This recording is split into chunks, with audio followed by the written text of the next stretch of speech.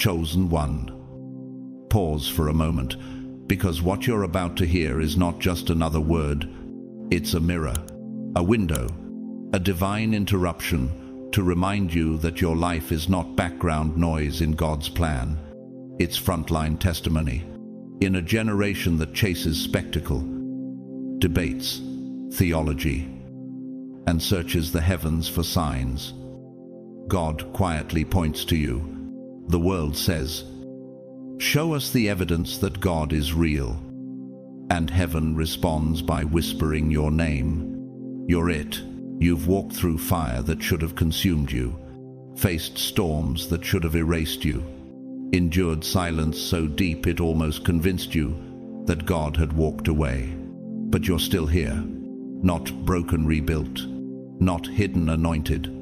And whether they admit it or not, the ones who doubted, dismissed, or disappeared are watching you now, watching to see if God is still who He says He is. And the answer is written in your breath. Have you ever wondered why your life couldn't look like everyone else's?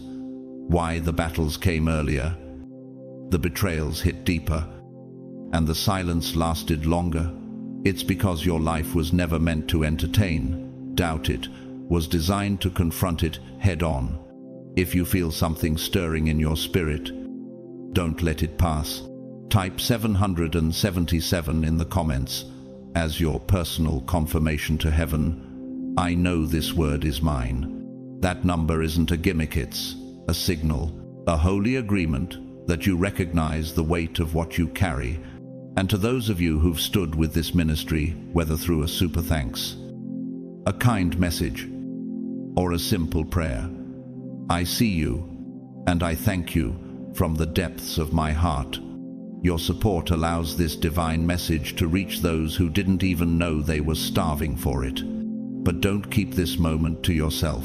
Hit that like, share, and subscribe or not, just because it helps the message spread, but because someone connected to you is silently searching for proof that God still cares.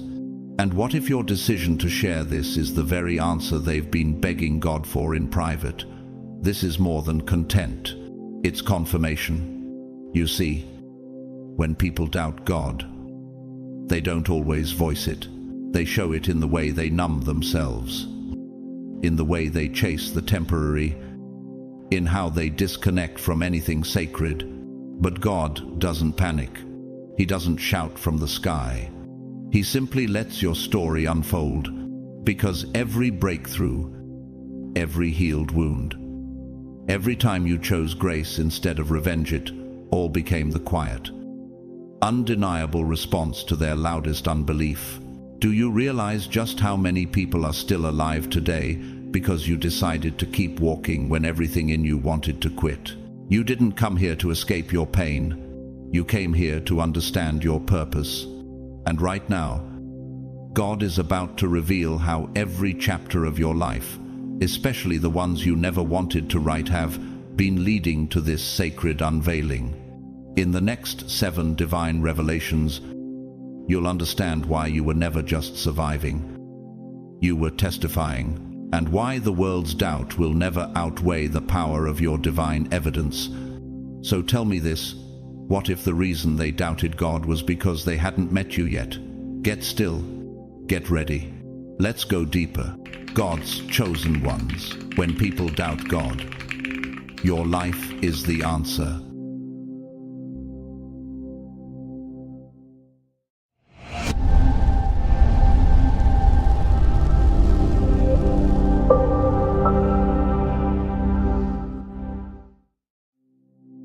Chapter 1.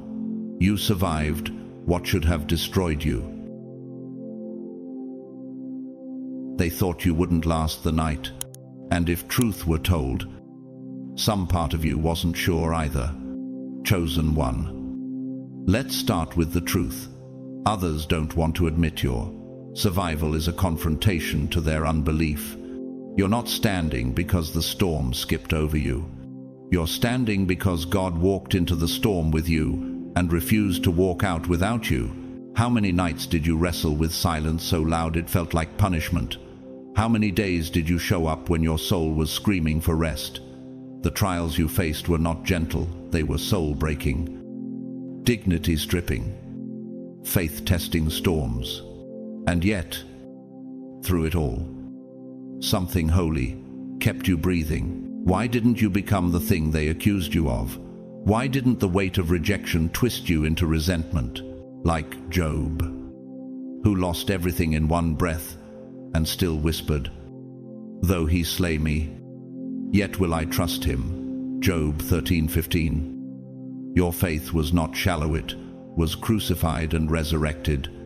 You endured what leaves most people emotionally disfigured. You smiled while bleeding. You served while empty. You forgave while still aching. Isn't that the kind of miracle we often overlook? You didn't survive because you were unbreakable. You survived because God refused to let your breaking be the end of your becoming. In Exodus 13:13 God says, "My presence will go with you, and I will give you rest." But rest, for you, wasn't about sleep. It was the supernatural restoration that came when your spirit collapsed into the arms of grace. Your survival was never luck, it was divine strategy. The same strategy that kept Daniel's mind sound while surrounded by lions, Daniel 6:22. They waited to see your faith unravel in adversity, but all they saw was you becoming more resolute, more dangerous to darkness. Have you ever noticed how people get quiet when you rise again? Could it be because your endurance makes them question the gods they placed their hope in? Painter Makoto Fujimura, a contemporary Japanese-American artist known for integrating faith and trauma through beauty, once said, "Art born from suffering carries eternal weight." Your life is exactly that, a sacred canvas where God painted redemption with the colors of your pain, and like his kintsugi-inspired gold that mends broken pottery, you've been sealed by something far more precious than shame. There's a woman named Damarisa, single mother, who was left by her partner the same week she lost her job. With 2 kids and eviction on the horizon, she began leaving anonymous prayers in hotel Bibles while applying to cleaning shifts.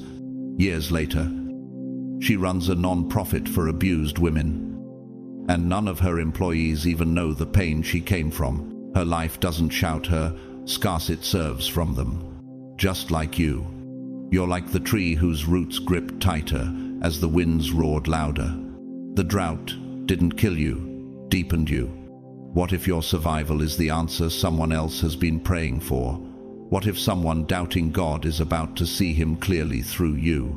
When Elijah thought he was alone, ready to die under the broom tree, God whispered, not in fire or earthquake, but in a still, small voice. 1 Kings 19:12. That same whisper became your lifeline in the night seasons, the ones no one saw, the ones you're finally starting to speak about. The evidence of God's presence in your life isn't in what you gained, but in what didn't kill you. When people ask, "Where was God?" the answer is wrapped in your breath, your persistence, your rebirth. You are the testimony that's still breathing. You are the psalm that didn't end at lament. You are the victory that never made headlines, but heaven kept records. You, chosen one, are not just someone who made it out. You are someone God carried through and left traces of himself on.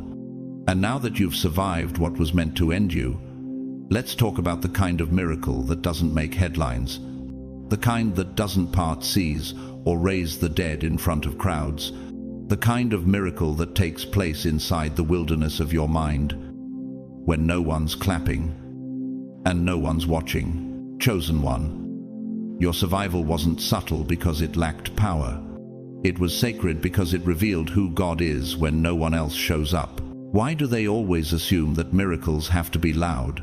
Have they forgotten that some of God's most powerful moves happened in the silence, in the whisper, in the cave? What if the miracle wasn't the fire being extinguished, but the fact that you walked through it and didn't lose your voice. Just like the 3 Hebrew boys in Daniel 3:25, where Nebuchadnezzar said, "I see 4 men walking around in the fire, unbound and unharmed." You too came out of the furnace, not even smelling like smoke. What you endured should have scorched your compassion, but it refined your character instead. How can someone walk through loss and still radiate love? How can someone be overlooked for years and still show up with excellence? You weren't just kept alive. You were being deepened. The delays that felt like punishment were actually divine development. Psalms 1-3 says, "They are like trees planted by streams of water, which yield their fruit in season." But trees don't shout while they grow. They stretch downward first, and in that same way, you were expanding in places no one could see. There's a story told of a man named Elias, a street sweeper in a forgotten city, who used to recite one scripture under his breath every night: "I will not die but live, and will proclaim what the Lord has done." Psalm 118-17. After a decade of being invisible, he was chosen by a local school to speak at a graduation because the principal said she always saw him praying before dawn while cleaning the campus gates. That day, he didn't shout. He simply smiled and said, "God hears prayers that have no microphone." Sometimes the real miracle isn't escape, it's endurance. Have you ever wondered why they still can't explain you? They saw the disappointment, the rejection, the breakdowns, but they don't know about the divine insulation around your spirit. They saw you lose jobs, friendships, chances, but they never saw you lose your soul. How do you still radiate joy after such bitter seasons? Why are you still dreaming when life gave you every reason to surrender? Activist and educator Erin Gruel, who inspired the Freedom Writers, once said, "Sometimes the people who suffer the most become the ones who teach the world how to heal." You've become a vessel of that same quiet authority. You didn't just escape heartbreak, you excavated healing from within it. You didn't just leave the cave, you came out holding tools for someone else's deliverance. Your survival wasn't passive, it was defiant hope in motion. When others were breaking down, you were building inner altars. When others were retreating, you were rehearsing promises God made to you in secret. That's why you haven't lost your light. You've just learned to carry it like a lantern in the dark.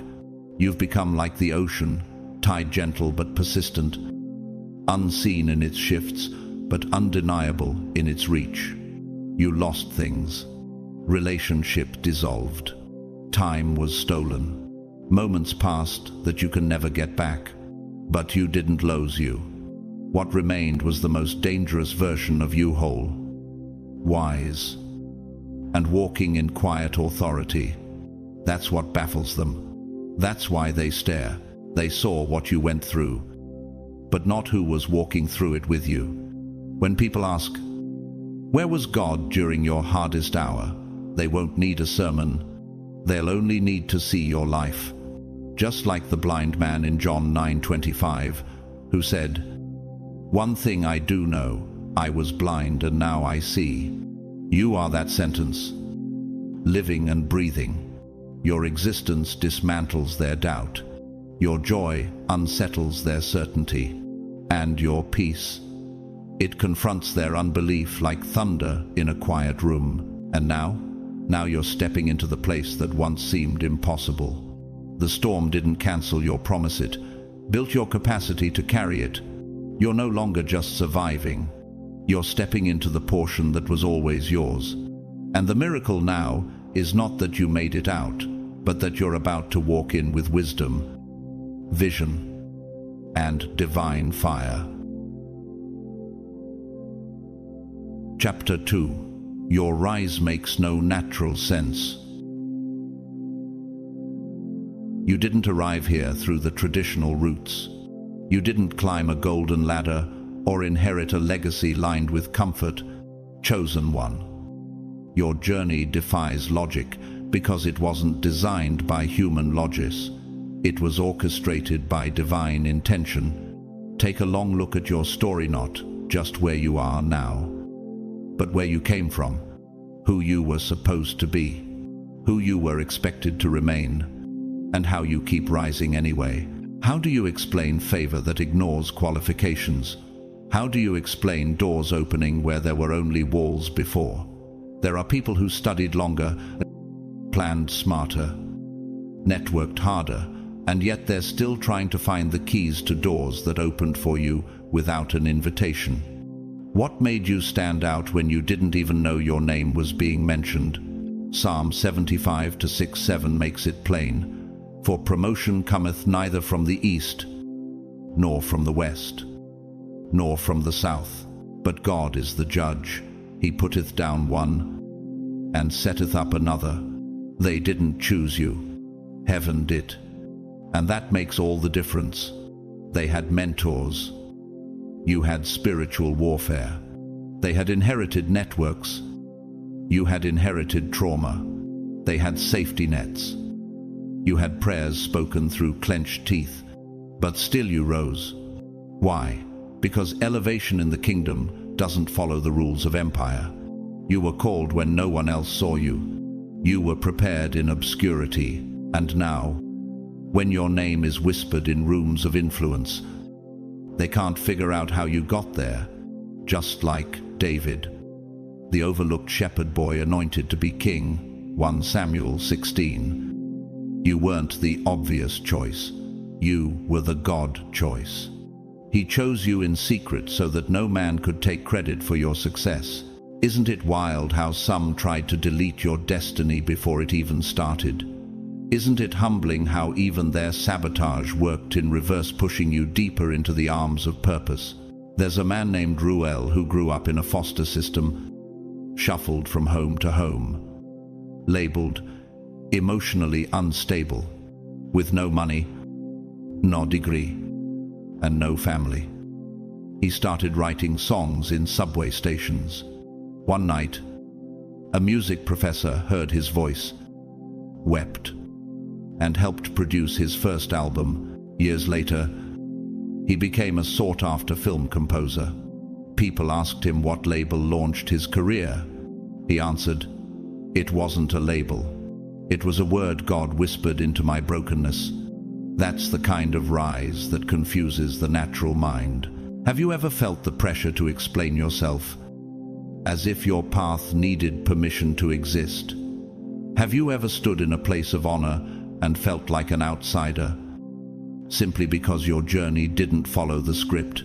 That's because your success was written in the ink of surrender, not the ink of status. Saint Ignatius of Loyola, the founder of the Jesuit order and a former soldier turned mystic, once said, "He who goes about to reform the world must begin with himself, or he loses his labor." You did that. You submitted before you succeeded. You healed in private before speaking in public. You sacrificed applause to cultivate depth. And now, everything the world called weakness is being redefined as strength. People thought your humility was a lack of ambition. They misread your silence as absence. But what they didn't know was that you were in the back, building an altar. You were in the shadows, being instructed by heaven, and just like Joseph, falsely accused and forgotten in prison, you were positioned for the palace by what others meant to break you. Genesis 41:14. Could it be that every rejection was divine redirection? What happens when God promotes someone without credentials? What happens when the table prepared before your enemies is bigger than your plans ever dared to dream? You didn't strategize this outcome, you surrendered into it, and your obedience disrupted every earthly equation. You're like a river that carved a path through solid rock, not because it forced its way through, but because it kept flowing. Nothing in your background explained this rise. And yet, here you are walking in rooms where the language of grace is louder than any resume. Isaiah 60:22 says, "When the time is right, I, the Lord, will make it happen." That's what this season is. A holy collision between heaven's timing and your yielded posture. They tried to delay you, but they couldn't undo what God already decreed. You weren't elevated by exposure. You were extracted from obscurity. God pulled you from the hidden places, not because you were loud, but because you were ready. This rise isn't about being seen, it's about being sent. Not because you were loud, but because you were loyal. Not because you were perfect, but because you were chosen. That's the part they can't comprehend, how someone with no blueprint, no advantage, and no platform could carry so much weight and still remain humble. Chosen one. You didn't climb your way here by shouting for attention. You were summoned by the one who heard your whisper behind closed doors. Your rise isn't noisy. It's sacred. It's prophetic. It's proof that divine power moves differently than human promotion. Why are you still progressing when the system wasn't designed for people like you? Why does your name still surface when others tried to erase it? The truth is, they've been asking the wrong questions. It's not about the steps you took, it's about the one who ordered them. Psalm 37:23. The method was fire. The source was God, like Esther, who was chosen not because she had the loudest voice, but because she had the right heart at the right moment. Esther 4:14. You were raised for such a time as this. Your favor didn't start when people applauded. It started when you said yes to the assignment no one else saw. When others were sleeping, you were surrendering. When others were climbing, you were consecrating. A woman named Leontine, once a corrections officer in a rural town, began writing anonymous letters of encouragement to inmates she saw struggling emotionally. Over years, her quiet words reached hundreds. One day, a former prisoner found her in a grocery store and said, "You're the reason I believed God hadn't forgotten me." No one knew what she was doing in secret, but heaven did. That's the kind of elevation that can't be orchestrated by effort. It has to be birthed in obedience. Have you noticed how your presence makes some people uncomfortable even when you're silent? Could it be that your life reveals what their ambition can't replicate? Could it be that your peace is louder than their performance? Could it be that the oil you carry came at a cost they were never willing to pay? Saint Teresa of Avila, a Spanish mystic and reformer of the Carmelite order, once said, "God walks among the pots and pans." In other words, holiness isn't always found in pulpits. It shows up in kitchens, in quiet service, in ordinary obedience. That's your story. You didn't rise from the stage. You rose from the sacred mundane. And because of that, your elevation is not just a blessing, it's a signpost for those still hidden in the dark. Romans 11:29 declares, "For God's gifts and his call are irrevocable." What God spoke over your life can't be vetoed by opinions, policies, or powers. And now, the very ones who doubted if you'd make it are witnessing a resurrection they can't deny. You don't owe them an explanation.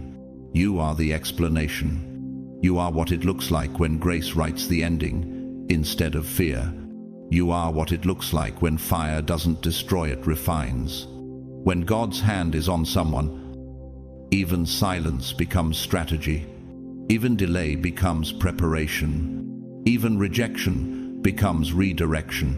You're like the sunrise after a brutal storm, unexpected, radiant, undeniable. You didn't break through because you were louder. You broke through because your roots went deeper than they ever knew. You grew in the dark. You prayed through the pressure. You stood when others sat down. And now your life is a living answer to the question so many have dared to ask. Does God still raise people in this generation? Yes, and He started with you. So keep rising even when it unsettles the room. Keep obeying even when obedience costs you visibility. Because what God is building through you isn't just for your legacy, it's for others watching, wondering if heaven still intervenes in human stories. Your rise isn't accidental, it's architectural. And the blueprint? It was written in heaven before time ever touched your name. Chapter 3. You carry a peace that can't be bought. Chosen one. What you carry disturbs the world because it didn't come from the world. There is a stillness in you that cannot be imitated, replicated, or sold. It is not the absence of conflict, it is the presence of God. And it's what makes you dangerous in a world built on panic. They don't know how to name it, but they feel it. The room changes when you walk in. The atmosphere softens when you speak. What is it about you that doesn't collapse when everything else does? Why is your silence more powerful than their shouting? Why do you radiate calm in rooms where anxiety reigns? What you carry didn't come from applause. It came from agony, from praying through pain no one saw, from nights where your tears outnumbered your words. Your peace wasn't inherited, it was wrestled for, like Jacob in Genesis 32, who wrestled all night and came out with a limp and a blessing. You too walk differently, now not because of victory alone, but because of the cost. The world is addicted to noise. It sells urgency, manufactures anxiety, and packages chaos as connection. But you've chosen the slower, quieter, holy path. You've learned what Jesus taught in John 14:27. Peace I leave with you, my peace I give you. I do not give to you as the world gives. This isn't circumstantial calm. This is covenant stillness. And it confuses people who only know peace as the fruit of control. There's a woman named Amara, a pediatric nurse in a trauma center. After losing her own child, she returned to work just weeks later, not out of numbness, but compassion. Her co-workers couldn't understand how she sang hymns while treating wounded children, but Amara would smile and say, "Peace isn't what happens around mates who lives inside me." Some thought she was fragile. They didn't know she was fortified. Why do you still speak gently after being shouted at? Why do you carry softness where the world expects bitterness? Why do you extend grace when you had every reason to shut down? Because you've encountered the God who calms seas with a whisper, Mark 4:39. And now that whisper echoes through you. Saint John of the Cross, a Spanish mystic who endured imprisonment and rejection for his devotion, once wrote, "The soul that is quick to turn to speaking and conversing is slow to turn to God." You've done the opposite. You turned inward. You turned upward. And in that place of solitude, you found serenity. You discovered that true peace isn't passive, it's militant. It holds its ground. It refuses to flinch. It doesn't perform. It anchors. You didn't find it in comfort, you forged it in war. The battlefield was your own mind. And every time you chose worship over worry, you gained ground. There's a man named Adric, a former Marine who became a high school janitor after surviving PTSD and losing everything. Every morning before sunrise, he'd clean the floors humming, "It is well with my soul." Students began to notice that he remembered every name, encouraged every kid, and never seemed rattled. When asked why, he simply replied, "Peace isn't what I wait for, it's what I protect." They never expected wisdom to come from the broom closet. But that's what real peace does, it shows up in hidden places. And you, chosen one, have become a sanctuary in motion. While others live as sirens of fear, you've become a lighthouse of assurance. You don't just carry peace, you are peace clothed in skin. You've suffered without becoming sour. You've wept without becoming weak. You've lost without losing yourself. Isaías 26, 3 declares, "You will keep in perfect peace those whose minds are steadfast, because they trust in you." You are not at peace because life is easy. You are at peace because you trust a God who transcends it. Every loss taught you to hold heaven tighter. Every delay became a deeper lesson in stillness. And now, you walk like someone who has been kissed by glory in private. So, no. Your peace isn't a performance. It's a possession, one the world cannot buy, break, or bargain for. That's not weakness. That's power. That's the kind of authority that doesn't need noise to be noticed. Chosen one. The enemy's intention was to fracture your soul, to scatter your focus, to poison your joy, to dismantle your sanity. But instead, you became grounded, solid, deeply centered in a peace that cannot be outsourced. This is why you're a threat, not because you shout louder, but because you no longer shake. They tried to destabilize you with betrayal, loss, delays, and detours, but nothing worked. Why? Because once a soul is anchored in God, no storm can unroot it. Psalm 46, 5 declares, God is within her. She will not fall. God will help her at break of day. That's not poetry, that's prophecy fulfilled in your life. You're not operating in emotional survival anymore. You're walking in spiritual stillness. That's more terrifying to darkness than any warfare scream. Have you ever noticed how people begin to soften around you, as if their frantic energy hits a wall of calm? They don't always know how to articulate it, but what they sense is not personality. It's presence, the residue of communion, the weight of someone who has suffered in silence and still kept their worship intact. That's what makes your peace holy.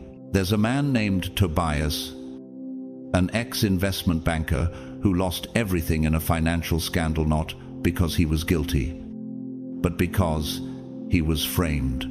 After a season of suicidal depression, he began tending a small vineyard in the countryside. When asked why he didn't return to corporate life after being proven innocent, he simply replied, "Because I found God in the soil, not the spotlight." Today, people drive for hours to sit under the trees near his land, not for wine, but for conversation. They say the air there feels different. That's what peace does, it sanctifies places without speaking. How do you keep calm when everything around you is chaos? How do you keep extending kindness when life keeps extracting comfort? How can you look into the eyes of those who wronged you and not flinch? Because your roots aren't planted in applause. They're planted in the unchanging nature of a faithful God. And once roots go deep enough, fruit starts speaking louder than explanations. Saint Seraphim of Sarov, a 19th century Russian mystic known for his intense spiritual discipline and radiant gentleness, once said, "Acquire the spirit of peace, and thousands around you will be saved." That's exactly what you've done. Without trying to fix the world, you've become a place of restoration.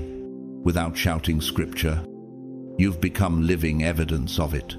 You've survived the kind of war that leaves people numb, yet you emerged wise.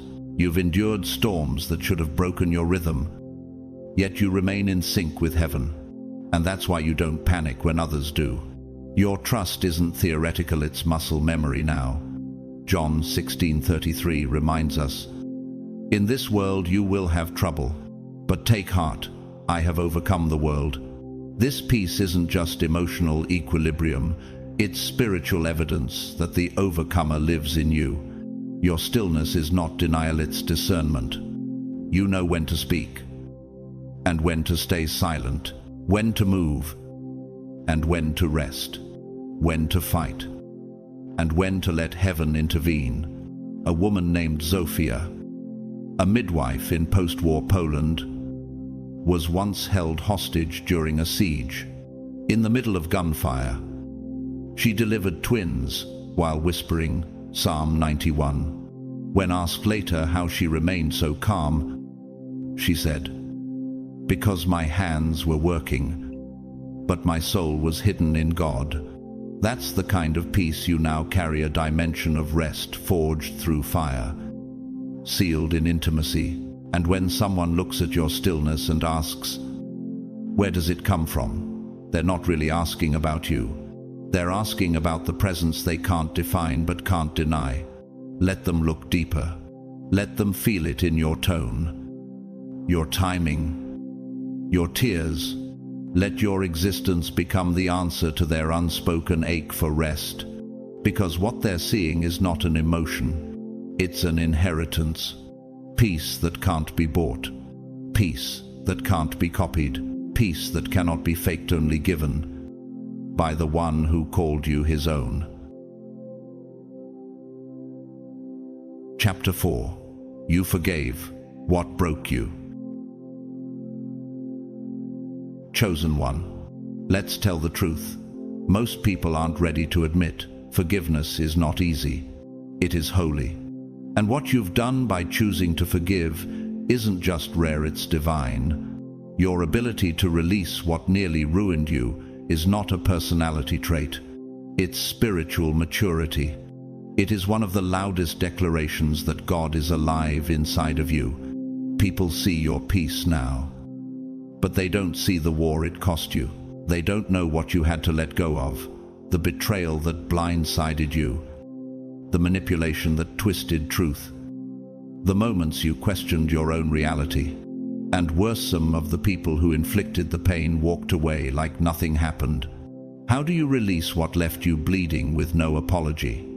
How do you forgive someone who never asks for it?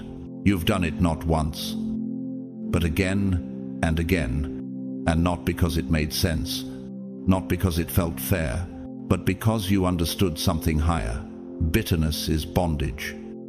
And God didn't raise you to be chained to what tried to destroy you. You didn't forgive because they earned it. You forgave because your future demanded it. Joseph, the son of Jacob, knew this in Genesis 50 to 19:21. After being betrayed by his own brothers, sold into slavery, and forgotten in prison, he rose to power in Egypt. When given the chance for revenge, he wept and said, "You intended to harm me, but God intended it for good, to save many lives." That's not just a story, it's your echo. Your healing didn't erase what happened, but it made what happened powerless to define you. There's a woman named Serena, once a prosecuting attorney, who resigned to work in restorative justice after the man who killed her husband expressed repentance from prison. She now facilitates healing circles between offenders and victims' families. When asked why she walked away from the system she once fought for, she said, "Because justice without mercy just recycles pain." That's what the world doesn't understand. Your forgiveness isn't weakness, it's weaponized mercy. Why didn't you retaliate? Why didn't you let vengeance speak on your behalf? Why didn't you post your pain, expose their betrayal, scorch the earth with the receipts? Because you no longer move from ego, you move from eternity. You understood what Jesus meant in Luke 23:34 when he prayed on the cross. "Father, forgive them, for they do not know what they are doing." That prayer wasn't passive. It was power cloaked in compassion. Your release was rebellion, rebellion against bitterness, trauma loops, and the demonic strategy of spiritual stagnation. Because unforgiveness doesn't just hurt your heart, it halts your destiny. You chose to rise, and that rise required surrender. Saint Augustine of Hippo, the theologian whose writings shaped much of Christian doctrine, once said, "Resentment is like drinking poison and hoping the other person dies. You didn't just survive poison, you refused to serve it to your future. You made peace a priority, even when pain screamed for vengeance." There's a man named Micah, a former gang member who lost his brother in a shooting by a rival. Years later, he started mentoring the very neighborhood that raised the killer. When asked how he found the strength, he said, "Because I still had love in me and I refused to bury it beside my brother." That's the kind of radical mercy you've been walking in. It's not logical. It's supernatural. How do you love without retaliation? How do you bless those who bruised you? How do you speak life over people who spoke death over you? Because your intimacy with God trained your soul to release before rot could take root. Forgiveness doesn't mean you approve of what happened. It means you're no longer enslaved to it. Isaiah 43, 18-19 says, "Forget the former things, do not dwell on the past. See, I am doing a new thing." You couldn't receive the new thing God had for you if you kept bowing to the weight of what broke you. And now, the world watches you walk in freedom without bitterness, without vengeance, without chains. You forgave.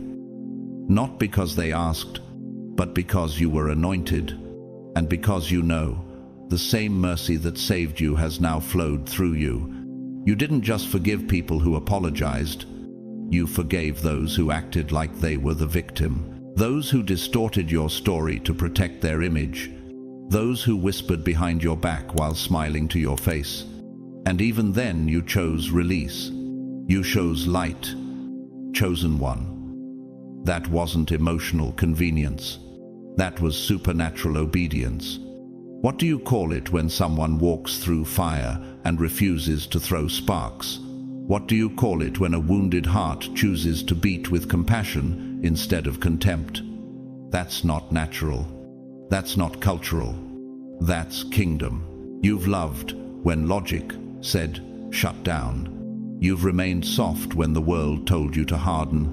And every time someone sees you extend kindness after rejection, they're not just witnessing personality, they're encountering prophecy. Your life has become a portal of redemption, a living sermon that whispers to wounded souls. Healing is still possible. Restoration is still real. Jesus said in Matthew 5:44, "Love your enemies and pray for those who persecute you." He wasn't giving a suggestion, he was unveiling a strategy, because love dismantles darkness more thoroughly than vengeance ever could.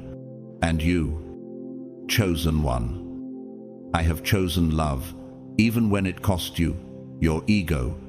There's a man named Elijah Wren, a war photographer who lost his sister to a hate crime.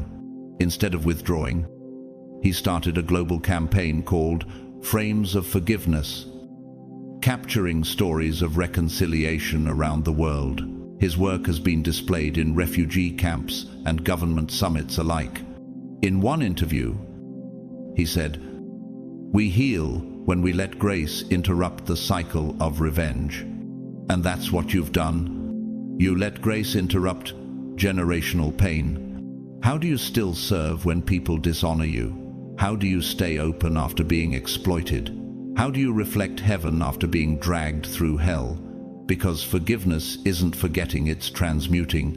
It's taking pain and turning it into intercession. It's releasing judgment and carrying mercy as your mantle.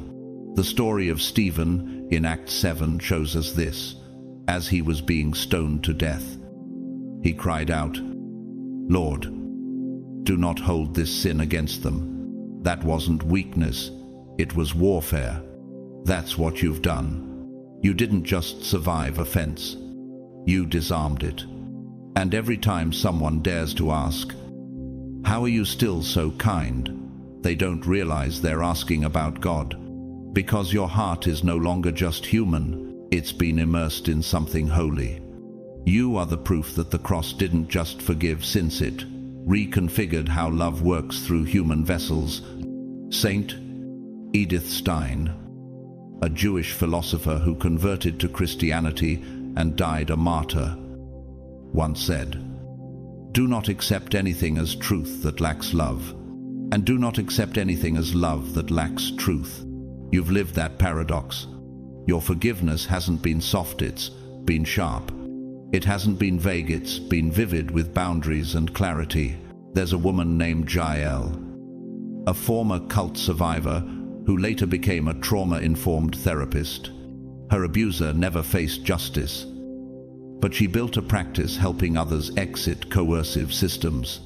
When asked if forgiveness meant she'd forgotten the harm, she said, "No, it means I refuse to carry his sin in my soul." That's what you've done. You've let go. Not out of amnesia, but out of alignment with heaven. And because you released the weight, God is now elevating the witness. Psalm 24:3-4 says, "Who may ascend the mountain of the Lord? The one who has clean hands and a pure heart. Forgiveness purified your heart so that favor could find you." Your surrender became scaffolding for divine elevation.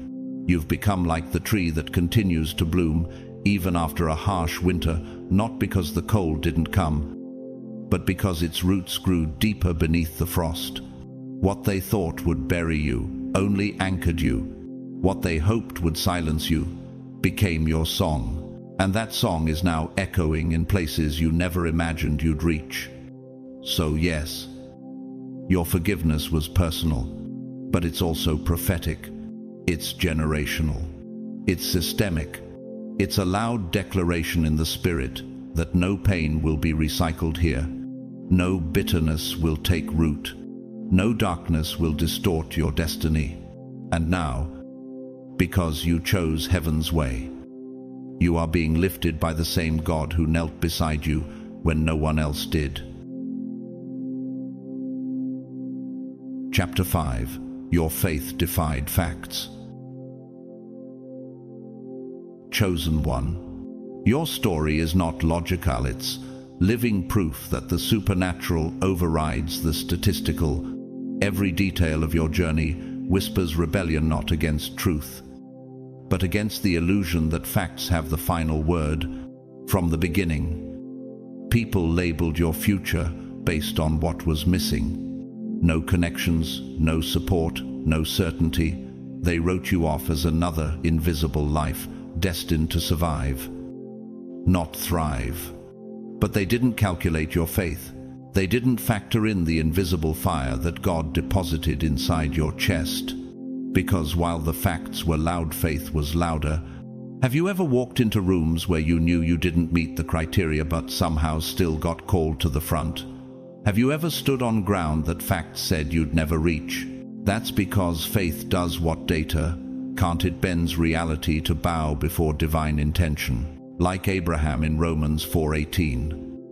Against all hope. Abraham in hope believed. That wasn't stubborn optimism. That was covenant conviction. And just like him, you looked at barrenness and still said, "But God." The environment didn't affirm your dream. The circumstances denied your promise. But you obeyed anyway. There's a young man named Malik who grew up in a refugee camp with no schooling and no citizenship. By salvaging thrown-away electronics, he taught himself engineering and later developed water filtration systems that now serve communities across 2 continents. When asked how he kept going, he answered, "Because I believed my limitations were temporary, but my calling was eternal." That's what you carry too, a relentless expectation that refuses to die in dry places. Why did you keep building when there were no resources? Why did you keep believing when the deadline had passed? Why did you keep applying, showing up, trusting, when the world said no so many times? Because what was inside you wasn't tied to circumstance, it was tethered to covenant. The world calls it delusion. Heaven calls it dangerous faith. Your belief wasn't naive, it was prophetic. Every time you declared healing while pain screamed in your body, every time you sowed generosity in seasons of lack, you declared war on natural law. You made the spiritual realm more real than what your senses reported. In 2 Corinthians 5-7, Paul writes, "For we live by faith, not by sight. And you, chosen one, have lived that truth until it became muscle memory. You didn't ignore the facts, you overruled them with tears in your eyes. You still spoke in future tense, with bills unpaid. You still tithed, with betrayal fresh. You still trusted that goodness was chasing you." Saint Hubli, Hildegard of Bingen, a 12th century German mystic, composer, and healer, once said, "The soul is kissed by God in its innermost regions." Your faith came from that sacred kiss, not from sermons alone, but from stillness, from encounters, from whispered promises in midnight hours that no one else heard. There's a woman named Louisa, abandoned as a child and raised in shelters, who dreamed of becoming a doctor even though she could barely read until age 12. She kept studying, using discarded textbooks and online tutorials at public libraries. Today, she leads mobile clinics across underserved areas. When asked how she got there, she said, "I just kept believing that God's plan for me was bigger than my beginning." That's what you've lived too. A beginning that didn't predict your breakthrough, but God did. Even nature knows this paradox. Consider the desert bloom flowers that erupt from scorched ground after years of drought. Botanists can't always explain why they survive, but they do. That's your story too. You didn't bloom because conditions were ideal. You bloomed because obedience made a way. So yes, your prayers weren't loud, but they were lethal. Your worship wasn't staged, but it shifted atmospheres. You kept knocking on doors with scraped-up knuckles and unwavering hope. You weren't pretending it was persistence. And the truth is, you didn't always know how, but you always knew who. That's what distinguished you.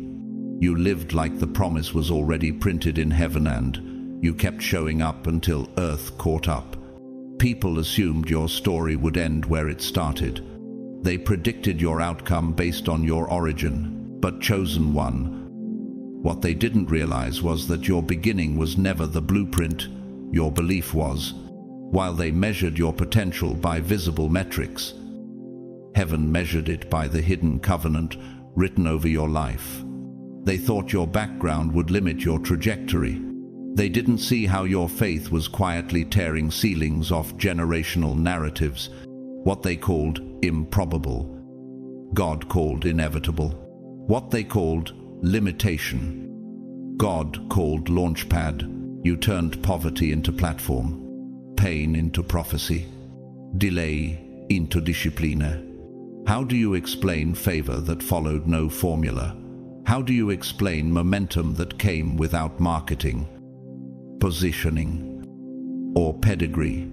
It was never about who you networked with. It was about who you walked with. And you walked with God when the road wasn't paved, when the map was blank, when all you had was a whisper and a worn-out pair of shoes, just like Peter walking on water in Matthew 14:29. You stepped out when logic screamed, "Stay." You kept walking step by trembling step because your trust was greater than your fear. Faith gave you permission to defy physics. And that's why people can't explain you. There's a woman named Mireia who survived political exile and spent her childhood in a displaced community. Despite no formal education, she became a legal advocate for stateless children. She once said, I didn't follow opportunity, I followed obedience. And opportunity followed me. That's what you've lived too. You didn't chase influence. You chased instruction. Why didn't you break when you were alone? Why didn't you settle when no one affirmed you?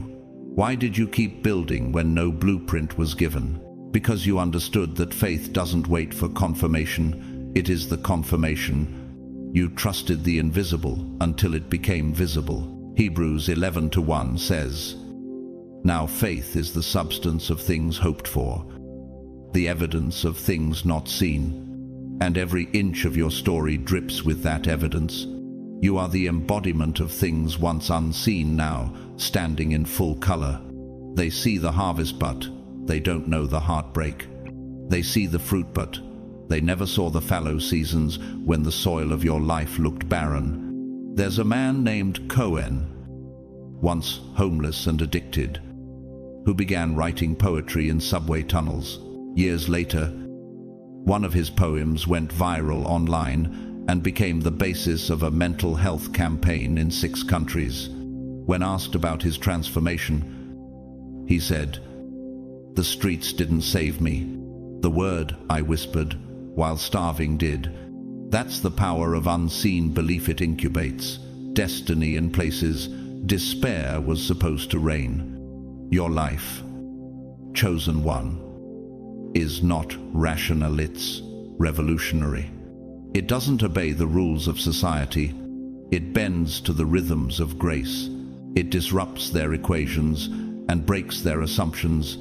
And yes, they may try to explain your journey using logic, but your life won't fit in their frameworks. You're like the eagle that builds its nest on cliffs where no predator can climb. Your elevation came from your refusal to nest in shallow approval. You soared where others waited for conditions to align. You moved at the command of the wind ruach, the breath of God. John 11 reminds us that Lazarus was dead for 4 days beyond hope, beyond logic. And yet Jesus called him forth. That's your life.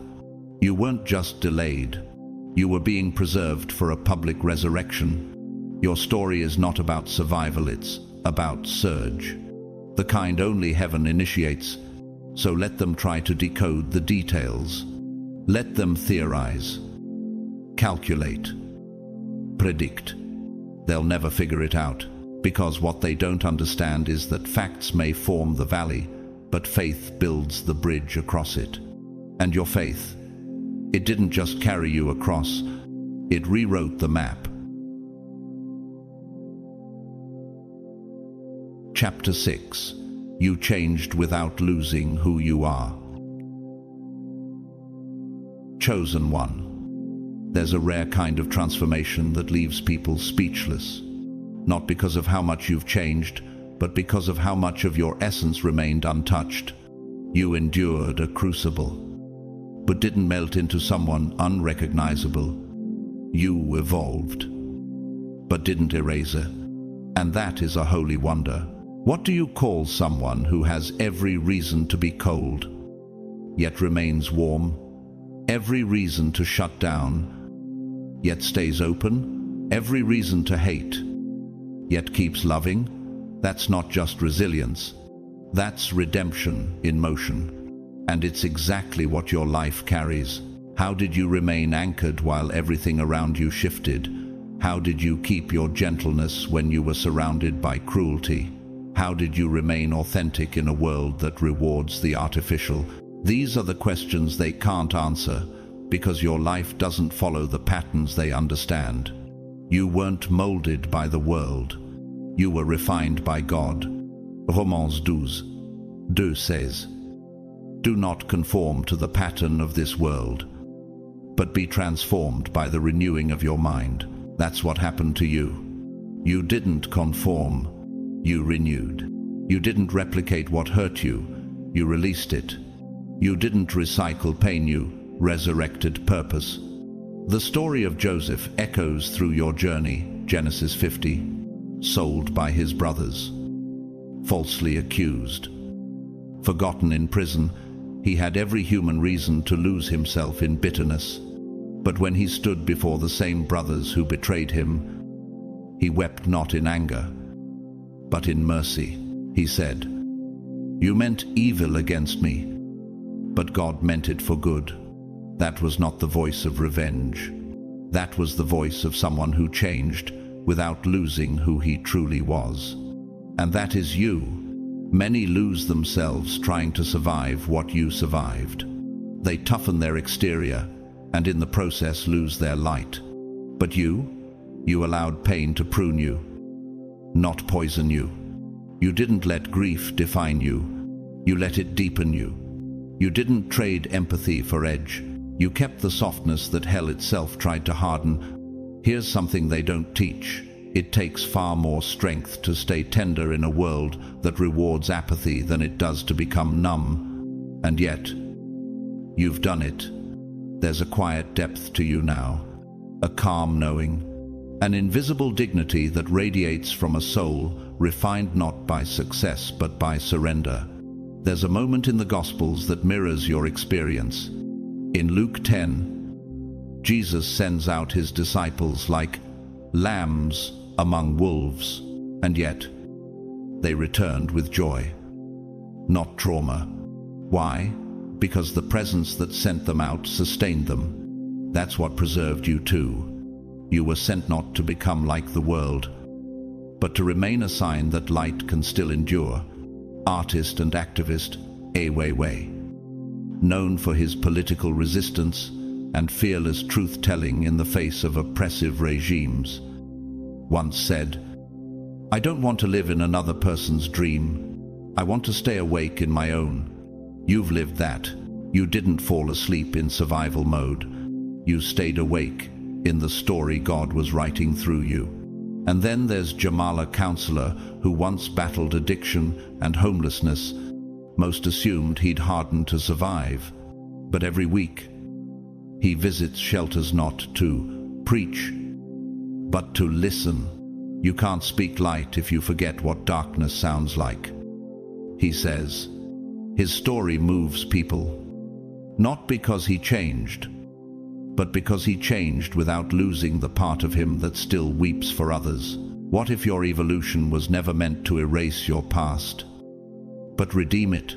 What if every time someone expected to meet a version of you destroyed by pain, they instead encountered a soul that has been purified by fire? You are not what happened to you. You are who you chose to become in spite of it. You are like the river that carved its way through stone, unchanged in essence, but powerful in form, not hardened like rock, not scattered like mist, but focused, fluid, and free. This kind of change is not cosmetic, it's catalytic. It shifts atmospheres, and people are noticing. Why do you still lead with love when the world taught you to lead with fear? Why do you still serve when no one applauds you? Why does your presence bring peace even to those who once rejected you? Because you haven't just healed, you've been held. You haven't just survived, you've been shaped. You haven't just changed, you've remembered who you truly are. It takes divine precision to emerge from deep waters with your soul intact. And yet here you are, proof that the Spirit of God didn't just walk with you, He walked within you. Because only the indwelling presence of the Holy Spirit can carry someone through betrayal, grief, injustice, and silence without allowing bitterness to stain their soul. Who keeps loving when their love has been taken for granted? Who chooses to stay soft when hardness would be easier? Who still gives freely when they once bled alone? You did. You had every logical reason to shut yourself off. The trauma you endured could have become your personality. The heartbreak could have rewritten your instincts. The disappointment could have bred cynicism. And yet, you chose another way, a higher way. Isaiah 55:9 says, "For as the heavens are higher than the earth, so are my ways higher than your ways." That's the realm you operated from. Instead of building fortresses around your heart, you dug wells of living water. You opened your inner world to healing. not hiding. You didn't seek comfort in control. You sought cleansing in communion. There were nights you prayed, prayers soaked in anguish. Nights when you whispered, "God, don't let this change who I am." Nights like Gethsemane, when Jesus cried out, "Not my will, but yours be done." Luke 22:42. You echoed those words, not just once, but continually, not just in public, but in the raw, secret places of your soul. And God responded not with applause, but with refinement. He didn't just lift the burden, He taught your shoulders how to carry glory. He didn't just restore your balance, He transformed your walk. He didn't just mend your wounds, He made you a vessel for healing others. There's a phrase spoken by Cardinal Robert Sarah, a respected theologian and spiritual leader, that captures your journey. Silence is not an absence, but a presence, not a void, but a fullness. You lived in that kind of silence, and while others saw absence, God was pouring fullness into you. That fullness is now your fragrance. They see your glow, but they missed the wilderness. They feel your peace, but they never watched your war. And you no longer need them to, because the one who matters saw it all. And heaven is still echoing with the weight of your yes in the quiet. There's a woman named Eliana, a midwife who lost her own child, but still delivers hope into the arms of strangers every day. She says nothing, but holds new life, with hands once clenched in grief. Her presence brings calm no training could teach. That's what healing looks like when it's real, when it's holy. That's what your presence carries now, redemption in action. You've become the kind of person who can walk into chaotic rooms and shift the atmosphere without saying a word. Why? Because you're not rehearsing your identity anymore. You're revealing it. And it's not built on applause. It's built on authenticity. Like the oak tree that survived lightning, you stand tall, not in spite of what burned you, but because of it. There are charred scars beneath your bark, but your roots go deep. And now birds find shelter in your branches. Others find shade in your stillness. Why does peace follow you like a shadow? Why does favor chase you, even in stillness? Why does your presence stir conviction in those who never believed in healing? Because God has certified you in silence. You didn't forge your identity in the spotlight. You discovered it in the shadows. When Paul said in 2 Corinthians 12:10, "For when I am weak, then I am strong," he wasn't glorifying struggle. He was describing the mystery you now embody. Strength, born in surrender. Clarity, born in chaos. Identity, born in intimacy with God. Chosen one. The enemy's strategy was never just about wounding you. It was about distorting you. He wanted you to become what hurt you, but instead, you became the antidote. He wanted you to replicate pain, but instead, you radiate peace. He wanted you bitter, but you became a blessing. You are now the evidence that transformation is not about becoming someone else, but about becoming more of who you truly were all along. And because you stayed true, because you chose purity, when no one was watching, God is about to place in your hands something no counterfeit can hold: legacy, eternal impact, generational authority, open doors that no man can shut. Why? Because he can trust someone who's been in the fire and came out carrying the flame, not the smoke. You changed, but you never lost your soul. You rose, and you still reflect him. That is your power. That is your proof. Chapter 7. You are a walking, breathing testimony. Chosen one, Let's begin where others fail to look, not at your achievements, but at your existence. You're not just here, you're here with light, with clarity, with something sacred resting on you, and that is no accident. Your life has become something even the skeptics can't fully explain. How is it that someone who has endured what you did still walks in peace? What kept you from collapsing when the weight of life pressed so hard it should have crushed you? While others search for signs in the clouds, you are the sign walking among them. You, someone who should have been a cautionary tale, now a living parable.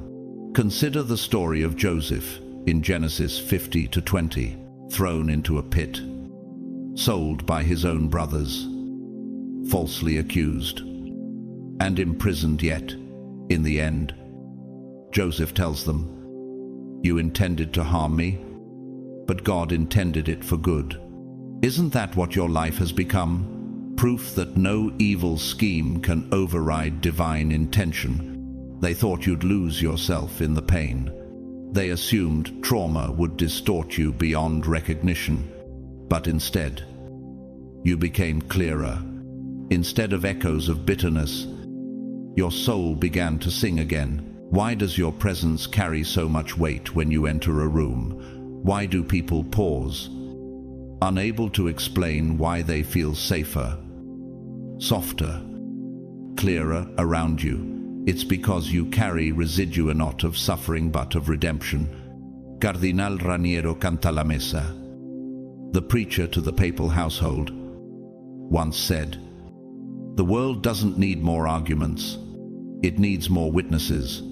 You are that witness, not because you preach, but because you've endured without losing reverence. You've rebuilt without needing revenge. You've been in the pit and returned with water for others. And when people try to dismiss your strength, you smile not in pride, but in knowing, because you remember those nights when you were barely breathing, yet still whispered, "I believe," because you know Psalm 34-18 firsthand. The Lord is close to the broken-hearted and saves those who are crushed in spirit. No, there's a woman named Leora, a nurse who once stood in the rubble of a hospital, bombed in a conflict zone. She had lost patients, friends, nearly her own life, and yet she returned to serve. When asked why, she said, "Because if I don't, the darkness wins." She never quoted scripture, but she lived it. Do not be overcome by evil, but overcome evil with good. Romans 12:21.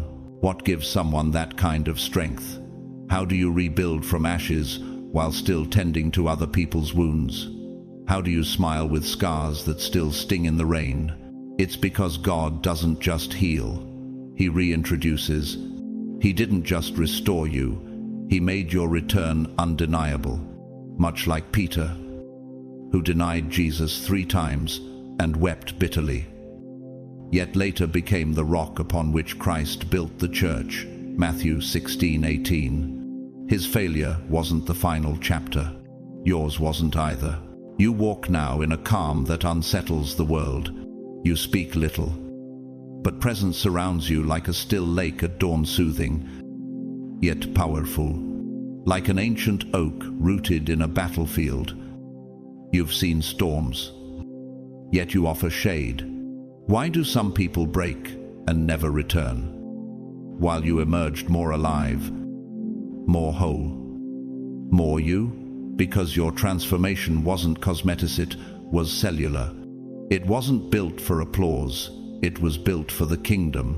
Artist and trauma survivor Tracy Emin once said, "People think my work is about pain. It's about hope." The same can be said of your life. They see the shadows, but miss the light rising behind you.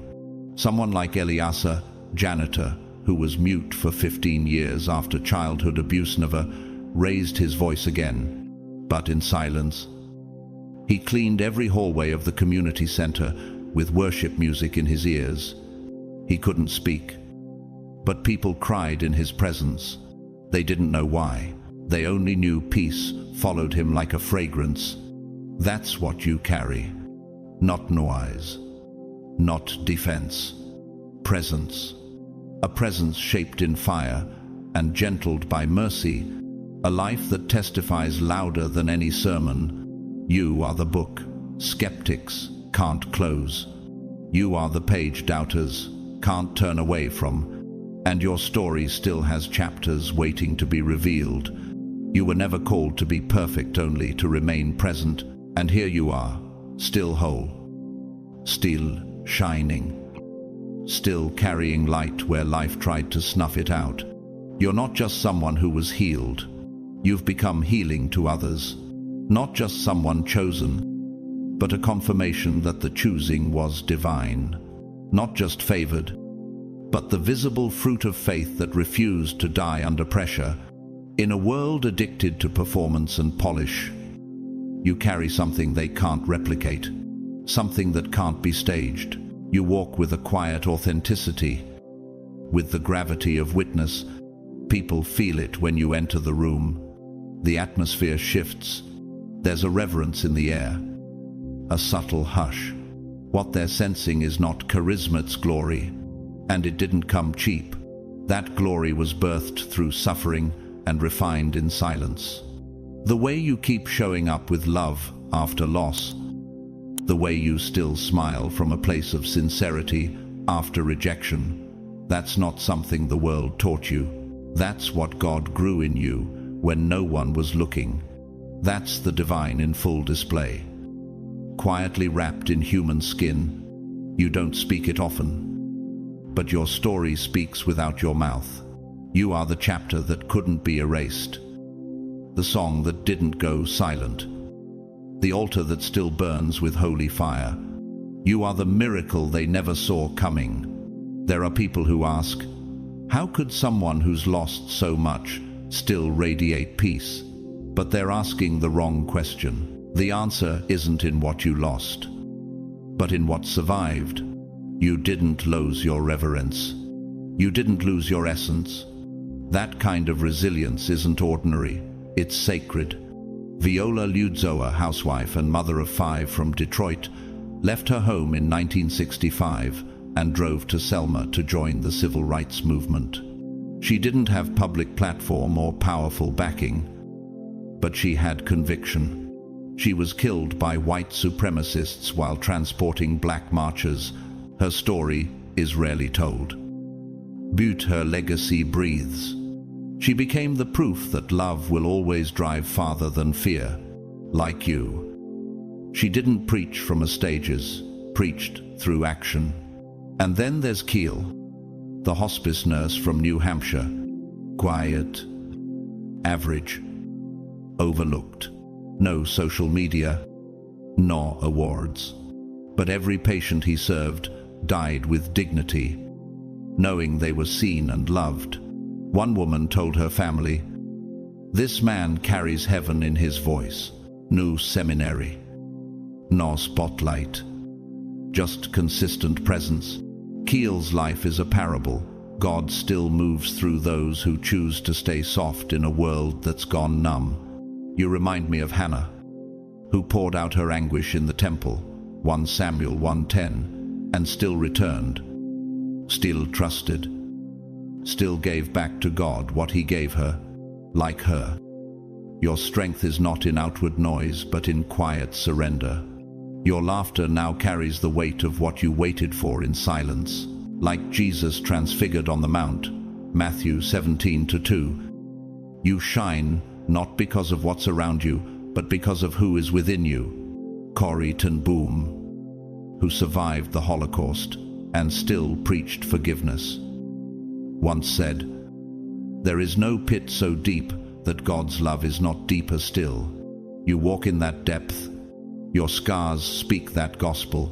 Your very breath preaches that kind of mercy, like the cedar tree that withstood lightning, flood, and drought. You've become rooted, not just in strength, but in memory. You carry living proof. You embody what Psalm 27:13 whispers, "I remain confident of this. I will see the goodness of the Lord in the land of the living. That confidence lives in your stillness, in your eyes. So when someone asks why you still walk in softness, the real answer is hidden in a lifetime of private battles, of tears on prayer floors, of choosing forgiveness over revenge and purity over performance. What they see now is just the surface. What God built was in the depths. He didn't just restore your function, He refined your essence. You don't need a microphone to declare the truth. Your steps are the sermon. Your gentleness is the theology. Your integrity is the prophecy. When someone asks for proof of God, they don't always need fire from heaven. Sometimes they just need to stand near you. You are the evidence that miracles still move, that grace still reaches, that the Spirit still dwells.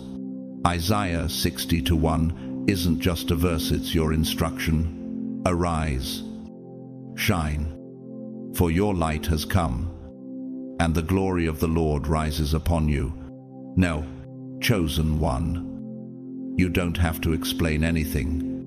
You already are the explanation. Let the world try to decode your glow. Let them study your peace. Let them marvel at your survival. The truth is not up for debate anymore. God is real, and you are the proof.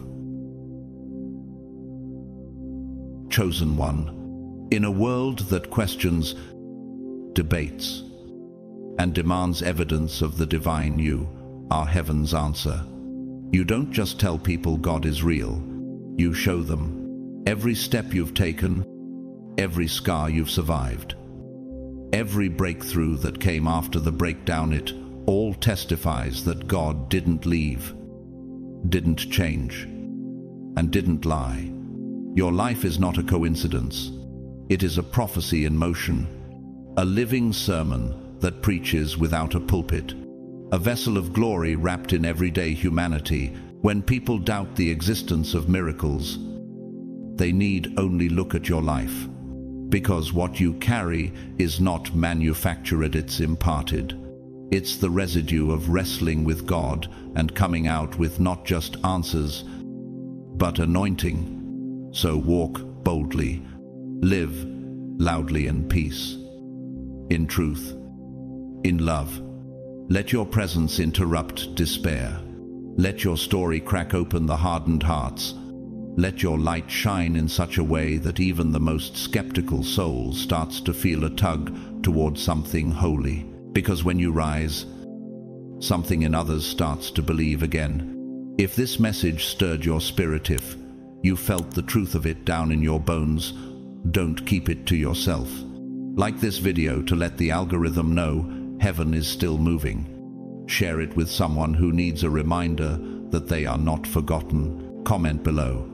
What part of this word spoke to you the loudest? Subscribe and tap the bell icon so you don't miss the next prophetic release. God is speaking, and you are part of the remnant that still listens.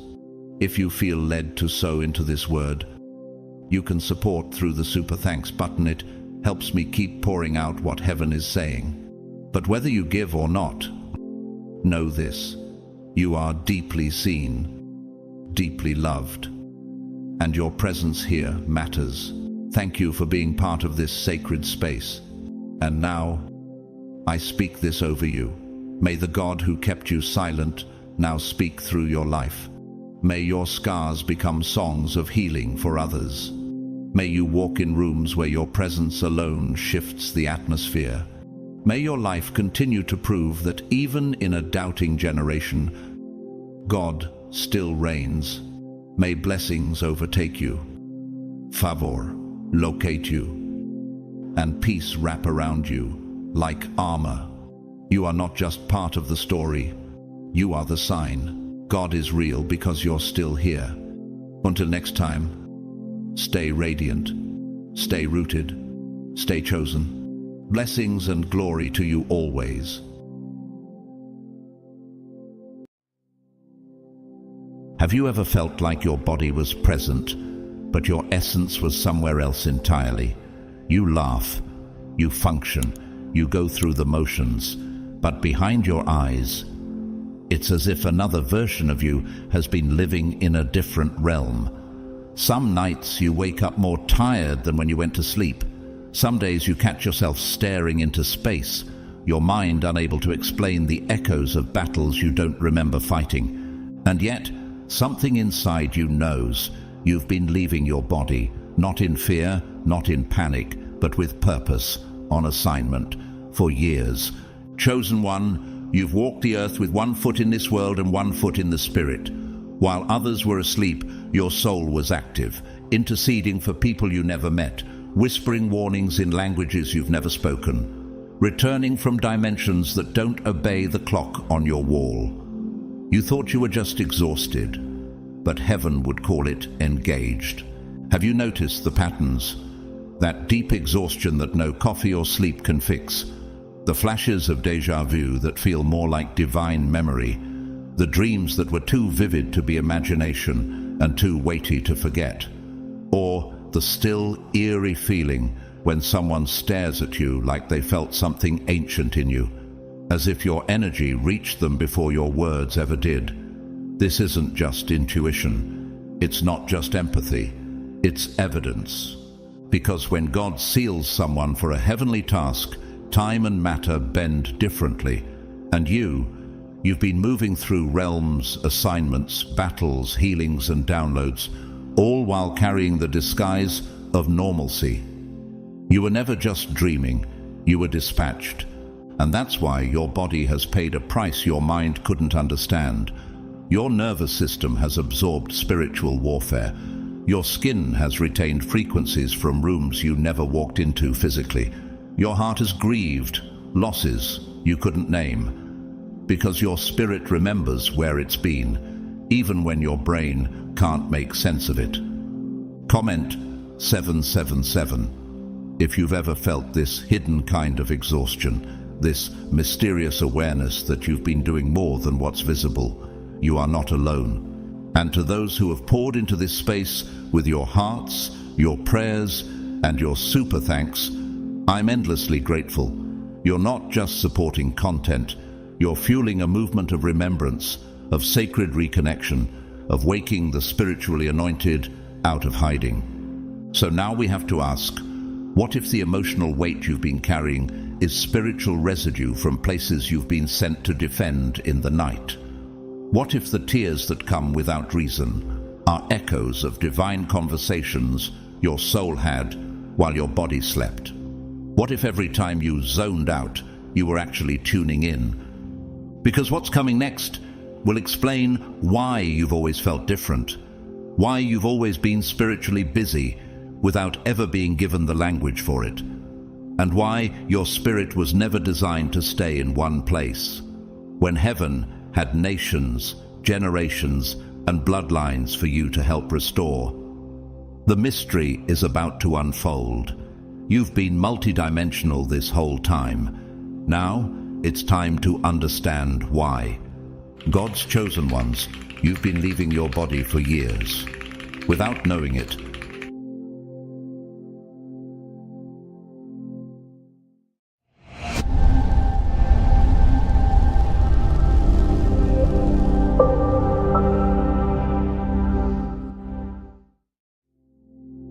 Some things held in your spirit were never designed for the mind to decode, and that's not dysfunction, that's divine encryption. You, God's chosen one, have been spiritually firewalled for protection. Because what is truly sacred rarely walks loudly into a room. It moves in whispers.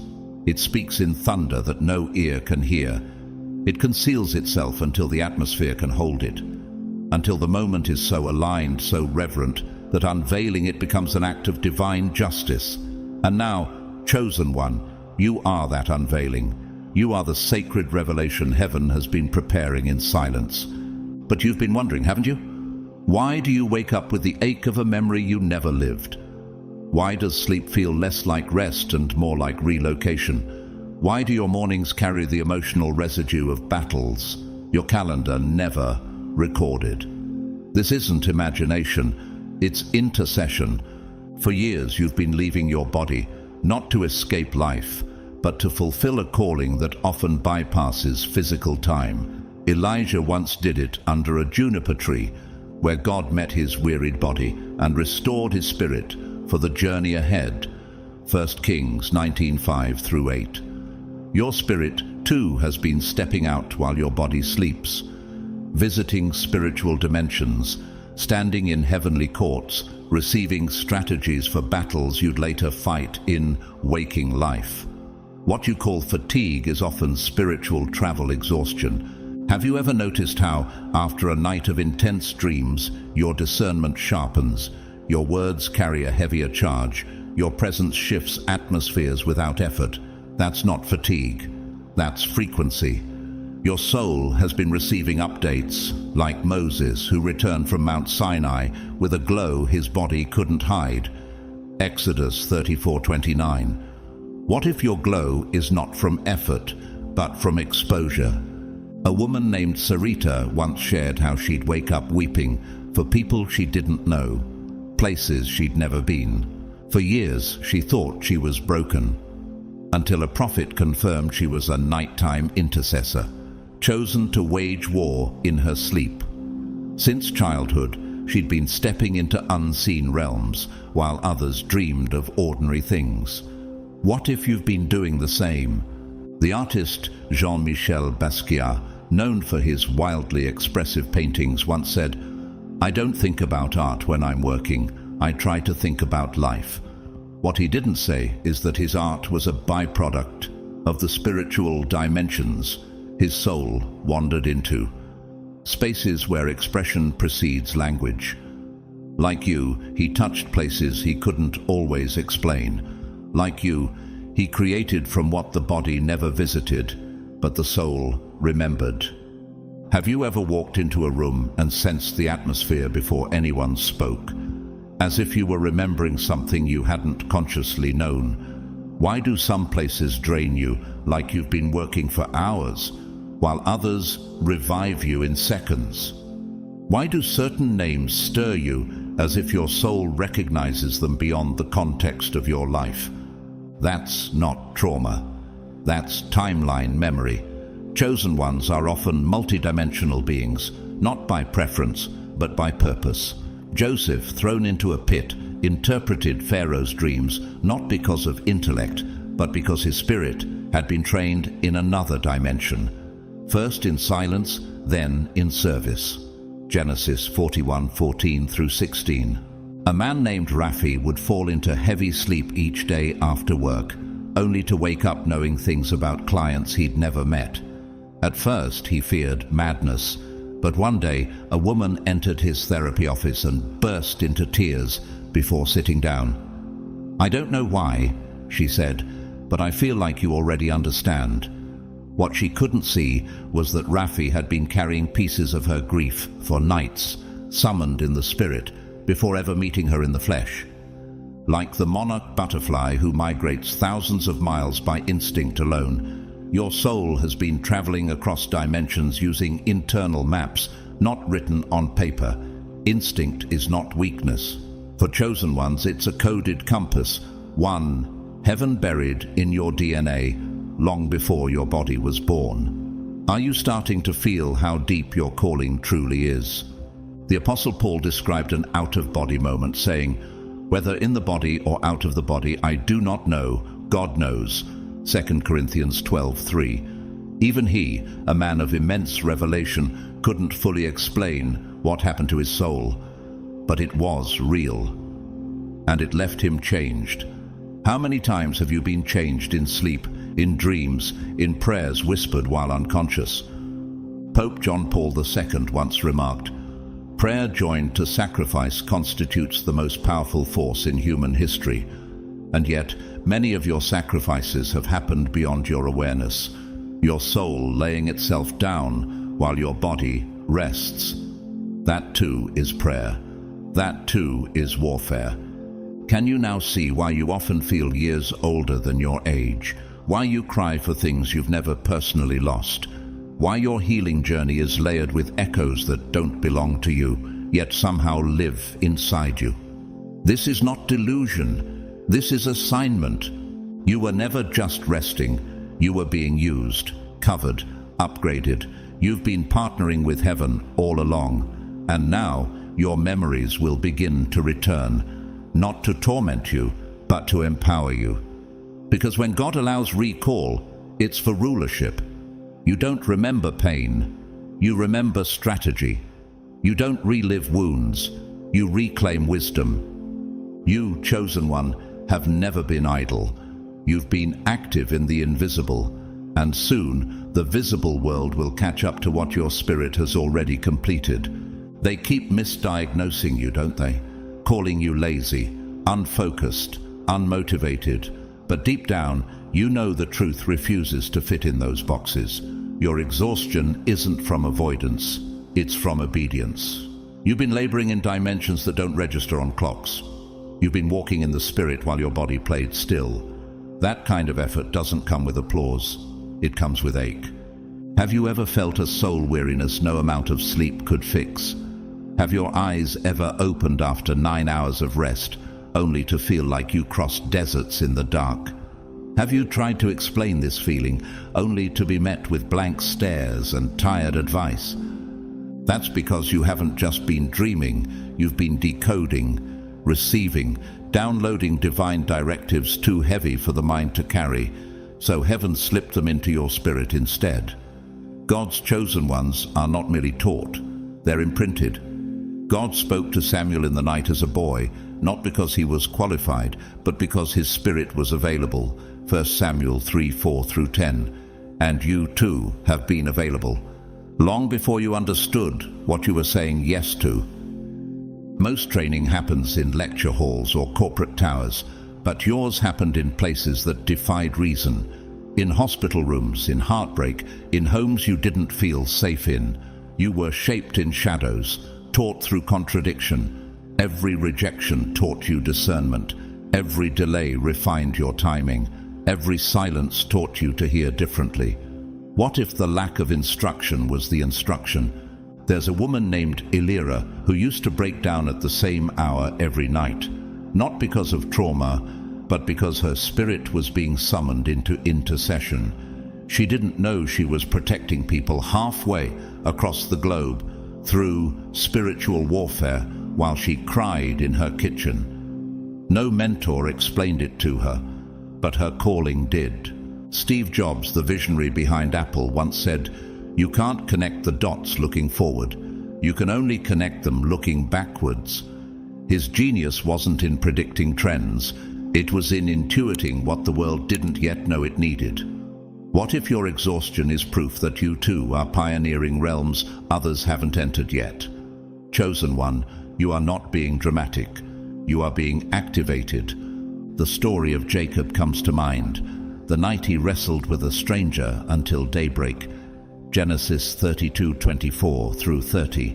That wasn't just a dream. That was a spiritual transaction. His limp in the daylight was evidence of a battle his spirit fought in darkness. And many of your limps, emotional, mental, spiritual, are sacred evidence of what you've survived in unseen dimensions.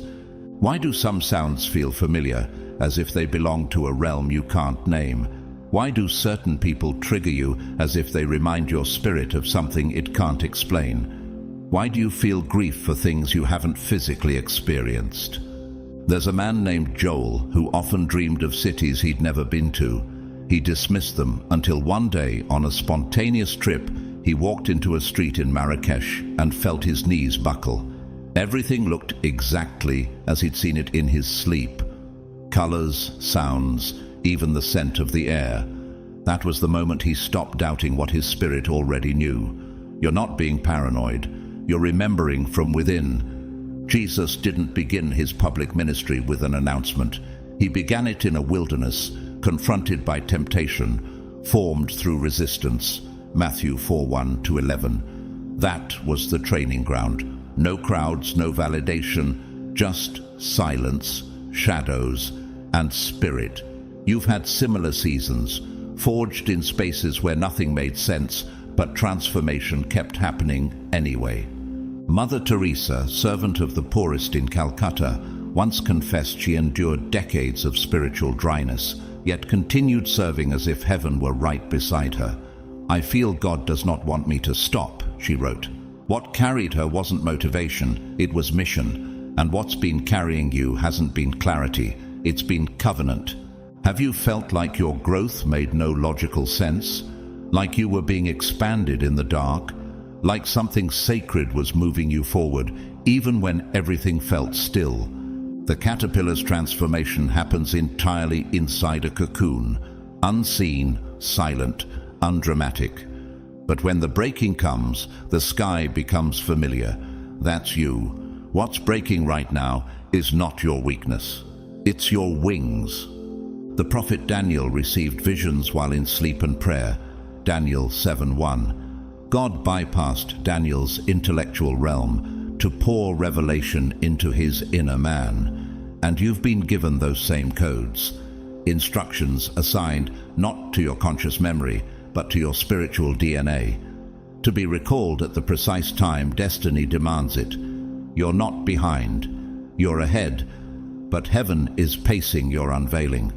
That tightness in your chest, that pressure pulsing beneath your calmest days, that strange, unshakable weight you can't explain. It isn't anxiety, it's divine build-up. It's the gravitational pull of your next season, aligning itself inside you before it's made visible around you. You haven't been malfunctioning, you've been maturing. Why does it feel like something is shifting, even when nothing outside of you has changed? Why are your emotions surging out of rhythm, your body pulsing like it's receiving a signal you don't understand? Could it be that your spirit knows what your schedule hasn't caught up to yet? You're not breaking, you're birthing. The prophet Jeremiah was told by God, "Before I formed you in the womb, I knew you. Before you were born, I set you apart." Jeremiah 1:5. That means you're not being summoned into greatness. You're simply being reminded of it. Your future isn't a destination, it's a recognition. And sometimes the soul cracks open, not from trauma, but from the weight of what it already knows is coming. Recently, a woman named Amaria kept waking at 3:33 a.m., heart pounding, breath short, tears in her eyes. But she hadn't been dreaming of nightmares. She'd been feeling waves of emotion with no clear memory. Her therapist called it anxiety, but a mentor recognized it as spiritual contraction, her soul preparing to deliver the next phase of her calling. Not a breakdown, a blueprint unlocking. Have you ever felt a deep pressure building in your body, but couldn't explain why? Have you noticed how silence sometimes feels louder than sound, as if something sacred is approaching just beyond language?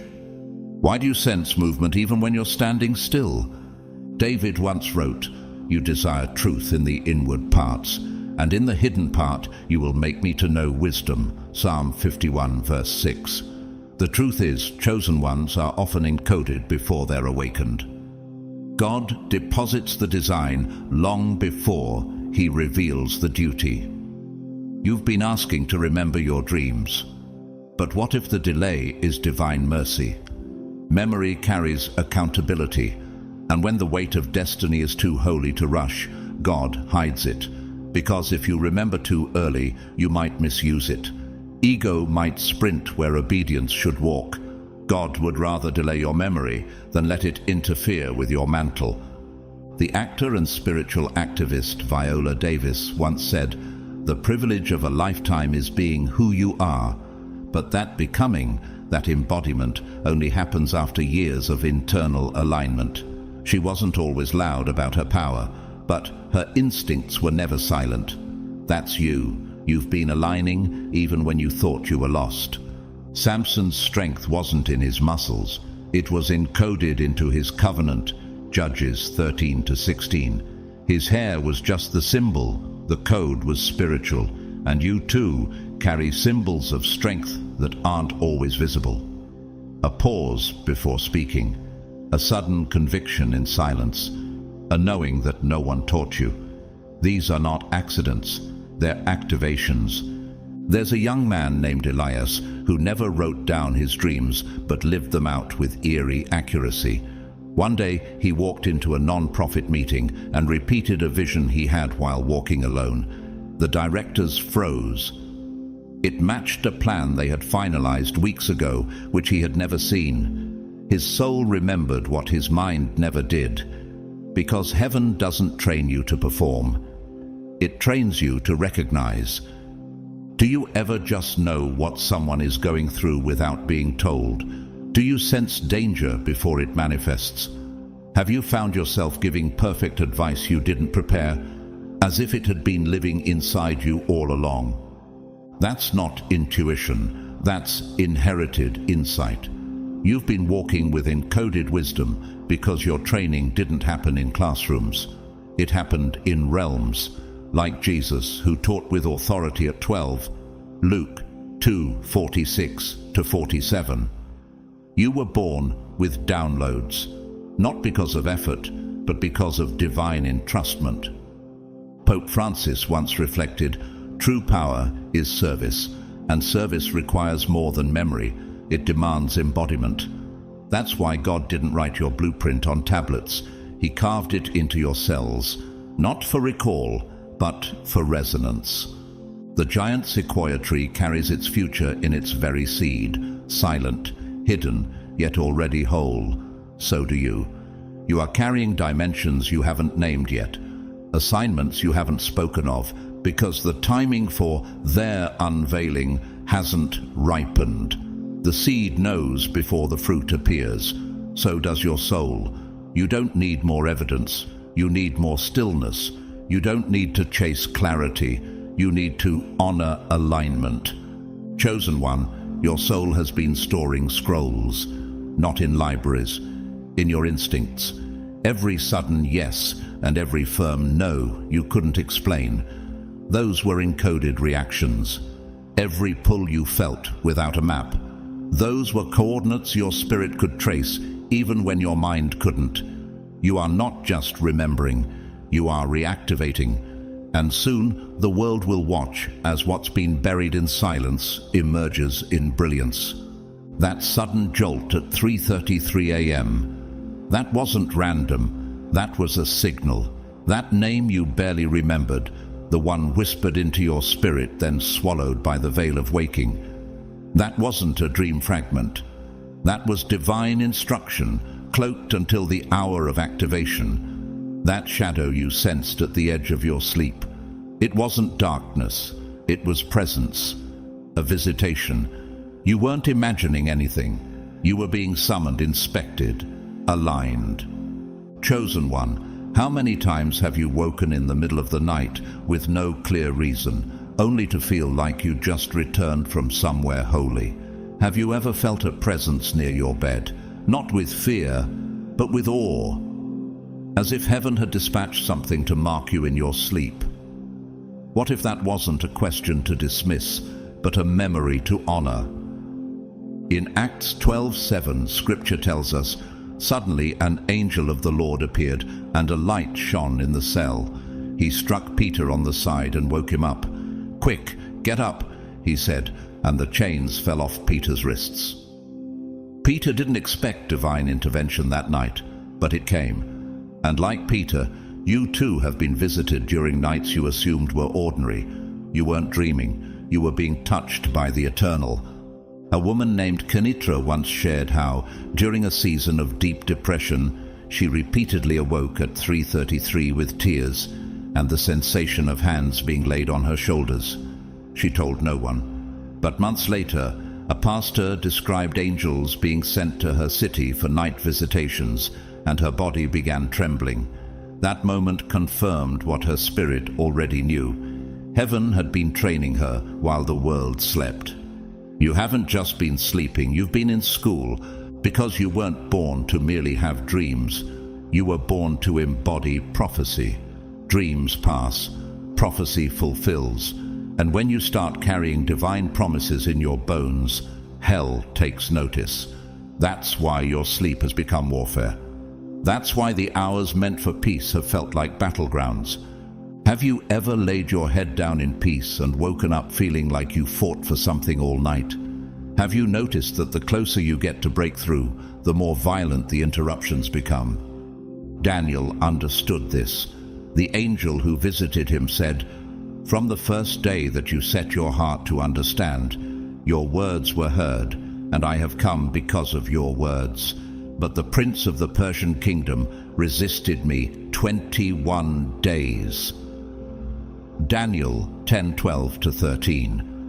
The spiritual realm was warring because of Daniel's obedience, and you, chosen one, have caused similar disruptions just by aligning with your destiny. Author and preacher Jackie Hill Perry once said, "Holiness isn't a feeling, it's a calling, and callings come with battles. Yours has been forming not in daylight applause but in midnight resistance. You haven't just been losing sleep, you've been conquering strongholds, and yes, the enemy has tried to distort it. Nightmares, restlessness, oppression. But don't mistake the pressure for defeat. It's evidence. Pressure proves presence. A man named Levi began dreaming of numbers and blueprints he didn't understand. By day he was an architect. By night his spirit roamed heavenly blueprints, divine codes layered with geometry and light. At first he dismissed them, but years later, when he was asked to design a healing center for trauma survivors, the vision returned. Every corridor, every proportion was already inside him. He hadn't dreamed it, he'd been instructed. Why do you remember certain symbols that no one taught you? Why do some dreams leave a residue that clings to your emotions for days? Why do certain names echo in your spirit as if heaven is assigning them to you? Because you're not wandering, you're being weaponized. Jesus told his disciples in the garden, "Watch and pray, lest you enter into temptation. The spirit indeed is willing, but the flesh is weak." Matthew 26:41. But while they slept, he stayed awake, interceding, agonizing, obeying. Your night battles are not signs of failure. They are signs of spiritual participation. You, like Christ, have stayed awake in realms others sleep through.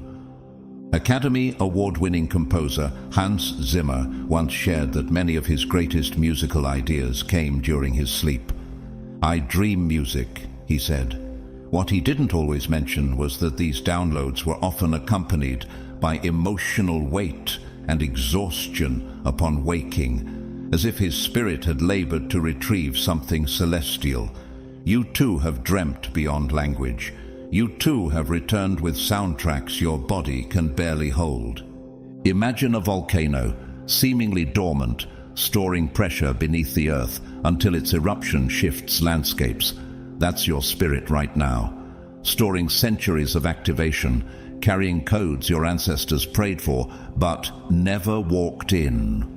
You were chosen to break cycles and open gates. The lion doesn't roar to perform, it roars to claim territory. Your dreams have not been entertainment, they've been declarations in the dark. And now heaven is pulling back the veil. You have survived nights that weren't empty. They were battlefields dressed in silence. You've emerged from your bed with invisible bruises and spiritual trophies. And soon, the very realms that tried to haunt you will tremble under the weight of what you've become. While most of the world sleeps to recover from the weight of their day, you sleep to be restructured for the weight of your destiny. Rest isn't passive for you, it's preparation. You don't just sleep through the night. You pass through thresholds, and while others awaken refreshed, you often awaken reformed. This is the mystery of being marked. You've been going places no map can trace, retrieving revelations no human voice could teach. Have you ever felt as if you woke up knowing something but couldn't explain how? Have you had moments where peace arrived before understanding, as if your soul had already made sense of what your mind hadn't caught up to? Could it be that your memory didn't fail you? It simply waited. Every forgotten dream wasn't a missed opportunity. It was a planted seed. Heaven's seeds don't shout. They hide. They stretch deep beneath the soil of your subconscious, watered in mystery, germinated through sacred timing. And when the soil of your spirit is finally fertile enough to hold the fullness, it bursts forth, not as memory, but as embodiment. In Luke 2:19, the Bible says of Mary, "But Mary treasured up all these things and pondered them in her heart." She didn't write everything down, she held it. Because some things are not for journaling, they're for gestation. And that's what you've been doing, chosen one, gestating greatness in silence. A man named Andre used to wake up each morning and forget the powerful dreams he swore he'd remember. He tried everything: dream journals, voice memos, lucid triggers. Nothing worked. Until one day, while praying over a stranger in a hospital, words began flowing from his mouth that he didn't prepare. The stranger wept. "That's the exact vision I saw last night," she said. That's when Andre realized the dream wasn't gone, it was stored. For service, not storytelling. And I need you to understand this. Your forgetting was never failure. It was encryption. God seals what he values, not because he doubts your readiness, but because the world isn't always ready for what you carry. Sacred revelation must be protected until the environment is pure enough to hold it. What would have bloomed too early would have been crushed by critique. The garden had to be protected from the wrong gardener. Joseph's dreams in Genesis 37 were true, but when he shared them prematurely, they sparked betrayal. Yet God, in his mercy, used that very betrayal to train Joseph in humility, discernment, and timing. What if your delays weren't punishments but preparation for wisdom? Why do you think your visions come in fragments? Why do some insights feel incomplete until the exact moment they're needed? Why does clarity often arrive mid-conversation, not beforehand? Because God doesn't just give you information, he gives you revelation on assignment. Spiritual leader and mystic Thomas Merton once said, "Every moment and every event of every man's life on earth plants something in his soul. And those seeds, especially the invisible ones, carry weight." That pressure you've been feeling lately, it's not random. It's spiritual memory syncing with present responsibility. And when spiritual alignment begins, your nervous system responds. That sense of agitation, it's not fear, it's awareness. It's the vibration of a prophecy loading into your body. Like a song tuning itself in silence. Like a code that's been dormant, now reactivating.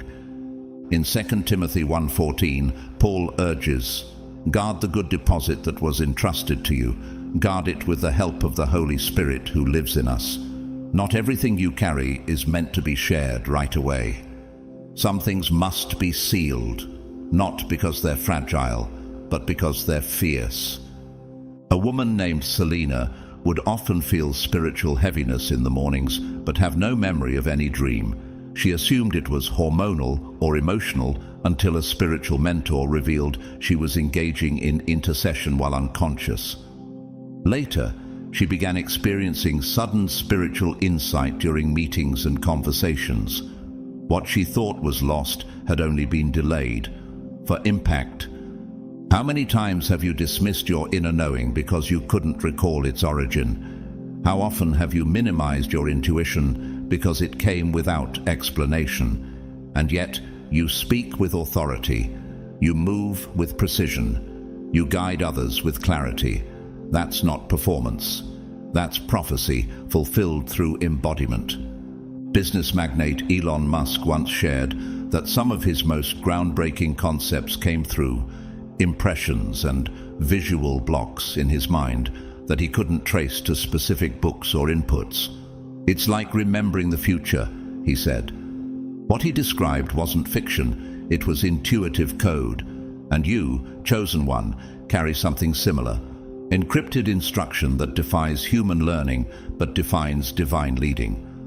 The sand dollar, a small marine creature, holds a perfect 5-pointed star inside its shell, invisible until death reveals it. You too carry patterns only pressure will unveil, not because you're hiding, but because heaven has been hiding you. And your recent restlessness, it's not chaos, it's convergence. It's the sound of your soul unlocking sealed scrolls. It's the rumble of revelation meeting timing. It's not anxiety, it's awakening. Chosen one, the veil is thinning. The things once hidden are beginning to surface. Not all at once, but in perfect sequence. Because heaven never forgets its deposits. It simply waits for your spirit to become strong enough to steward what your memory couldn't carry. It won't come in pieces. It won't whisper in symbols. It will blaze. When the appointed time unlocks, clarity won't tiptoe. It will thunder. You won't have to chase what you forgot. Your dreams were never gone. They were walking beside you the entire time, cloaked in silence, hidden in instinct, gently pulling the strings of your decisions, realigning your delays, weaving through your relationships. They were your quiet companions, not your forgotten fragments. Haven't you noticed? You've been speaking things you don't remember learning, answering questions your conscious mind never studied for. Haven't you paused after hearing your own voice and thought, where did that come from? That wasn't improvisation. That was prophecy fulfilled. There's a woman named Zara who once stood in a boardroom and calmly unraveled a complex conflict between executives. Everyone stared. She had no prior knowledge of the situation, but what no one knew was that 2 nights earlier she'd dreamt of fire, glass, and sudden peace.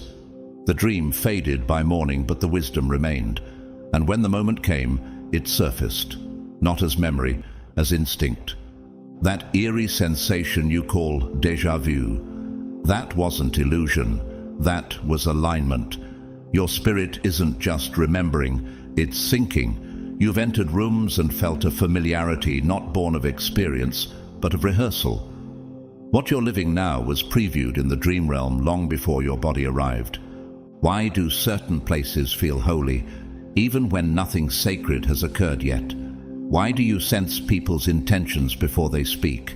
Why does your timing sometimes seem too perfect to be random? In Genesis 41, Joseph stood before Pharaoh and gave the precise interpretation of dreams that would save an entire nation. But Joseph didn't just analyze dreams, he lived them. He embodied prophecy in motion. His past visions weren't discarded, they waited, and so have yours. You are not being overlooked. You are being synchronized.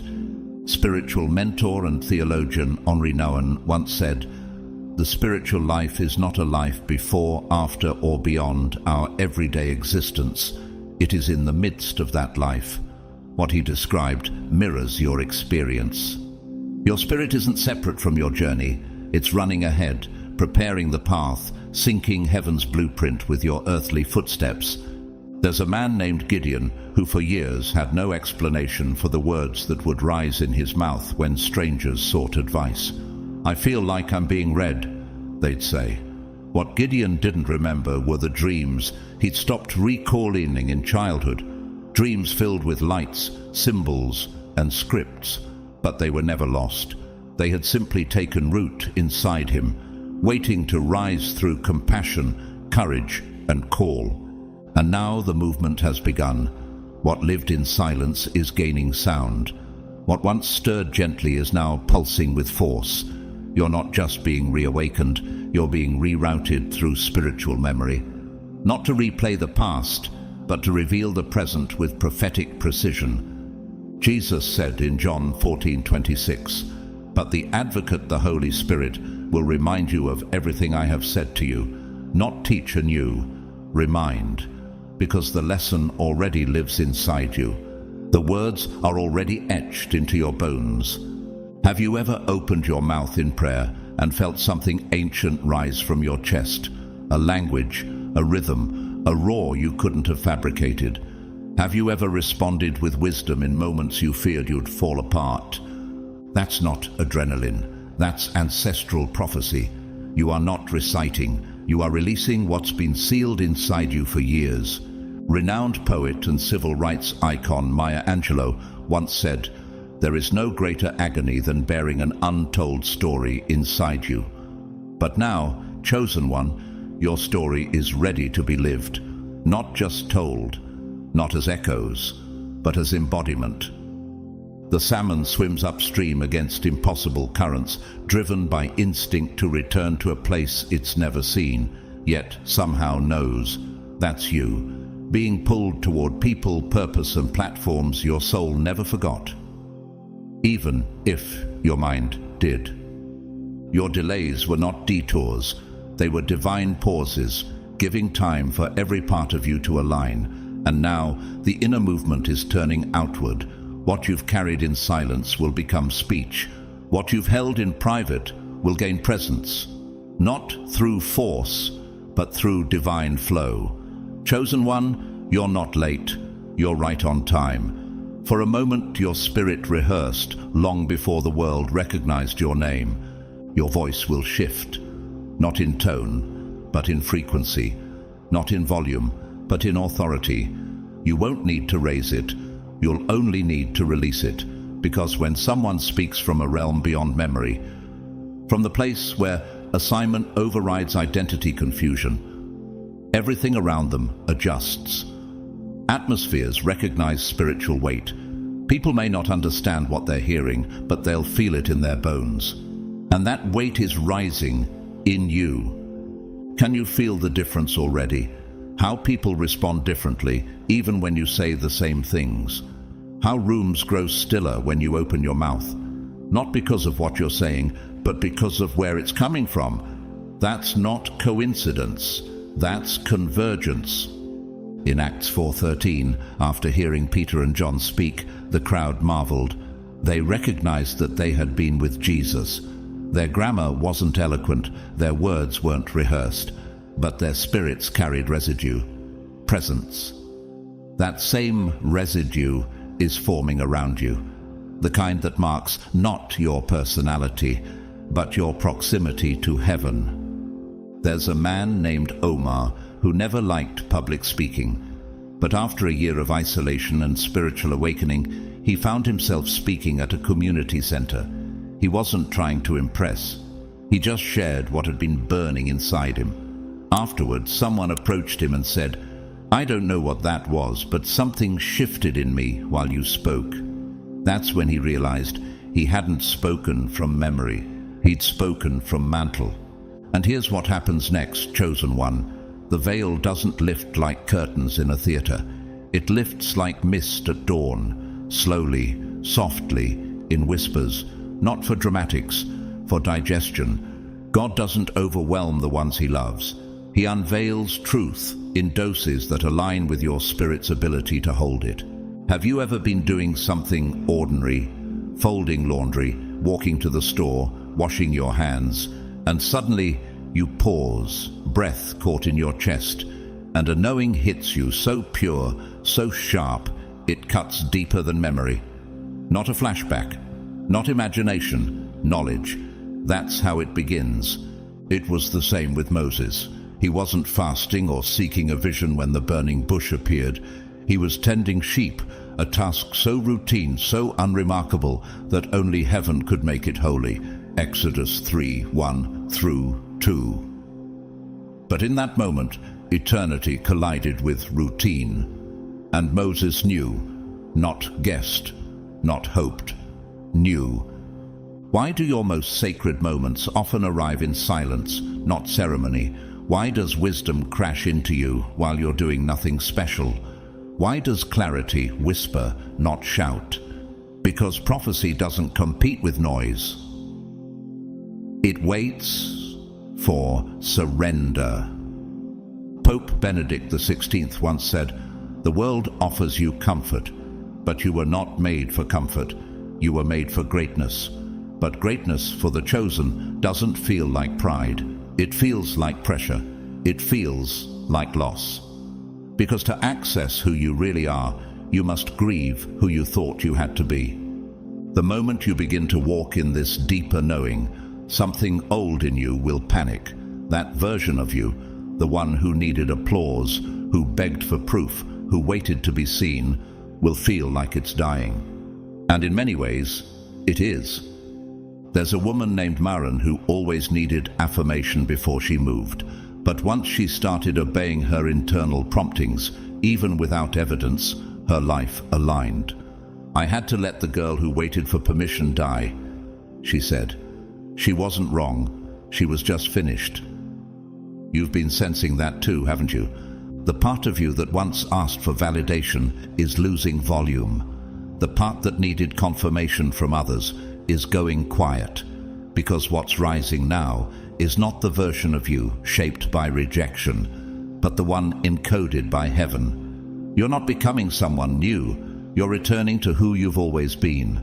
Psalm 139 verse 16 declares, "All the days ordained for me were written in your book before one of them came to be."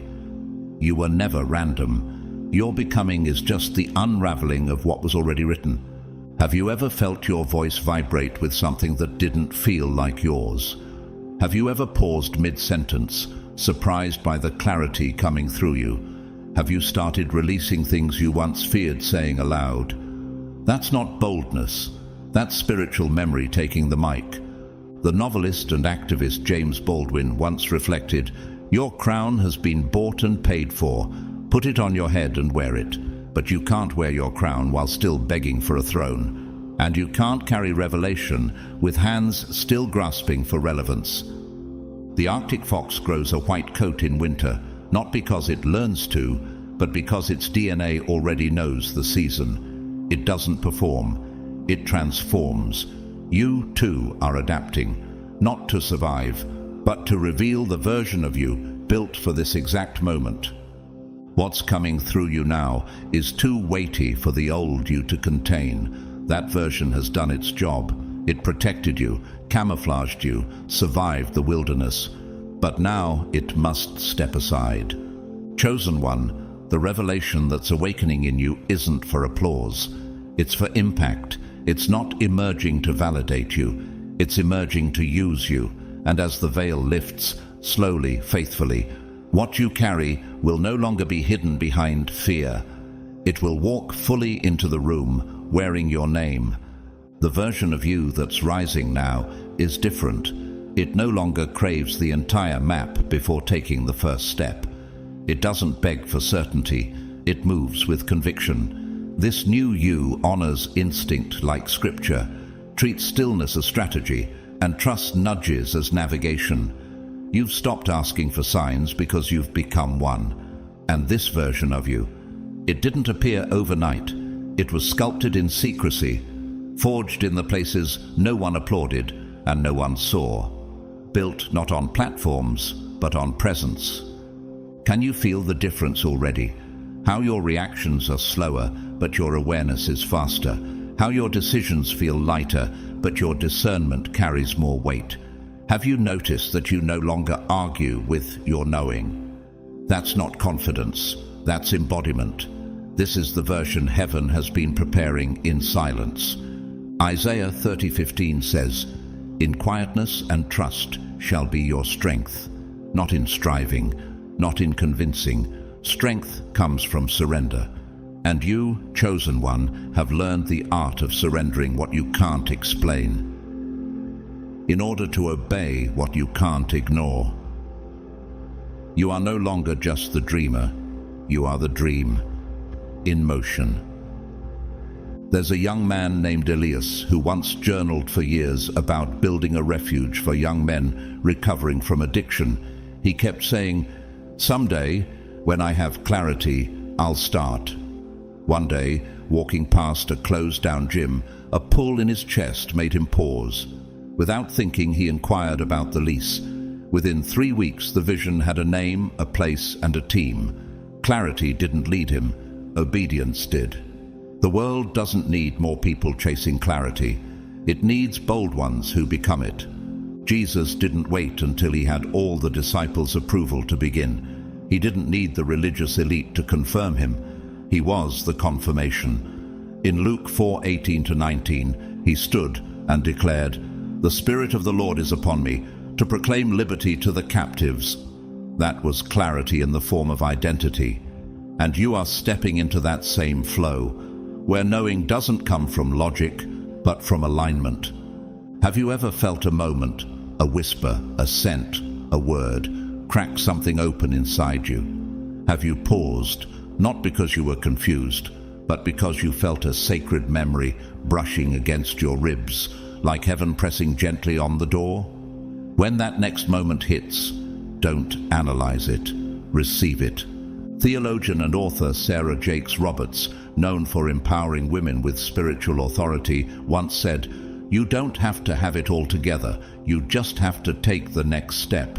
She didn't wait for every door to open. She moved when heaven whispered. And like her, you're not called to wait for perfect conditions. You're called to obey the inner knowing that won't go quiet. A woman named Sarai once said she felt a physical heat in her chest every time she walked into a specific bookstore. She didn't know why. Years later, that same location became the headquarters of a publishing company she launched. One that would release spiritual content that saved lives. What she thought was random was a rehearsal. What felt like heat was heaven knocking. The mountain goat doesn't second-guess its next step on the cliff's edge. It trusts its hooves to grip what can't be seen from below. That's the you that's rising, one who no longer calculates to feel safe, but moves because the spirit inside says, now. And when the memory rises, not as a recollection but as a spiritual force pressing through your chest, do not flee. Do not ask for confirmation from people not carrying your promise. The ones who weren't present for the planting will rarely understand the harvest. That version of you, the one who needed proof, needed permission, needed a perfect plan, is being shed with love, with gratitude, but also with finality, because what's arriving now can't coexist with the you that waited to be chosen. What's arriving is too powerful, too precise, too anointed to be negotiated with fear. Have you ever felt like the very thing you prayed for was suddenly too big for your hands? Not because it was too much, but because you finally realized it was yours to hold. You're not being tested, you are being trusted. And when the memory knocks again, that sacred tremble in your chest, that flash of knowing without language, don't run. Open the door. When it comes, and it won't be subtle. It will erupt like a siren in your spirit.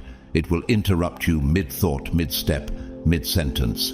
It won't ask for permission. Revelation rarely does. It might even unravel your routine, but it will ignite something deep, something ancient that's been sleeping in your bones. And when it awakens, you'll know. Not hope, not wonder, know. A knowing will thunder through your chest like a memory with perfect timing. And your spirit will say, you've been here before. You were prepared for this. You're not remembering by accident. You're remembering on cue. Have you felt it already? Those sudden flashes of clarity that make your old questions irrelevant. Those moments when the fear that once paralyzed you suddenly seems laughably small. What if those weren't upgrades? What if they were unlocks? Because when heaven moves, it doesn't ask you to get ready. It moves because you are ready, even if your mind hasn't caught up. The prophet Jeremiah tried to resist his calling, saying he was too young, too unqualified. But God answered with a stunning declaration. Before I formed you in the womb, I knew you. Before you were born, I set you apart. Jeremiah 1:5. In other words, you're not stepping into something new. You're stepping into something eternal. There's a woman named Elena who once felt an overwhelming urge to stop during her morning jog. Right in the middle of the sidewalk, she dropped to her knees in tears. A vision, sharp and clear, hit her heart. It was the image of a shelter for abandoned women. She had no background in social work, no funding, no plan. But that day, everything shifted. She was no longer wandering. She was responding to something ancient, something that had been waiting in her. That's what activation feels like. Not the arrival of something foreign, the surfacing of something familiar.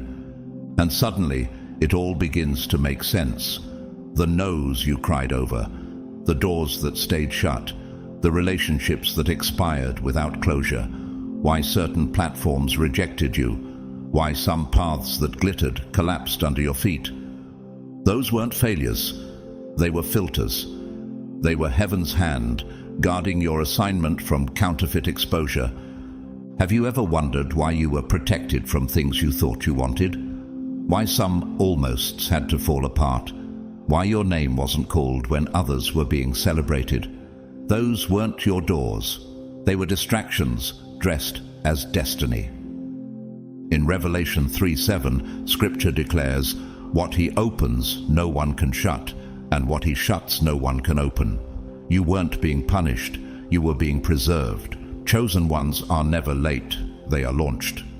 The world doesn't always know what to do with someone who isn't chasing, but carrying. That's why your presence has been confusing rooms lately, why your silence feels heavy, why people look at you longer than normal, why they fidget under your stillness. It's not charisma, it's not magnetism, it's not coincidence, it's code. You've been walking with divine intel, data the flesh can't decode but the spirit can detect. Spiritual leader and author Priscilla Shirer, known for teaching on spiritual warfare and discernment, once said, "The enemy always attacks what he fears the most." That's why the resistance has increased. You've become a moving target, not because you're weak, but because you're weaponized. A man named Darius used to wonder why people would either open up to him instantly or avoid him entirely. He thought he was just intense. But after surrendering to his prophetic calling, he understood. He wasn't just present, he was carrying spiritual vibration. And not everyone knows how to stand near a frequency that exposes falsehood. Why do some people react defensively to your peace? Why do conversations seem to shift when you walk in? Why do leaders feel watched when you speak gently? Because discernment doesn't shout, it resonates, and you, chosen one, have become a tuning fork for the Spirit. Jesus didn't always speak in direct commands.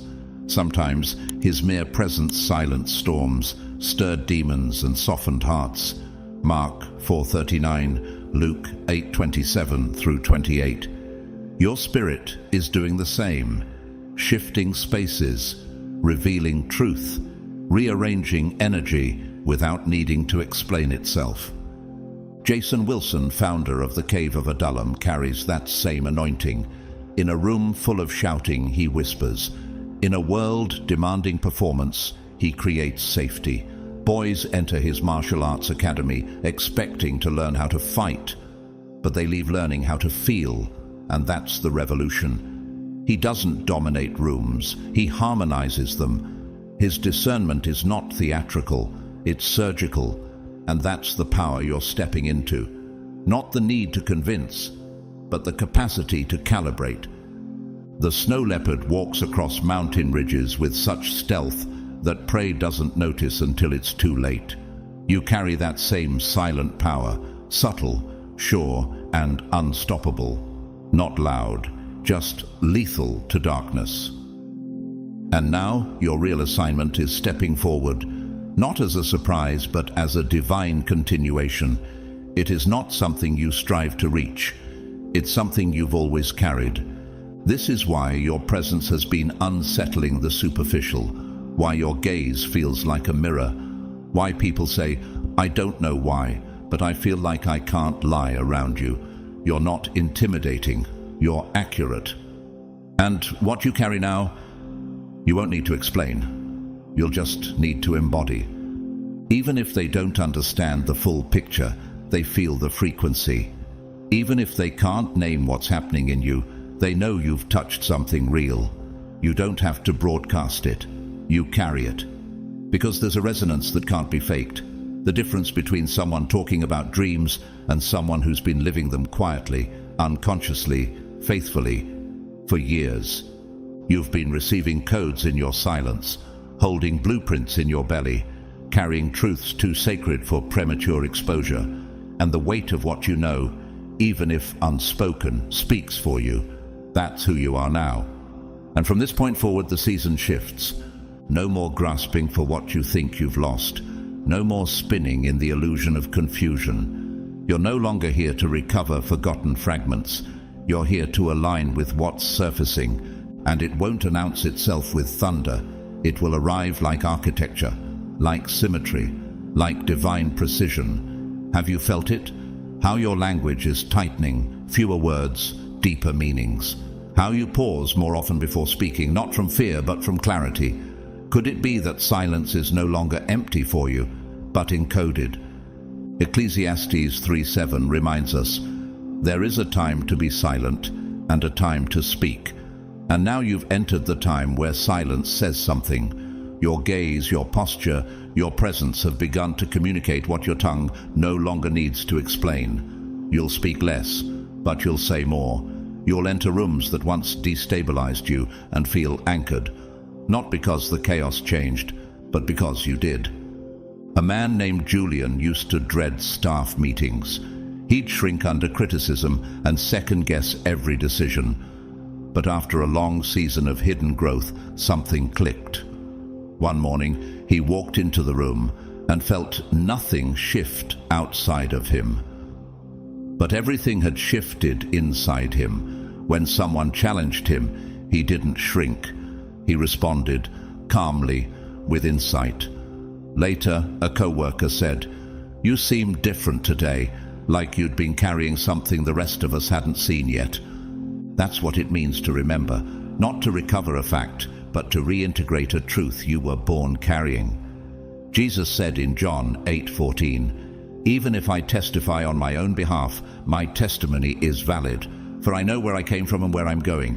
That's the level of clarity being activated in you now, not one that waits for proof, but one that flows from origin. This is not your season of searching. This is your season of remembering. And not everyone will celebrate it. Some will say, "You've changed." Some will label your peace as pride. Some will feel exposed just by your alignment. Because your ease, your spiritual efficiency, will confront what others had to strive for. Have you ever noticed how people who once felt superior to you now seem unsure around you? Why some friends withdraw when you stop second-guessing yourself? Why certain conversations suddenly feel too shallow to entertain?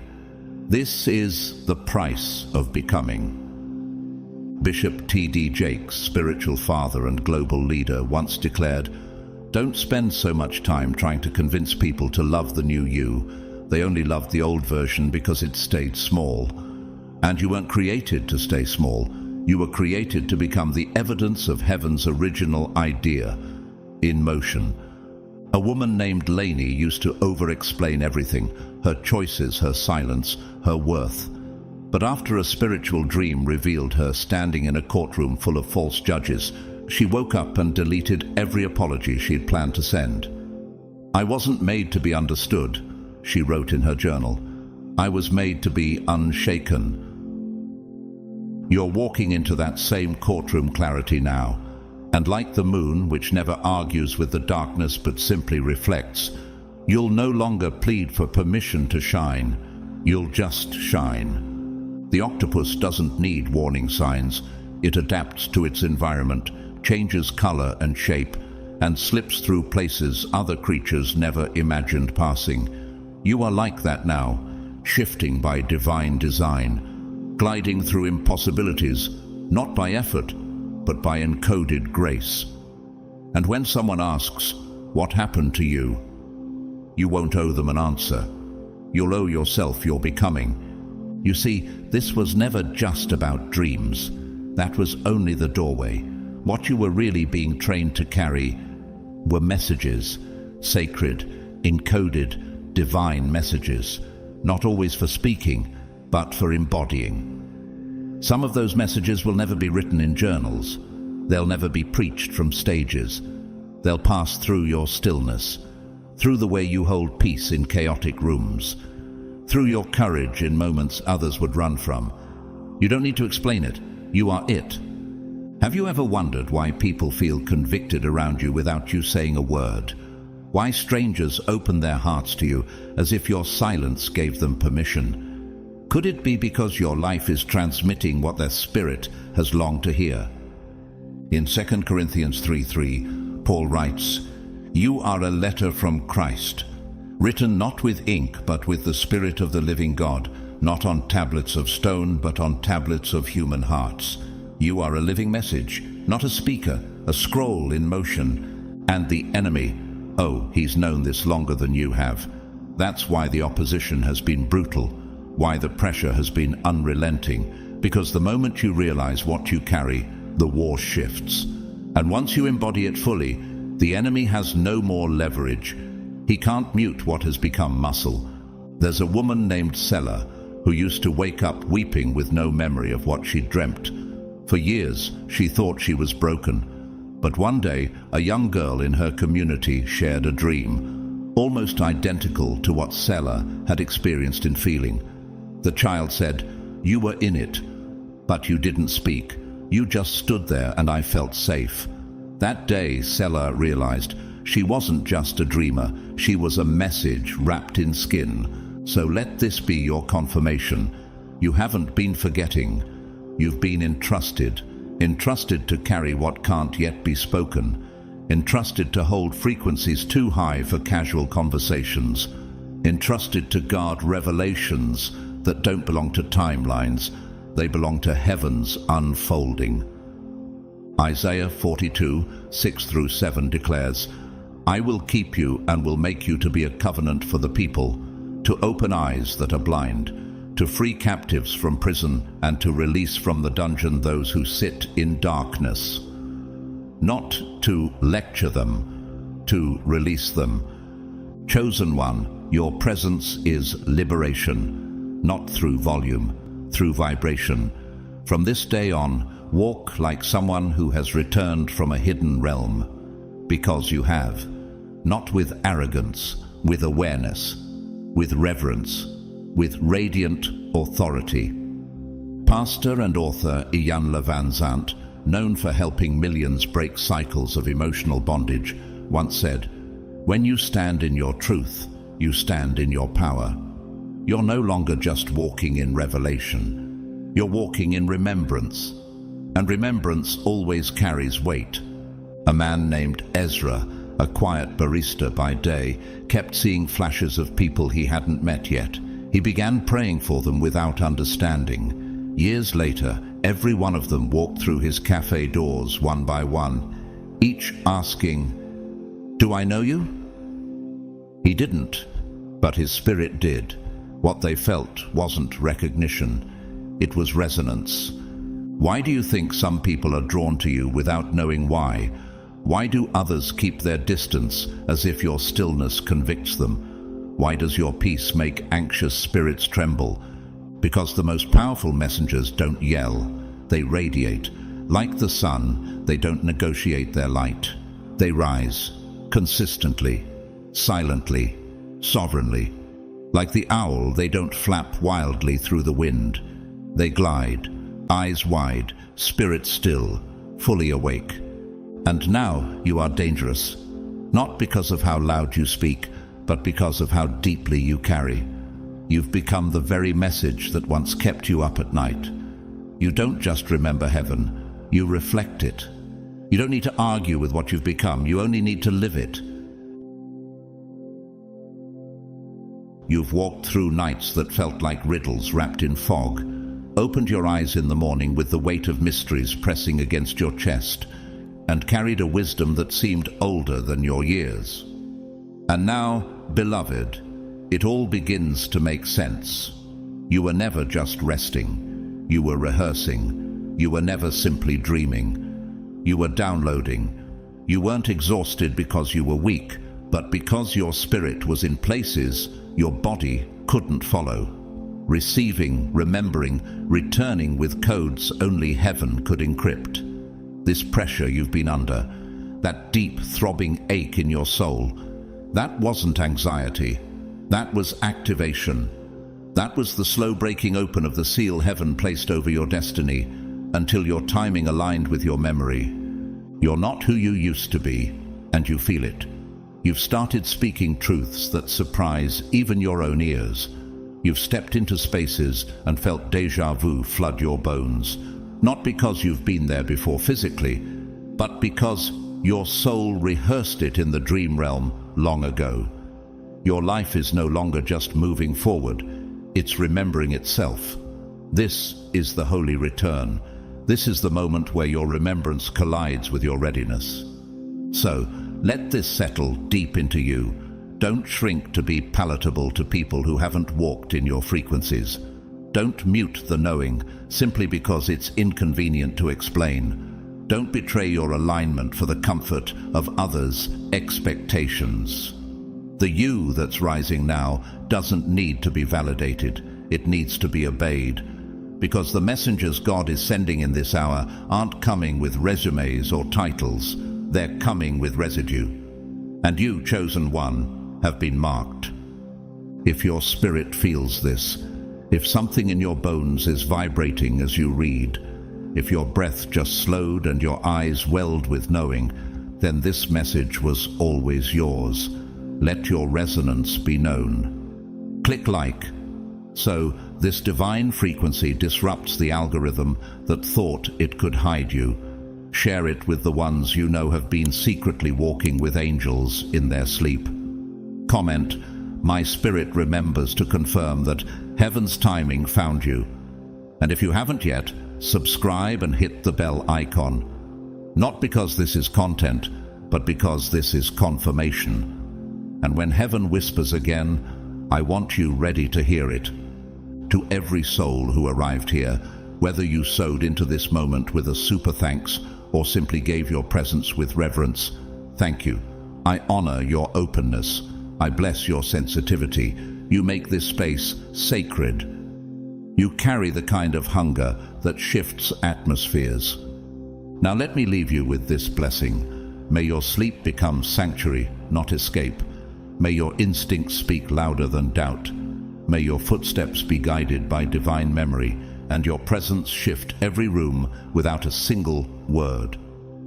May your voice not echo noise, but carry the vibration of revelation. May you no longer search for signs, but embody them. And may the veil between you and heaven become so thin, you walk this earth like someone who's already tasted eternity. You are not forgotten. You are encrypted. You are not confused. You are being calibrated. You are not too late. You are perfectly timed. Walk like one who's been summoned. Speak like one who's been sealed. Love like one who has returned from the hidden realm with divine intel in your bones. And above all, remember this. You are not trying to become chosen. You are simply remembering that you already are. And the one who sent you never forgot.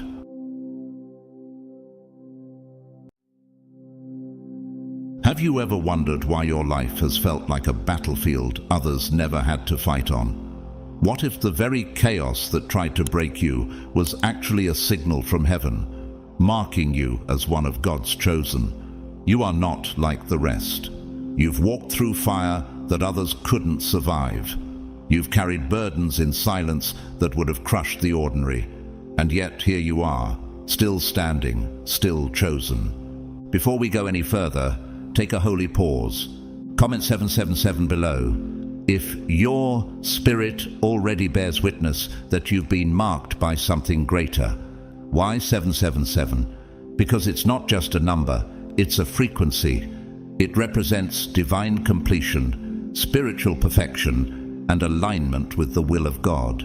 When you type 777, you're not just commenting, you're making a declaration. I accept the call. I remember who I am. And to all of you who have supported this ministry through super thanks, thank you. Truly, your seeds are not in vain. You are helping this message reach the ones who need it most. Heaven sees your generosity, and so do I. These aren't random events. These are signs. And not just any signs, but markers of the mantle you carry.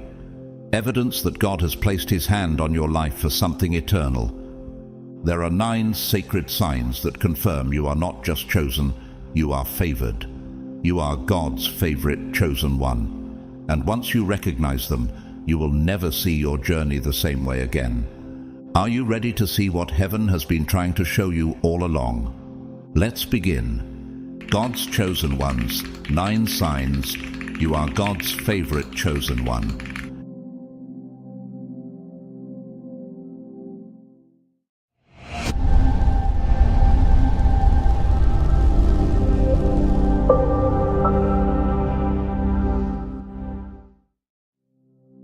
You are God's chosen one, and the awakening was never a choice. It was a divine consequence of your calling. A true chosen one is never casually awakened. It is never just an epiphany or a motivational moment. Your transformation does not arrive like morning dew. It erupts like a tectonic shift beneath the soul's foundation. It is seismic, it is disruptive, and it is absolutely necessary. This isn't an inspirational revelation that stirs you for a day and fades by sunset. It's a complete recalibration of your soul's compass, a stripping away of the old self, the former narratives, the inherited illusions. This spiritual awakening is not an invitation, it's an initiation, an irreversible process through which your old identity is disassembled, not in cruelty, but in divine precision. Just like how a snake cannot receive a new layer of skin until it sheds the old, the chosen cannot carry heaven's mantle while clinging to the weight of worldly assumptions. The moment your awakening begins, nothing stays familiar. Structures you once leaned on collapse. People who once felt like home suddenly feel foreign. You begin to experience what the field of psychology calls ego death, a shattering of the self-image built on approval, tradition, and performance. In this moment of collapse, you are not being destroyed, you are being excavated. God, the master architect, is clearing the debris of false constructs. He is demolishing the mental scaffolding built from generational wounds, childhood conditioning, and societal programming. Just as skilled demolition must precede sacred construction, your spirit must be emptied before it can carry the weight of glory. Have you noticed how everything familiar lost its meaning the moment your soul awakened? This path has always been walked by those heaven truly chooses. The prophet Elijah, after calling down fire from heaven, fell into a pit of isolation and despair, hiding in a cave, 1 Kings 19. Even Jesus withdrew to the wilderness for 40 days, tempted, alone, tested. The chosen are always sent away before they are sent forth. You too will feel the ache of disconnection. Family won't get it. Friends might mock it. Culture may label it madness. But what they call delusion, heaven calls consecration. Spiritual awakenings often begin with rupture, a betrayal, a sudden death, an unexpected ending, something that dislodges your rhythm. This is not accidental. It is the cosmic hand of God tearing the veil. When the temple veil was torn at Christ's crucifixion, it marked access to divine presence. But the tearing came through pain. Behold, I am doing a new thing. Now it springs forth. Do you not perceive it? Isaiah 43:19. During this unraveling, the psychological term cognitive dissonance becomes your reality. Your mind fights to reconcile old beliefs with a sudden wave of truth. But truth, once glimpsed, cannot be unseen. You begin to see through illusions, feel energy, hear things others drown out with noise. What illusions did heaven have to shatter in order for you to finally see? Like how owls are able to rotate their heads 270 degrees to perceive what others miss in the dark, you begin to see not with human eyes, but with spiritual vision. You discern spirits. You sense atmospheres. You begin to receive divine downloads, what ancient prophets called visions, what modern neuroscience might liken to quantum leaps in intuition and insight. Let it be known, once heaven opens your eyes, you'll never again be able to live with them closed. This transformation often brings what the mystics call the dark night of the soul. It's not punishment, it's purification. You are not losing yourself, you are meeting yourself, the version of you that was written into the blueprint of heaven. Just as gold is only refined in fire and diamonds only formed under pressure, so too is your awakening forged in holy adversity. Vanessa, a 35-year-old trauma nurse from Sao Paulo, lost her husband in a tragic car accident. For weeks, she spiraled into numbness, but during a silent prayer at dawn, she felt an overwhelming warmth and heard deep within, "You were born for more than surviving sorrow." That moment launched her into missions work, helping war refugees. She never sought the spotlight, but when the fire came, it revealed the gold in her spirit. On the contrary, there are those who resist the awakening. Pharaoh in Exodus witnessed the signs, but hardened his heart repeatedly. Exodus 7-11. His resistance to truth led not to enlightenment, but destruction. In recent years, media mogul Darren Wolf, once a celebrated philanthropist, was exposed for running a covert human trafficking ring. His empire crumbled overnight. The world saw his face. Heaven saw his frequency. Power without purification always leads to collapse. Some try to return to normalcy, but the awakened cannot re-enter slumber. Your DNA has changed. Spiritually speaking, you've shifted frequencies. You no longer resonate with gossip, trivial conversations, or spiritually bankrupt atmospheres. Like how migratory birds innately sense when it's time to leave the nest, you feel the pull to higher realms, where light is clearer, truth is heavier, and purpose cannot be diluted. The light shines in the darkness, and the darkness has not overcome it. John 1:5. You are not being isolated, you are being consecrated. Like volcanic soil that lays barren for years before becoming fertile ground, your loneliness is not absence, it is divine preparation. A cocoon, not a prison. A sacred hush before the trumpet of destiny. Kwame, a young sculptor from Ghana, was abandoned by his family for leaving their traditional beliefs to follow Christ. He lived alone for 3 years in a clay hut in Tamale. But during that solitude, he sculpted what would become a national monument of reconciliation. What looked like exile was sacred refinement, and once you awaken, you carry the burden of sight. The world may try to persuade you to conform, but heaven has already branded your forehead with fire.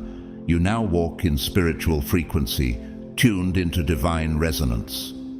The atmosphere shifts when you enter a room, not because of ego, but because your spirit is now calibrated to God's voice.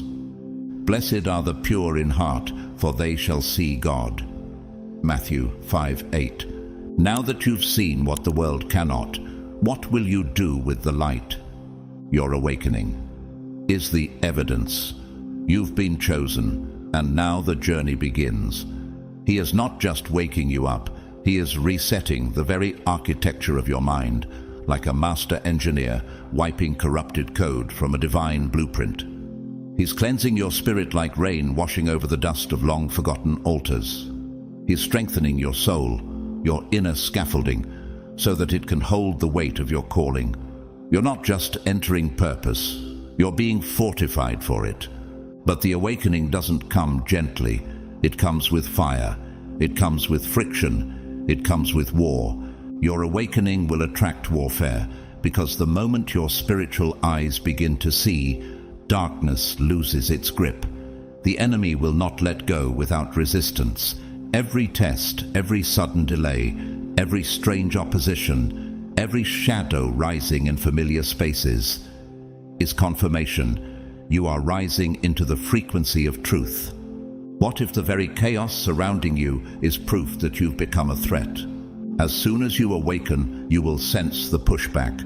Negative energy will begin to stir around you. People may turn against you for no logical reason. Your body may grow weary, your sleep disturbed, your plans suddenly disrupted. But this is not destruction. This is exposure. What once hid in shadows is now reacting to your light. Darkness always tries to intimidate what it can no longer manipulate. Do not be surprised at the fiery ordeal that has come on you to test you as though something strange were happening to you. 1 Peter 4:12. This is why grounding in divine connection is no longer optional. It's your survival system. Your intimacy with God must now become your default posture. Prayer becomes your fortress. Meditation, your frequency realignment. Fasting, your signal booster. You're not just surviving now, you are carrying sacred voltage. It's not about religion, it's about resonance. You are aligning your being with the sound of heaven. In neuroscience, the brain is said to form new pathways when exposed to new patterns over time. The more you stay immersed in divine truth, the more your brain rewires itself.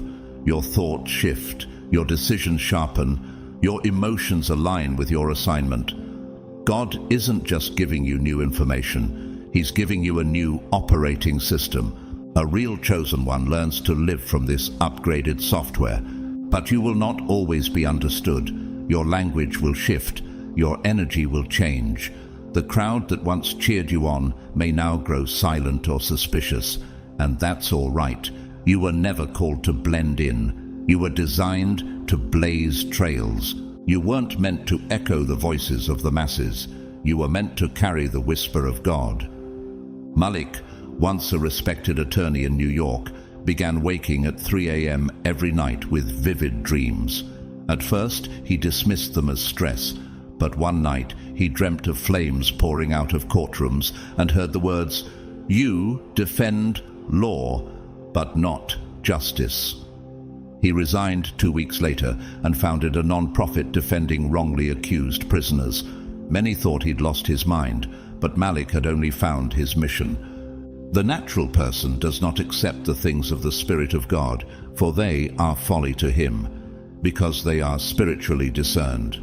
1 Corinthians 2:14. At the same time, many will fear your change, especially those who benefited from your blindness.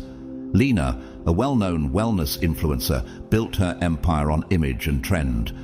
When she suddenly pivoted to faith-based content after a silent retreat in the Himalayas, brands dropped her. Her income plummeted, but her clarity multiplied, and her followers, though fewer, were now truly transformed. Steve Harvey, a beloved American TV host and comedian, was once homeless and nearly gave up on his calling. But during those dark nights, he clung to divine promises.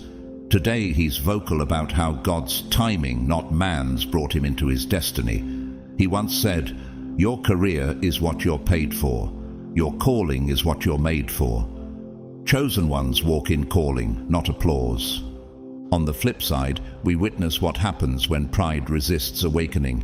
Jeffrey Epstein, once a powerful financier with ties to global elites, lived in secrecy, manipulation, and spiritual rot. Despite many warnings and signs, he clung to illusion, and in the end, his empire fell. His legacy was stained, and his name became synonymous with darkness and exploitation. Power without repentance becomes a snare. You'll feel the pressure to return to normal, but normal no longer fits your spiritual frame. Like a lion outgrowing its cage, your soul is stretching. You can't return to who you were because that version was too small for who you are becoming. Do not conform to the pattern of this world, but be transformed by the renewing of your mind. Romans 12:2. Your awakening is a gift, but also a responsibility. Because now you know who you are, you know what you carry, and you can't unknow it.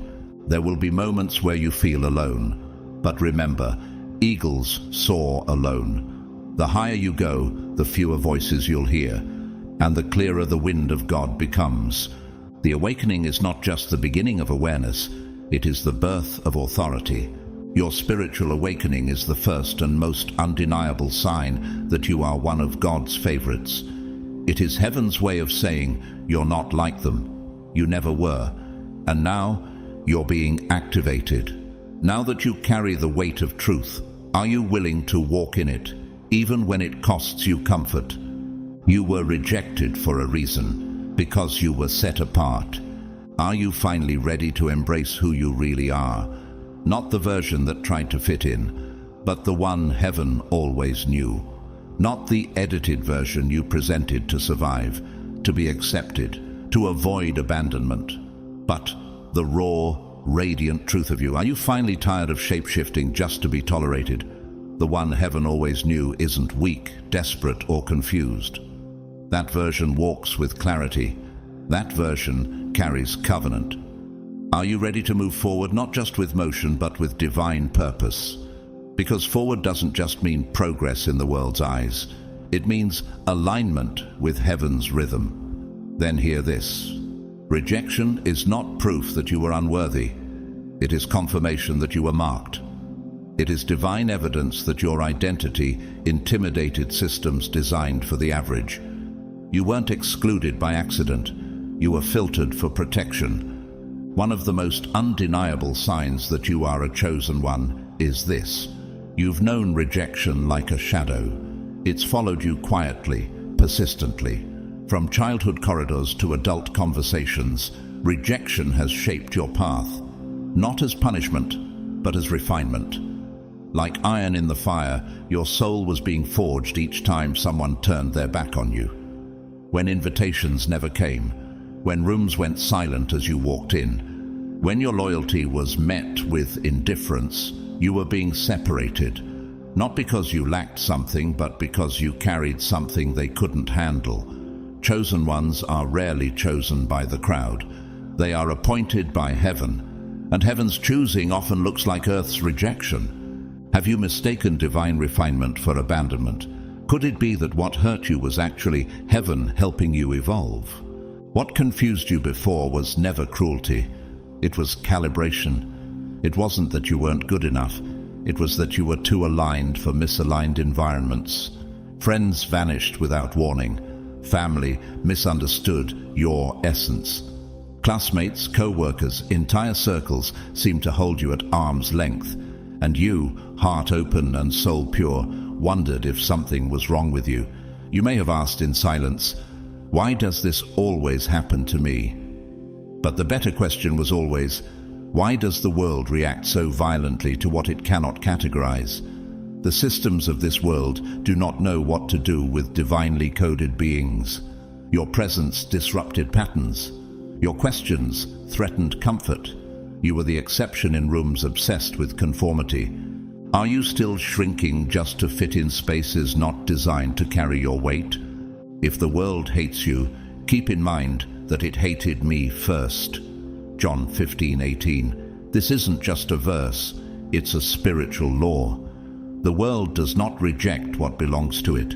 It only resists what reminds it of what it no longer carries. When you walk into a space carrying light, truth, and authority, you activate conviction.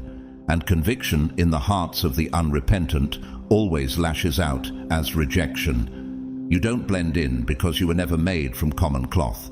You weren't sewn with the fabric of this world. You were not born to be accepted by systems built on illusion. You were born to disrupt them, to awaken them, to challenge the matrix and expose what is false. From early on, you may have felt like a misfit in your own family. While others embraced tradition, you questioned patterns. While they sought comfort, you sought meaning. While they recited answers, you asked inconvenient questions. You saw through masks before you had words to describe what you saw. You weren't rebellious, you were discerning. And discernment is dangerous in environments built on denial. It threatens the status quo. It triggers those who benefit from dysfunction. Chosen ones don't come to blend, they come to break cycles. So they're cast out, not because they're wrong, but because they're too right for people still addicted to illusion. Have you apologized for your insight just to protect someone else's illusion? There's something unexplainable about chosen ones. Your very aura emits a signal that transcends language. Your vibration disrupts atmospheres. Some feel it as peace, others feel it as exposure. Some are magnetized to your light. Others recoil, not because you've harmed them, but because your presence reveals their spiritual misalignment. Just like a strong frequency interferes with a weak signal, your presence scrambles the narratives people have built to feel comfortable. You walk in and their ego gets nervous, their shadows get restless, and so they project, accuse, dismiss, not because you're wrong, but because you're real. Rosa, a 17-year-old dancer from Manila, was never invited to join the main team, despite her skill. She trained harder than most, showed up early, stayed late, but still she remained overlooked. One day, after being excluded again, she walked alone to the rooftop of her studio and wept. She heard within her spirit, "You were not rejected, you were reserved." Those words became her anchor. Years later, she became a choreographer for spiritual, themed performances that transformed communities, not just entertained them. Heaven hid her when it mattered most, so it could reveal her when it counted. What if your current invisibility is heaven's way of preserving your impact for a divine premiere? The stone that the builders rejected has become the cornerstone. Psalm 118, verse 22. This verse is not poetic metaphor, it's divine strategy. What if your exclusion wasn't abandonment, but elevation in disguise? What if the doors that didn't open weren't betrayals, but divine rerouting? Opportunities passed you by, doors closed without explanation. You were the almost, the maybe next time, the you're great, but not quite what we need. What they couldn't see was what heaven had hidden, not because you weren't ready, but because the stage wasn't. Your gift was too rare for premature exposure. You weren't late, you were preserved. Some of history's greatest voices were silenced before they were celebrated. Maya Angelou, poet and prophetic voice of a generation, was mute for years after trauma. Her silence didn't disqualify her, it prepared her. She later said, "There is no greater agony than bearing an untold story inside you." The chosen carry stories the world isn't ready for, until it is. And when the time comes, those same stories shake kingdoms, rewrite laws, heal generations. Silence isn't always suppression. Sometimes it's sacred gestation. Sometimes God hides the voice that will one day echo for centuries. Meanwhile, others chose to reject truth rather than be rejected by the world. Take Judas Iscariot, called, positioned, trusted, but he valued human approval over divine assignment. For 30 silver coins, he traded eternal partnership for temporary comfort.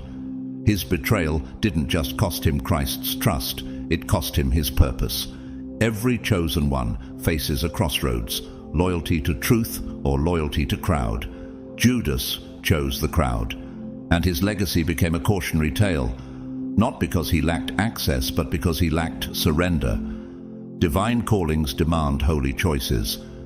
In modern times, Anna Marquette, a high-ranking CEO of a luxury retail empire, rejected the ethical path when her board urged her to pivot towards sustainability. She ridiculed the shift as idealistic nonsense. Public backlash came swiftly. Within months, the brand collapsed and her name was wiped from legacy.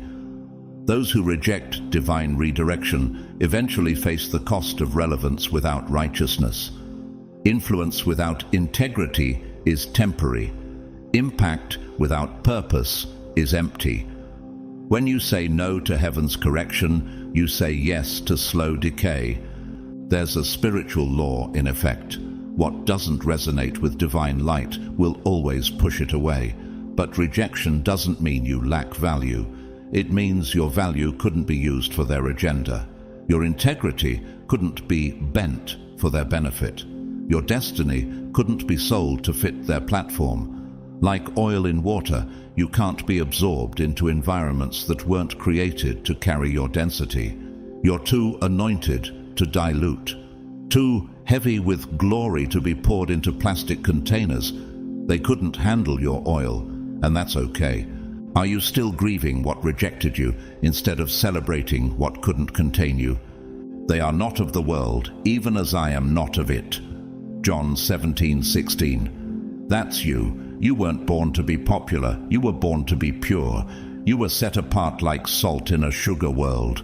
Misunderstood, but essential. Salt preserves. Salt heals. Salt stings wounds. That's what you do. When your presence convicts without words, don't shrink. It means your light is working. Lighthouses are not designed to be admired. They're designed to warn, to guide, to endure storms without moving. That's you. You're not decorative. You're directive. And that makes people uncomfortable. But it also makes you powerful. So the next time someone leaves, misunderstands, mocks or mislabels you, remember this. Heaven doesn't measure your worth by crowd approval. It marks you by covenant. Earth looks at followers. God looks at fruit. Rejection wasn't a curse. It was camouflage. It kept you hidden until the appointed time. It shielded you from premature platforms. It preserved your oil. It protected your integrity. The question now is, will you still walk in your light, even when it makes others uncomfortable? Will you carry your calling without apology? Or will you bury your brilliance just to make others feel safe in their shadows? Their rejection was heaven's protection. You were being separated to be elevated. Rejection doesn't always come wrapped in cruelty from strangers. Often it arrives quietly, painfully, from those closest to you. Not from enemies, but from inner circles. The people you shared tables with, grew up with, trusted without question. The ones you thought would defend you, walk with you, and understand your journey. Instead, they questioned you, criticized your vision, whispered about your calling like it was a sickness. They told you were too serious, too intense, too spiritual, too much, not because you were wrong, but because your light began to expose what they never confronted within themselves. A prophet is not without honor except in his own town, among his relatives, and in his own home. Mark 6:4. The rejection you felt wasn't random. It was a prophetic pattern. Look through every sacred page of scripture and history. The ones chosen to carry divine truth were rarely embraced. Jeremiah was mocked. Elijah was hunted. Jesus was betrayed with a kiss. The world does not know what to do with people who cannot be bought or boxed. You were misunderstood because you refused to shrink. You were misjudged because you dared to grow. Kyla, a young visual artist from Lagos, began painting visions she received in prayer. Her friends laughed. Her own sister warned her she'd ruin her career by being weird. But one day, a well-known gallery curator from Florence saw her work and said, "You don't paint for eyes, you paint for spirits." That exhibit launched her globally. The very ones who dismissed her later pretended they always believed. The stone the builders rejected has become the cornerstone. Psalm 118, verse 22. Sometimes rejection isn't resistance, it's redirection. We often assume support must come from familiarity. But when your spirit begins to resonate with higher frequencies, those bound by lower vibrations will feel discomfort. Like two sound waves out of sync, they won't align. In acoustics, this is known as destructive interference, when waves clash instead of harmonize. Spiritually, that's what happens when your anointing grows beyond their perception. You may ask, why didn't they believe in me? Why didn't they see me? But a better question is, why would God let people stay who can't survive the weight of your becoming? He didn't let them leave to break you. He let them go so they wouldn't burden what He's building in you. One of the most overlooked truths is that betrayal often precedes breakthrough. Joseph was sold by his own brothers before he was elevated to rule Egypt. Genesis 37. Not by foreigners, by family. Yet, every rejection was a necessary redirection to position him for influence. Oprah Winfrey, now one of the world's most powerful media voices, was once told she was unfit for television, fired by a local news station for being too emotionally involved in her stories. But it was her sensitivity that would later make her the most impactful storyteller of a generation. She once said, "I trust that everything happens for a reason, even when we're not wise enough to see it. What they called a flaw, heaven called design. But not all who face rejection rise with humility. Some turn bitter, envious, dangerous. Take King Saul. Once chosen, once anointed, he could not handle David's rise. The rejection Saul perceived turned into a vendetta. Insecurity hardened into rebellion. He spent his final years chasing someone he should have blessed, and in the end, he fell, not by David's hand, but by his own pride. Do not be deceived. God is not mocked. A man reaps what he sows. Galatians 6:7. Even in nature, pruning looks like loss, but it's preparation for bloom. A rosebush must lose its weakest branches to increase strength and fragrance. God allows people to walk away, not because you failed, but because you outgrew their season. Elias, a software developer from Berlin, was always overlooked at work for promotions. After sharing his idea for a blockchain-based social impact platform, his co-founders laughed and pushed him out. A year later, his project received global recognition and funding from multiple UN-based initiatives. The ones who rejected him still chasing relevance in outdated systems. It hurts to lose people, but what if God's love for your destiny is greater than your need for comfort? Their rejection was not a reflection of your worth. It was a refinement of your circle. What they couldn't see wasn't your failure. It was heaven's seal on your future. Not everyone has the eyes to perceive glory before it manifests. God didn't just protect you, He purified you. The rejection wasn't a curse, it was a crowning.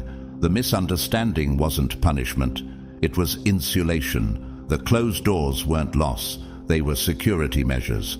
And when you finally rise, as you must, don't resent the silence of those who left.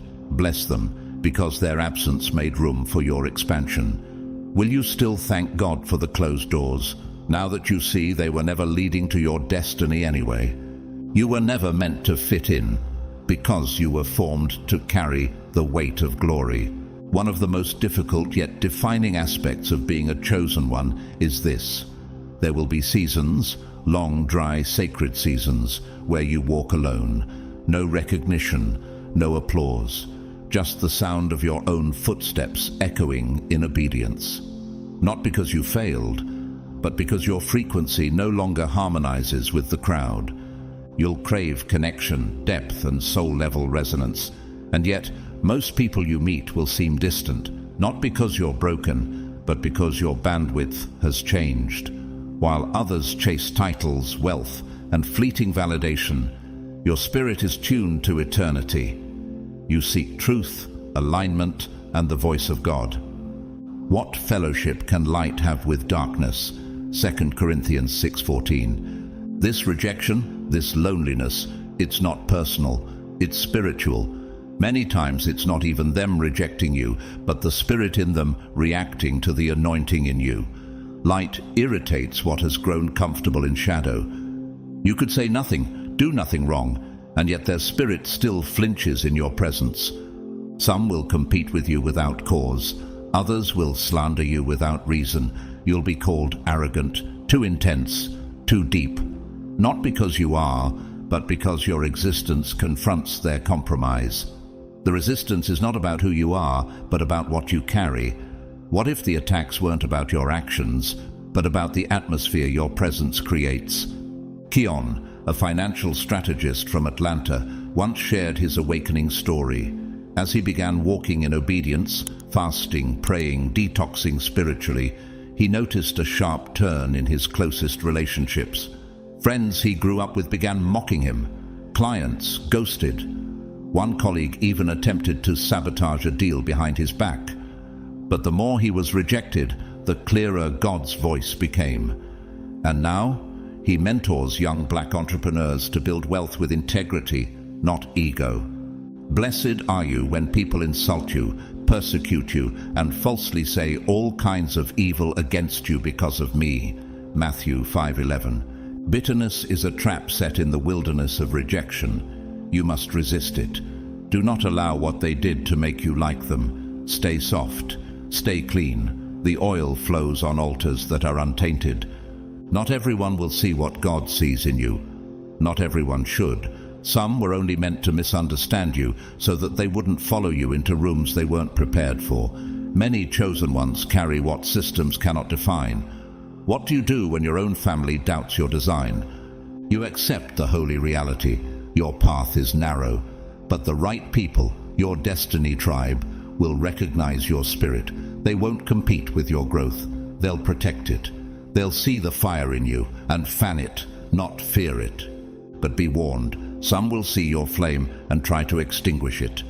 Clara Lewinsky, a young philosopher and academic prodigy, wrote her thesis on divine consciousness.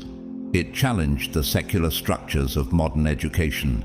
She was denied her PhD, mocked publicly by elite scholars. But later, her work became the foundation for a major spiritual ethics curriculum used in over 40 universities globally. The same professors who rejected her now quote her. And then there are those like Diotrephes, mentioned briefly in 3 John 1:9. He loved power more than truth, rejected authority, spread lies about the apostles. His downfall wasn't external, it was internal. Ego corrupted his discernment. His name now remains only as a warning. Many are called, but few are chosen. Matthew 22:14. The eagle flies alone because its vision requires altitude. Wolves may hunt in packs, but eagles ascend solo. And the higher they rise, the fewer voices they hear, until all that remains is wind and light. You've always known there was more to life. Even as a child, something inside you stirred when others were still. You questioned everything, not with rebellion, but reverence. While others settled for routine, you craved reality, eternal reality. You've probably tried to silence that call, to live normally. Took the job, played the role, smiled in pictures. But something ancient and holy, kept calling you back. And that call, no matter how far you've run, will always chase you down. Leah, a fashion executive from Milan, built her career on the world's applause. But behind the scenes, she wept, her soul starved. One night she wrote in her journal, "If this is success, why do I feel like I'm dying?" A month later, she left it all behind. Now she runs a shelter for rescued girls and teaches them identity in Christ. This inner restlessness, this sacred dissatisfaction, it's not weakness, it's prophetic tension. Your spirit knows you were born for something that cannot be microwaved or manufactured. And yes, it's heavy. There will be nights where the weight of the unknown crushes your lungs. You'll have a vision but no map, a calling but no calendar. But this is divine design. God doesn't reveal it all. He reveals just enough to build your trust. Your word is a lamp to my feet and a light to my path. Psalm 119:105. Every setback, every heartbreak, every delay, they were not random, they were strategic. You were being shaped for something that requires maturity, clarity, and obedience under pressure. Heaven does not commission the untested. You were not placed on earth to merely exist, to chase trends, or die with potential buried inside you. You were sent with a scroll, an assignment written into your DNA. And no rejection, delay, or betrayal can erase what God scripted before you were born. Will you keep walking even when you don't know where the road leads, because you know who sent you? Your purpose is bigger than you, and your discernment was given to protect it. One of the most powerful signs that you are truly chosen is this: your life has never been just about you. Your assignment transcends personal ambition. It was never about building monuments to your name, but about becoming a living altar for God's presence on earth. Your purpose is generational. It is legacy forming. It is disruptive to systems, liberating to souls, and confronting to darkness. This is why your purpose carries weight. You're not chasing money or applause, you're chasing alignment. You've been called to shift atmospheres, to awaken others, to carry light into caves that few dare enter. Whether through your words, your silence, your art, your strategy, your presence, your frequency transforms what it touches.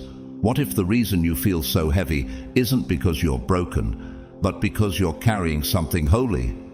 Before I formed you in the womb, I knew you. Before you were born, I set you apart. I appointed you as a prophet to the nations. Jeremiah 1:5. But not everyone will understand this. Some will mock it. Others will try to reduce it. You'll hear them say, "You're dreaming too big. You're too spiritual. Just be realistic. Why not settle for something safe?" But they don't see what you see. They don't feel what you feel. They weren't in the room when heaven whispered your name and gave you vision.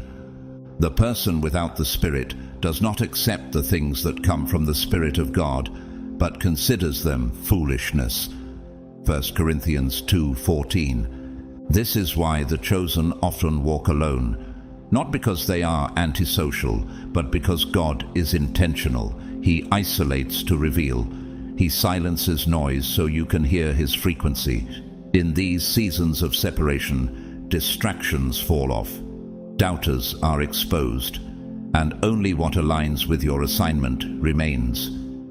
Aidan, a documentary filmmaker from Cape Town, was once celebrated for exposing corruption, but when he shifted to producing spiritually driven content on identity and purpose, funding dried up. Friends left, but 5 years later, his work went viral among underground youth movements in the Middle East, places where hope is illegal.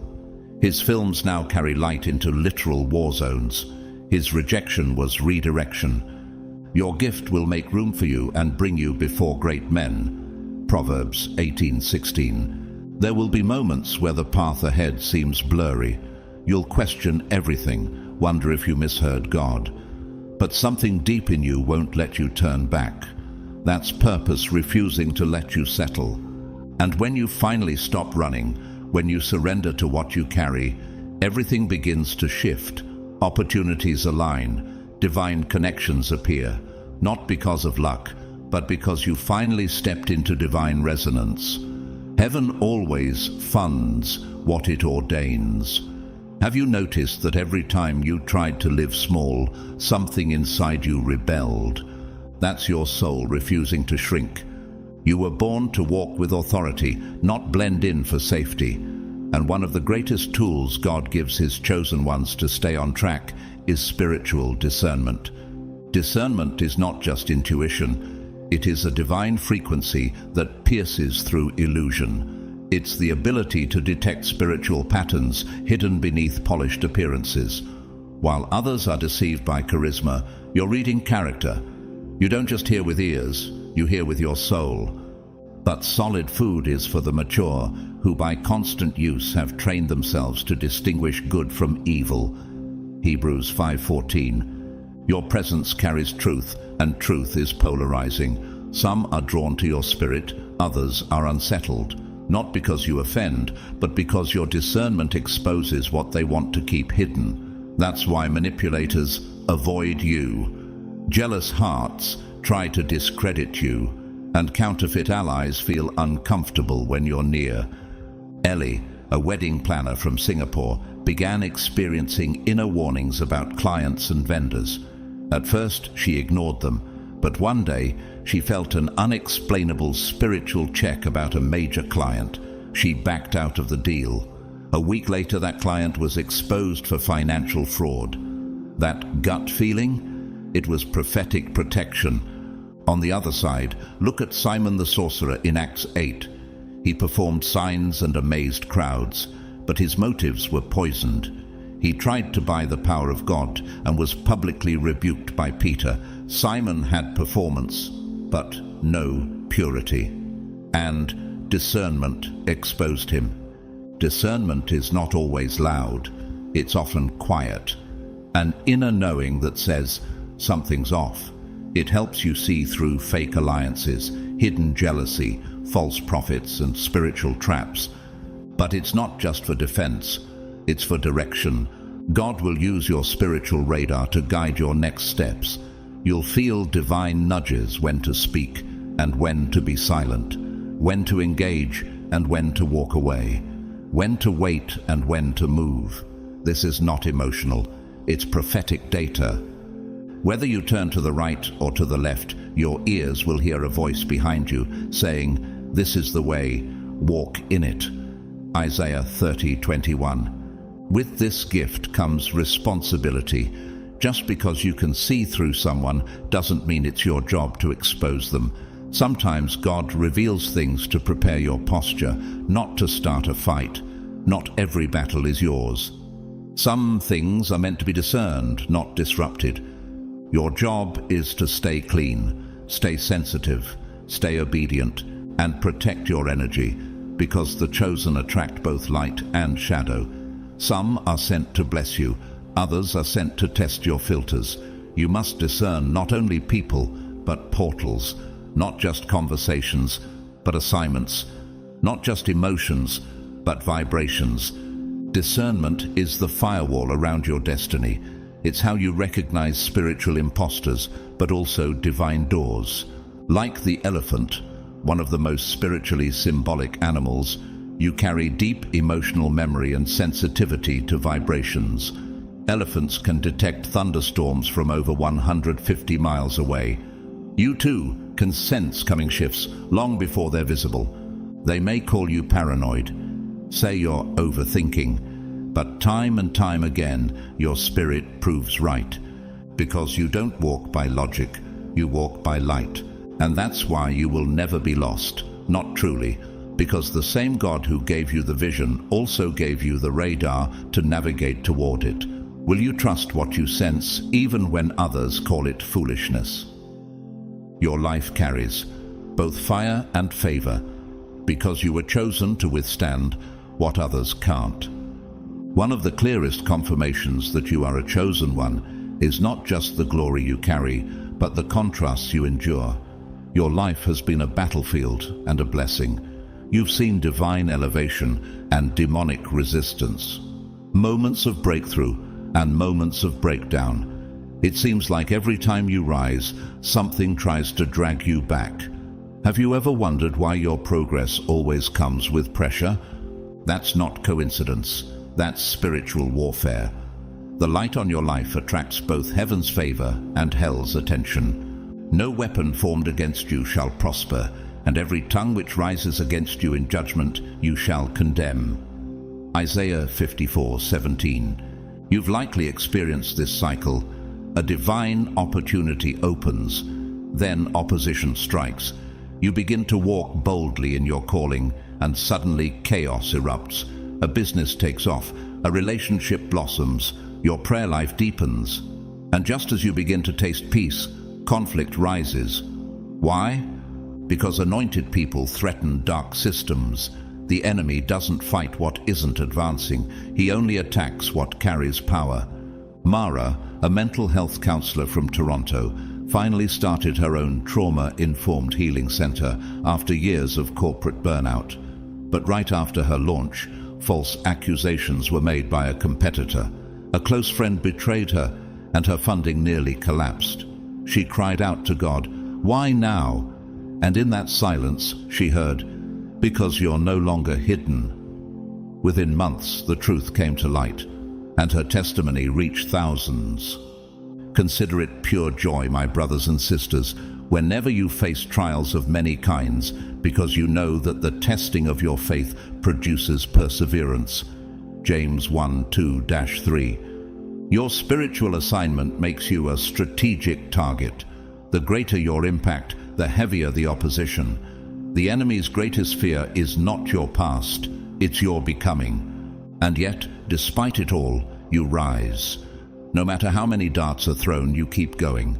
Doors open that shouldn't. Miracles show up unannounced. Resources come when you're empty. Grace arrives just when strength runs out. Why? Because divine favor surrounds you like a shield. You are not sustained by chance. You are covered by covenant. For the Lord your God is the one who goes with you to fight for you against your enemies to give you victory. Deuteronomy 24. But with favor comes responsibility. God didn't elevate you for comfort. He chose you for impact. You are called to build, to reveal, to disrupt. And that's why you must remain spiritually alert. Not all warfare comes dressed in battle. Sometimes it wears the costume of comfort, temptation, or distraction. Sometimes it's a toxic relationship. Sometimes it's a thought that won't leave. Sometimes it's success that tries to lure you into pride. The enemy's goal is not only to harm, but to wear you down mentally and spiritually. Have you noticed that the resistance grows stronger the moment you decide to obey fully? That's not bad luck. That's divine timing. Right before every elevation, there is agitation. Every mountain peak has a storm at its summit. In strategy theory, this is called threshold pressure, the final stress applied to a structure before breakthrough occurs. You are being tested not to destroy you, but to strengthen the foundation of who you're becoming. On the other hand, some people couldn't withstand the pressure because their assignment wasn't real. False teachers, self-appointed prophets, corrupt influencers. Many begin in ambition, but fall in testing. Like Balaam in the book of Numbers, who was gifted, but sold his gift for gain. He spoke from God, but tried to curse what God had blessed. His story ends in judgment, not legacy. In contrast, think of Nick Vujicic, a global speaker born without limbs, rejected, mocked, suicidal at age 10. But when he aligned with divine purpose, his pain became his pulpit. He now speaks hope to millions. He said, God won't allow anything in your life if it's not for your good. That's not cliché. That's survival wisdom from the battlefield. Many are the afflictions of the righteous, but the Lord delivers him out of them all.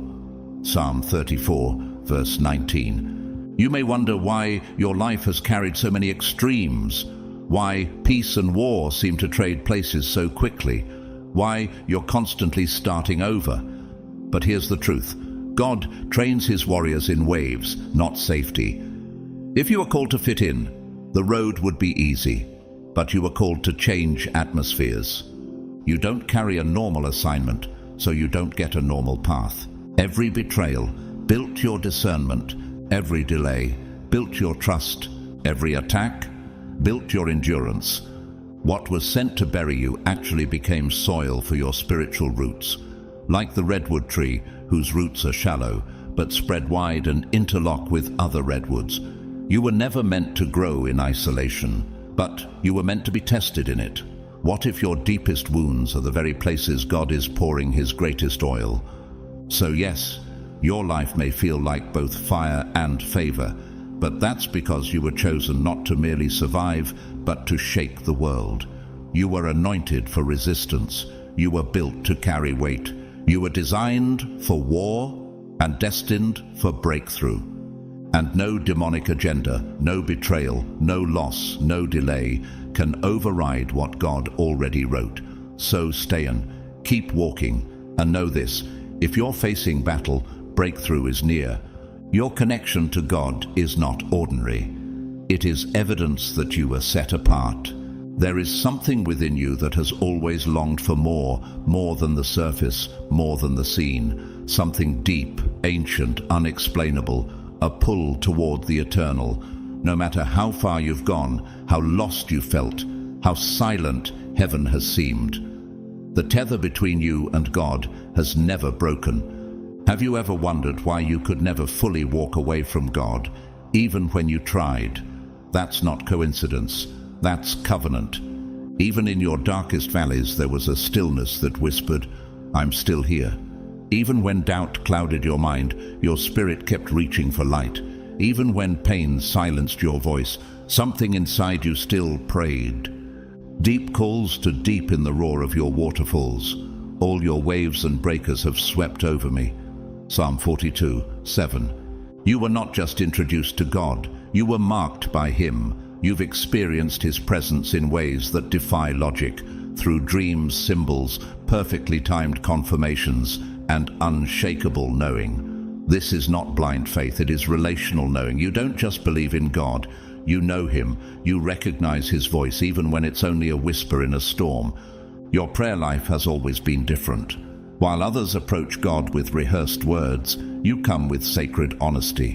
While some seek Him in crisis, you seek Him in every decision. Your relationship is not mechanical, it is magnetic, alive, ongoing, and that's why the world can never fully consume you. My sheep listen to my voice. I know them, and they follow me. John 10:27. Even when you drift, something pulls you back.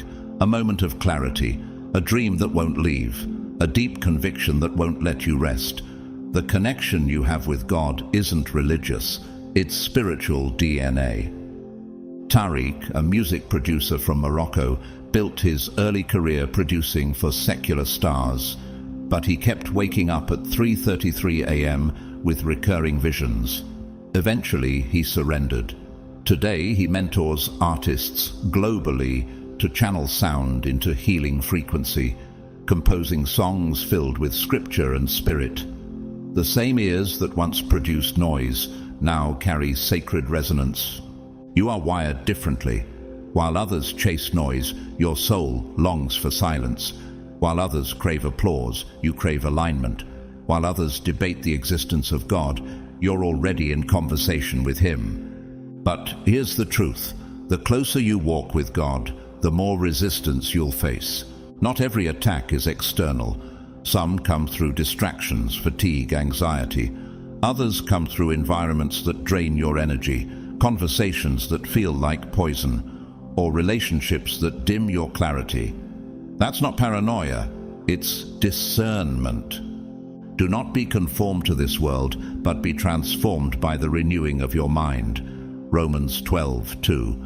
Have you ever wondered why the things others tolerate make your spirit uneasy almost immediately?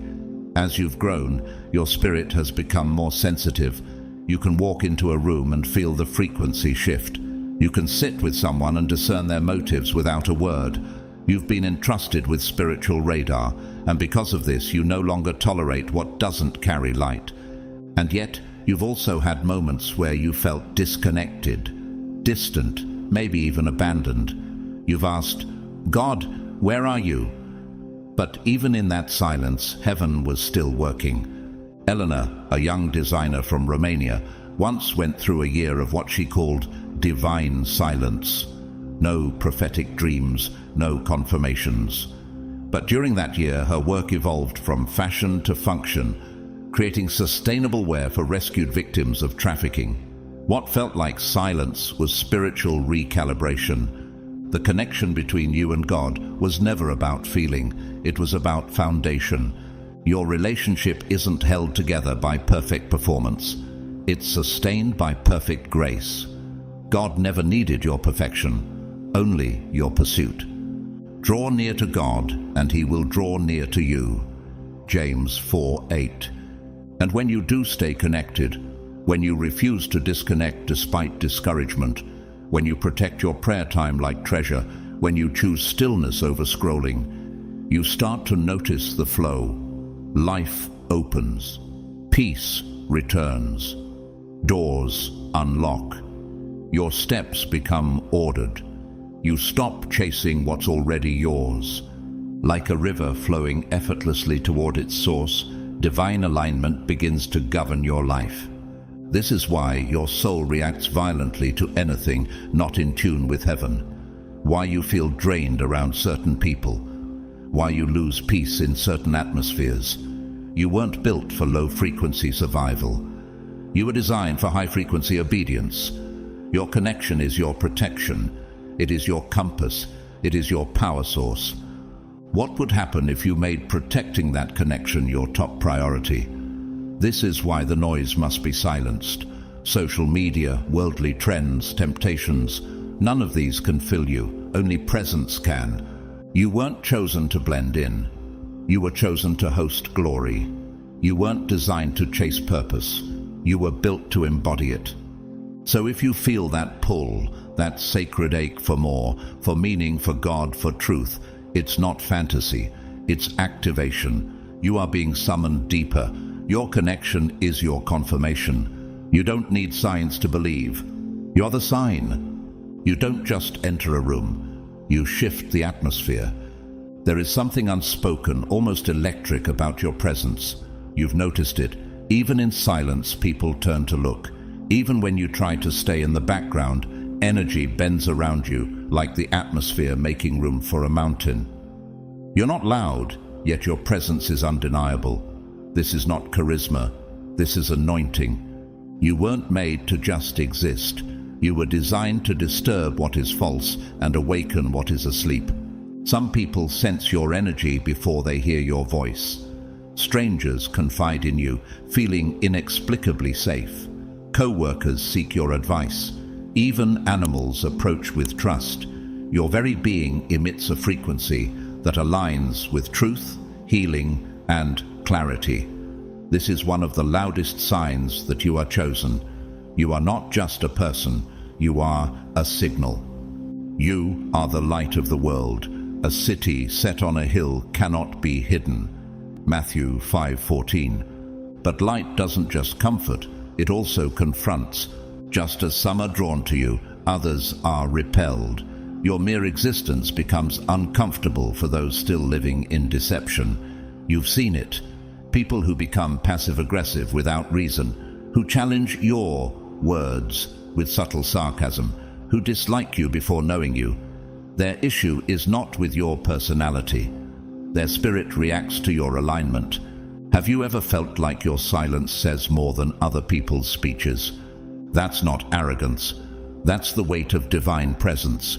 Like the lion in the savannah, your energy demands space. Not through pride, but through presence.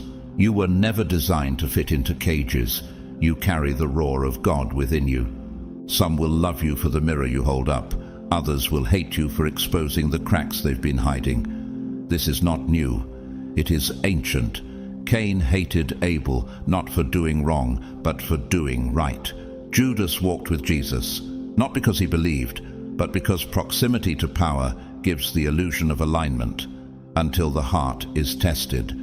Have you noticed how your presence alone causes people to reveal who they truly are, without you needing to speak a word? Divine presence activates the spiritual climate. Rooms become uncomfortable. Conversations shift. False energies twitch. You carry what psychology calls a regulating presence, a field of emotional coherence that destabilizes the chaotic frequency of those not anchored in truth. Eden, a primary school teacher from Colombia, once shared that her students, some with severe behavioral challenges, began to calm down just by sitting near her. One of them whispered, "You feel like peace." She had no fancy training. What she had was inner alignment. The principal noticed her classroom had the highest emotional stability, yet no one could explain why. But Eden knew it was God flowing through her stillness. Pope John Paul II, known not just for his theology, but for his palpable authority, once entered a prison to forgive the man who had tried to assassinate him. Even the assassin trembled. The cameras showed it. Not fear of man, but fear of mercy, so tangible it pierced him. That is divine frequency. That is what you carry. For Satan himself masquerades as an angel of light. 2 Corinthians 11:14. But let's be clear, not everyone drawn to you comes with good intention. Some are energy thieves. Others wear smiles but move with serpentine agendas. Jezebel didn't come with a sword. She came with seduction, flattery, and false unity. Her goal was never partnership. It was spiritual assassination. This is why discernment is essential. You must guard your access points. Your voice, your attention, your presence. They are not common. They are gates. Not everyone deserves entrance. Not everyone can carry what you carry without trying to control it. Your presence creates either healing or warfare. That's why some try to silence you before you even speak. That's why certain rooms feel suffocating, not because you don't belong there, but because your energy disrupts what was never meant to last. At times, this weight of visibility can feel lonely. You've wondered, am I too much? Number, you are exactly enough, but for the right assignments. The light shines in the darkness, and the darkness has not overcome it. John 1:5. Nature understands this too. The eagle does not fly with pigeons. The lion does not seek permission to roar. The ocean does not apologize for its depth. You, chosen one, must also stop shrinking to soothe small souls. You were not built for surface waters. You were created to shift tides. And yes, it is spiritual warfare when people reject you, compete with you, or misunderstand you. That rejection is proof of your power. Just ask Jeremiah, who was hated by his own people because he carried an inconvenient truth. Or Stephen, who radiated such light that even his accusers saw his face like an angel's before they stoned him. Light often pays a price for refusing to dim. But do not fear. Your presence is your protection. So ask yourself, if even the room knows who you are, why are you still trying to convince people who don't? You don't have to prove yourself. Your frequency will confirm your identity. You don't need to announce your assignment. Creation already knows. So embrace it. You are not meant to blend in. You are not a soft echo. You are a living trumpet, a divine vibration wrapped in flesh, a breaker of chains just by standing still. Your silence shakes strongholds. Your walk awakens dimensions. Your energy forces confrontation with truth. And those who cannot face themselves will always try to silence those who carry God. Now that you've heard these 7 signs, it's no longer just a theory. It's revelation. Something sacred within you has been stirred, perhaps even confirmed. You are not like the rest. You've never been. You were designed differently, set apart, and marked by heaven itself. Everything you've endured, the rejection, the isolation, the strange timing, the invisible wars, the unshakable sensitivity to the spiritual realm, your quiet wisdom, your inner fire. It all pointed to this truth. You were not being overlooked. You were being preserved. You were not being punished. You were being positioned. God's hand has been on your life all along, even when it felt silent, even when you cried out, and the only answer was more waiting, more pruning, more inner refinement. But the truth is, the silence was protection, the delay was preparation, and the weight you carried in secret was not in vain. It was proof that you carry a mantle the world cannot measure. Now is not the time to downplay your identity. You are a chosen one. You are God's favorite, not because you earned it, but because He saw something in you before the world was even formed. The call on your life isn't random. The pain had a purpose. The warfare had weight. And every trial you overcame silently was building spiritual muscle the enemy hoped you'd never discover. But now that the veil is lifting, now that truth has reached your soul, you can no longer walk small. You are not here to blend in.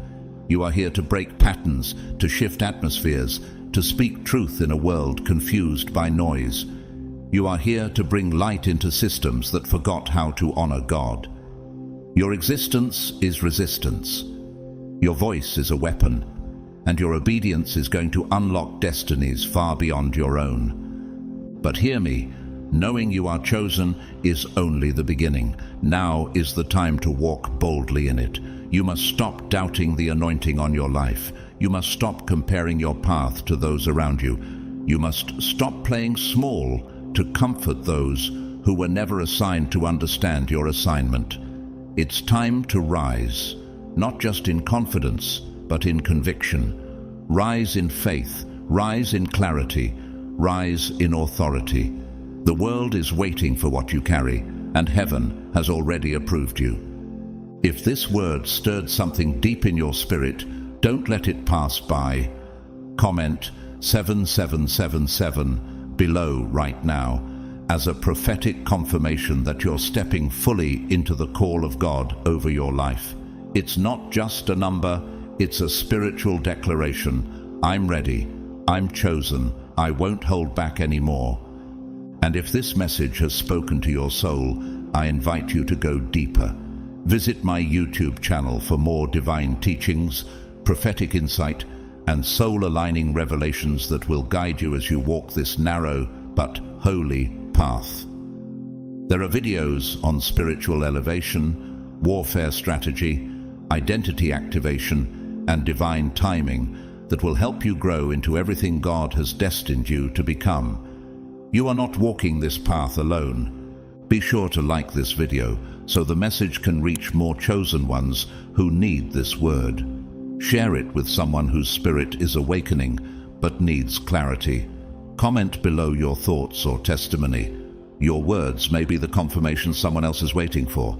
And most importantly, subscribe to the channel and turn on notifications, because this is only the beginning. There is so much more that heaven is about to release, and I don't want you to miss a thing. Whether you've supported through super thanks or simply by watching, sharing and praying, I want you to know this. I see you, I honor your journey, and I deeply thank you. Your presence here is not a coincidence. You are part of something divine, something global, something eternal. And before we go, let me bless you. I pray that every hidden seed of purpose within you begins to bloom in its divine season, that every delay becomes divine direction, that every closed door leads to a better one, that your discernment sharpens, your spirit strengthens, and your feet remain firmly planted in truth. May angels surround your steps, and may your name be spoken in rooms you haven't even entered yet. You are not just rising, you are being revealed. Stay bold, stay surrendered, stay chosen. I'll see you in the next video. Until then, walk with power, walk with grace, walk with God. What if they never told you, but you were the reason they made it through the night that tried to break them? What if your quiet presence, not your words, not your answers, was the only proof they had that light still exists in this world? Not because you fixed anything, not because you had all the answers, but because your presence reminded them that goodness still exists in this world, that love could still be real, that maybe, just maybe, they weren't invisible after all. Welcome, my dear friend. A perfect life is never one without chaos. It's not the absence of heartbreak or confusion. It's the quiet resilience of someone who knows deep in their bones that struggle is sacred ground for transformation, that pain, when carried with purpose, can birth legacy. You've been walking through fire with grace. You've been pouring light into others without even realizing how much it costs you. And yet, you're still here, still standing. Comment 777 if you've ever smiled for someone else while secretly needing a miracle yourself. To everyone who has supported this channel, especially through your generous super thanks, I see you. I thank you.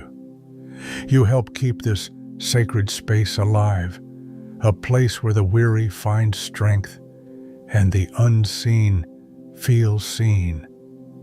You were brought here for a reason, because there's something you've forgotten, not because it's far away, but because it's become so natural to you. You stopped realizing how rare it truly is. Keep reading, because today you're going to be reminded of the quiet miracles that happen around you, simply because you exist. God's chosen ones. They don't say it, but you're the reason they haven't given up.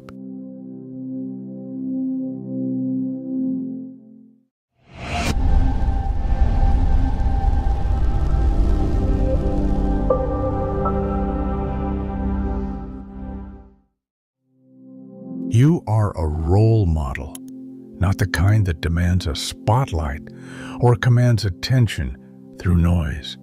No, Your influence moves like sound waves through water, quiet, persistent, deeply resonant. You carry a different frequency, one that doesn't scream but echoes, one that doesn't announce but restores. People don't always acknowledge it, but they watch you more than they admit.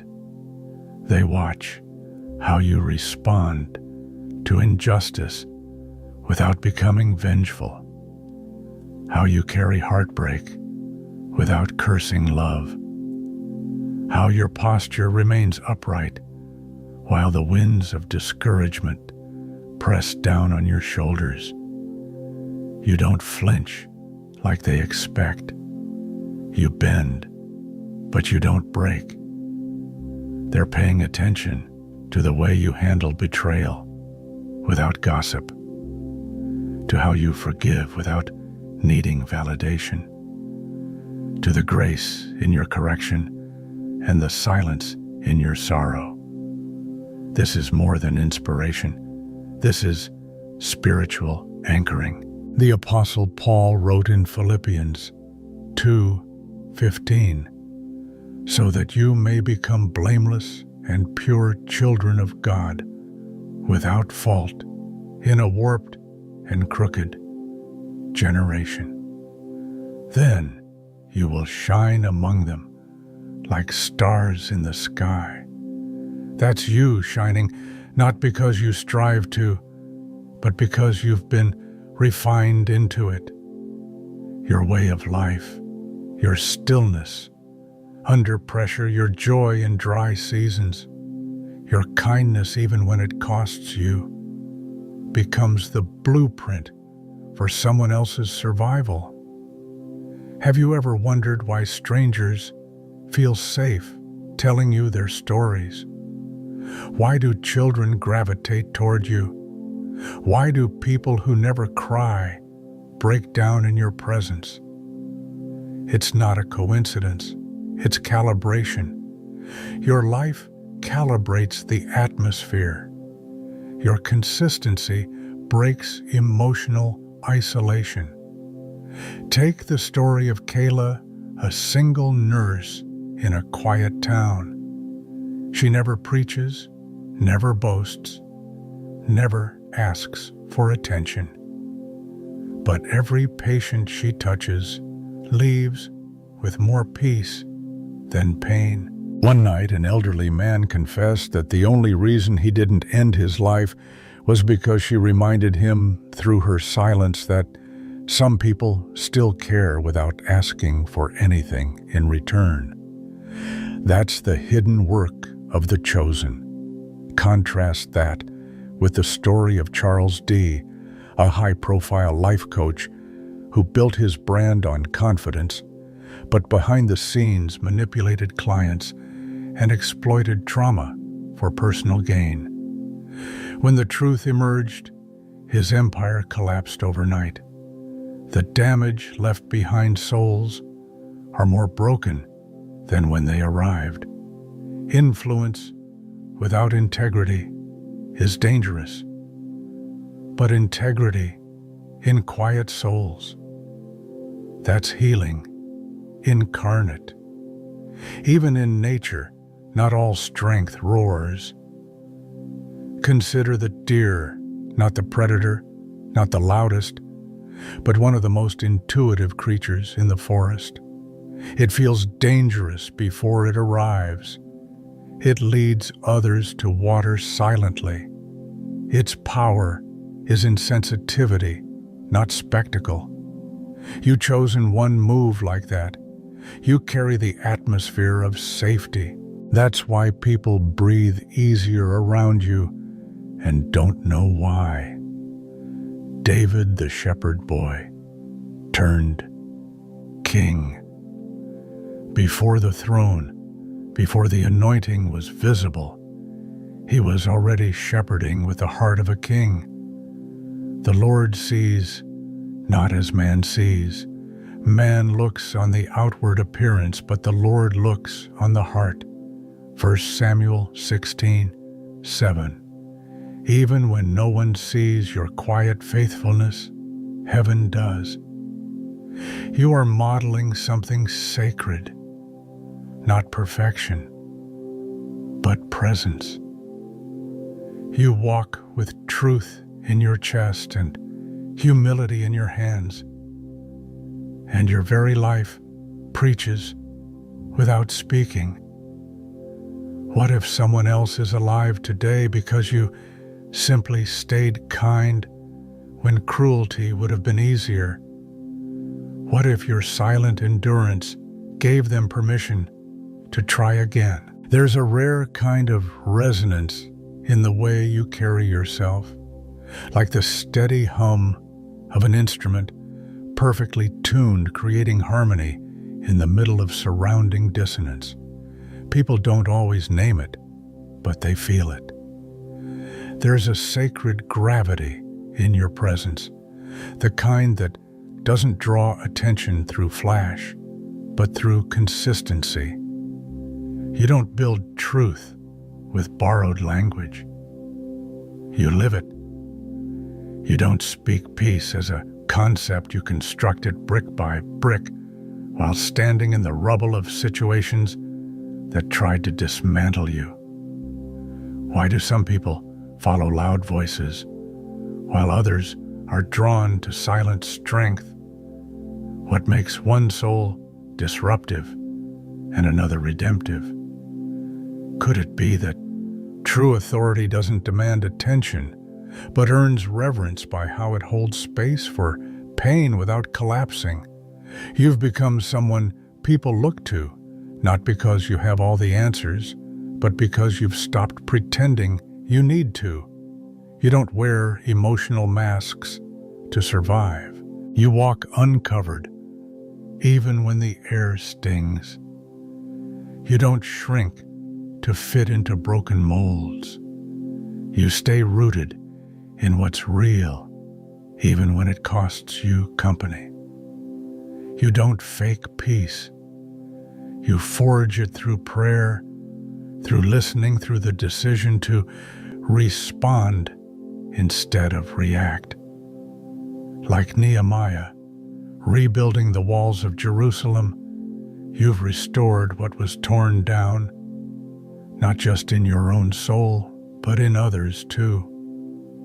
So we rebuilt the wall till all of it reached half its height, for the people worked with all their heart. Nehemiah 4:6. Your hands may be tired, but your spirit is building something eternal. Remember Jesus in the boat during the storm. While the disciples panicked, he slept not out of apathy, but authority. Then he got up and rebuked the winds and the waves, and it was completely calm. Matthew 8:26. You've learned to live with that same internal calm, not denial, but dominion. People may not understand why you don't panic, but heaven does. Take the story of Aurora Mitchell, a retired art teacher who volunteers at a trauma shelter for women. Every week, she teaches painting not to impress, but to invite healing. Her canvases aren't masterpieces, they're mirrors. One woman once whispered, "I stayed alive this week because you made space for my sadness without fixing it." Aurora never went viral, never had a platform, but her influence is stitched into lives being rebuilt. In contrast, Milo Renner, a media entrepreneur known for his charisma and viral content. While he preached authenticity, he lived a double life, plagiarizing ideas, manipulating followers, and masking insecurity behind charm. Eventually, public scandal exposed the cracks, and those who once found hope in his image felt abandoned by the illusion. Influence without inner anchoring collapses under pressure. But the kind you carry, it's rooted, like the instinct of a deer who pauses in the forest, not from fear, but discernment. You move with spiritual perception. That's not magic. That's divine intelligence, what Paul describes in Ephesians 1:17, that the God of our Lord Jesus Christ, the glorious Father, may give you the spirit of wisdom and revelation. And maybe that's why some people feel safer around you, even when you say nothing. They sense your energy doesn't consume, it contains. Your honesty doesn't expose, it heals. Your quiet doesn't distance, it listens. Who taught you how to hold that kind of light without burning out? You remind me of Leandro, a janitor at a city hospital whose story is known by almost no one outside the night shift staff. He doesn't preach, doesn't speak much. But when patients cry in empty waiting rooms, he silently places a clean blanket over their shoulders. One nurse said, "We thought he was just cleaning floors." But he's been cleaning despair. He once covered a patient's parking fine with his own money and never spoke of it again. Leandro doesn't see himself as extraordinary, but those around him breathe easier because he's there. People like Leandro and like you move in frequencies the world rarely celebrates, but heaven never overlooks. This is spiritual resonance, the kind of vibration that realigns chaos without needing credit. Blessed are the peacemakers, for they shall be called children of God. Matthew 5:9. Your quiet witness is not just observed, it's recorded. Not on social media, but in spirit. And that kind of leadership, the kind born in silence and refined in solitude, is what the world is starving for. You've shown what resilience looks like when it's not rewarded, what faith looks like when it's not fashionable. Without forcing, without preaching, you've become a living frequency that others attune to. That's not ego. That's the embodiment. Let your light so shine before men that they may see your good works and glorify your Father in heaven. Matthew 5:16. You're not shining for applause. You're shining because that's who you are. Remember Raisa, a young woman who worked double shifts at a grocery store during the hardest months of her city's economic collapse. She didn't speak much, but every morning she'd bring an extra sandwich for the homeless man at the corner. One day, a child she often greeted timidly asked her why she smiled every day, even when she looked tired. She said, "Because I know someone else might need it more than I do." That smile, it stopped one man from taking his own life. He left a note weeks later. "I stayed because someone still believed in mornings." You may never know who's been watching you, not to judge, but to survive. That's the paradox of the chosen ones. You often feel like the most invisible person in the room, yet you carry the exact spirit someone else is holding onto, like a rope in a storm. Bear one another's burdens, and so fulfill the law of Christ. Galatians 6:2. But bearing doesn't always mean fixing. It sometimes just means being. And what about the other side? The kind who drains hope from others just by showing up. Like Victor Lang, once a tech CEO who built a culture of fear and manipulation. He ridiculed empathy as weakness, saw kindness as liability. His company collapsed not because of the market, but because the people holding it up no longer believed in the mission. His legacy became a cautionary tale. Power without purpose corrodes from within. You, on the other hand, carry something weightless but magnetic, like a deer that silently teaches the forest how to trust again after the fire. You teach people that softness is not weakness, that spiritual gravity doesn't need to shout to be felt. If your quiet example has already saved someone from quitting without you knowing, how many more are still watching, still holding on because of you? You don't need a pulpit to be a preacher. You don't need a crowd to be a lighthouse. You just need to keep showing up. And you already are. And yet, despite all this, you still doubt your significance. Sometimes, don't you? You still wonder whether you've done enough, whether your quiet choices matter in a world addicted to noise. But the truth is, your restraint speaks louder than shouting ever could.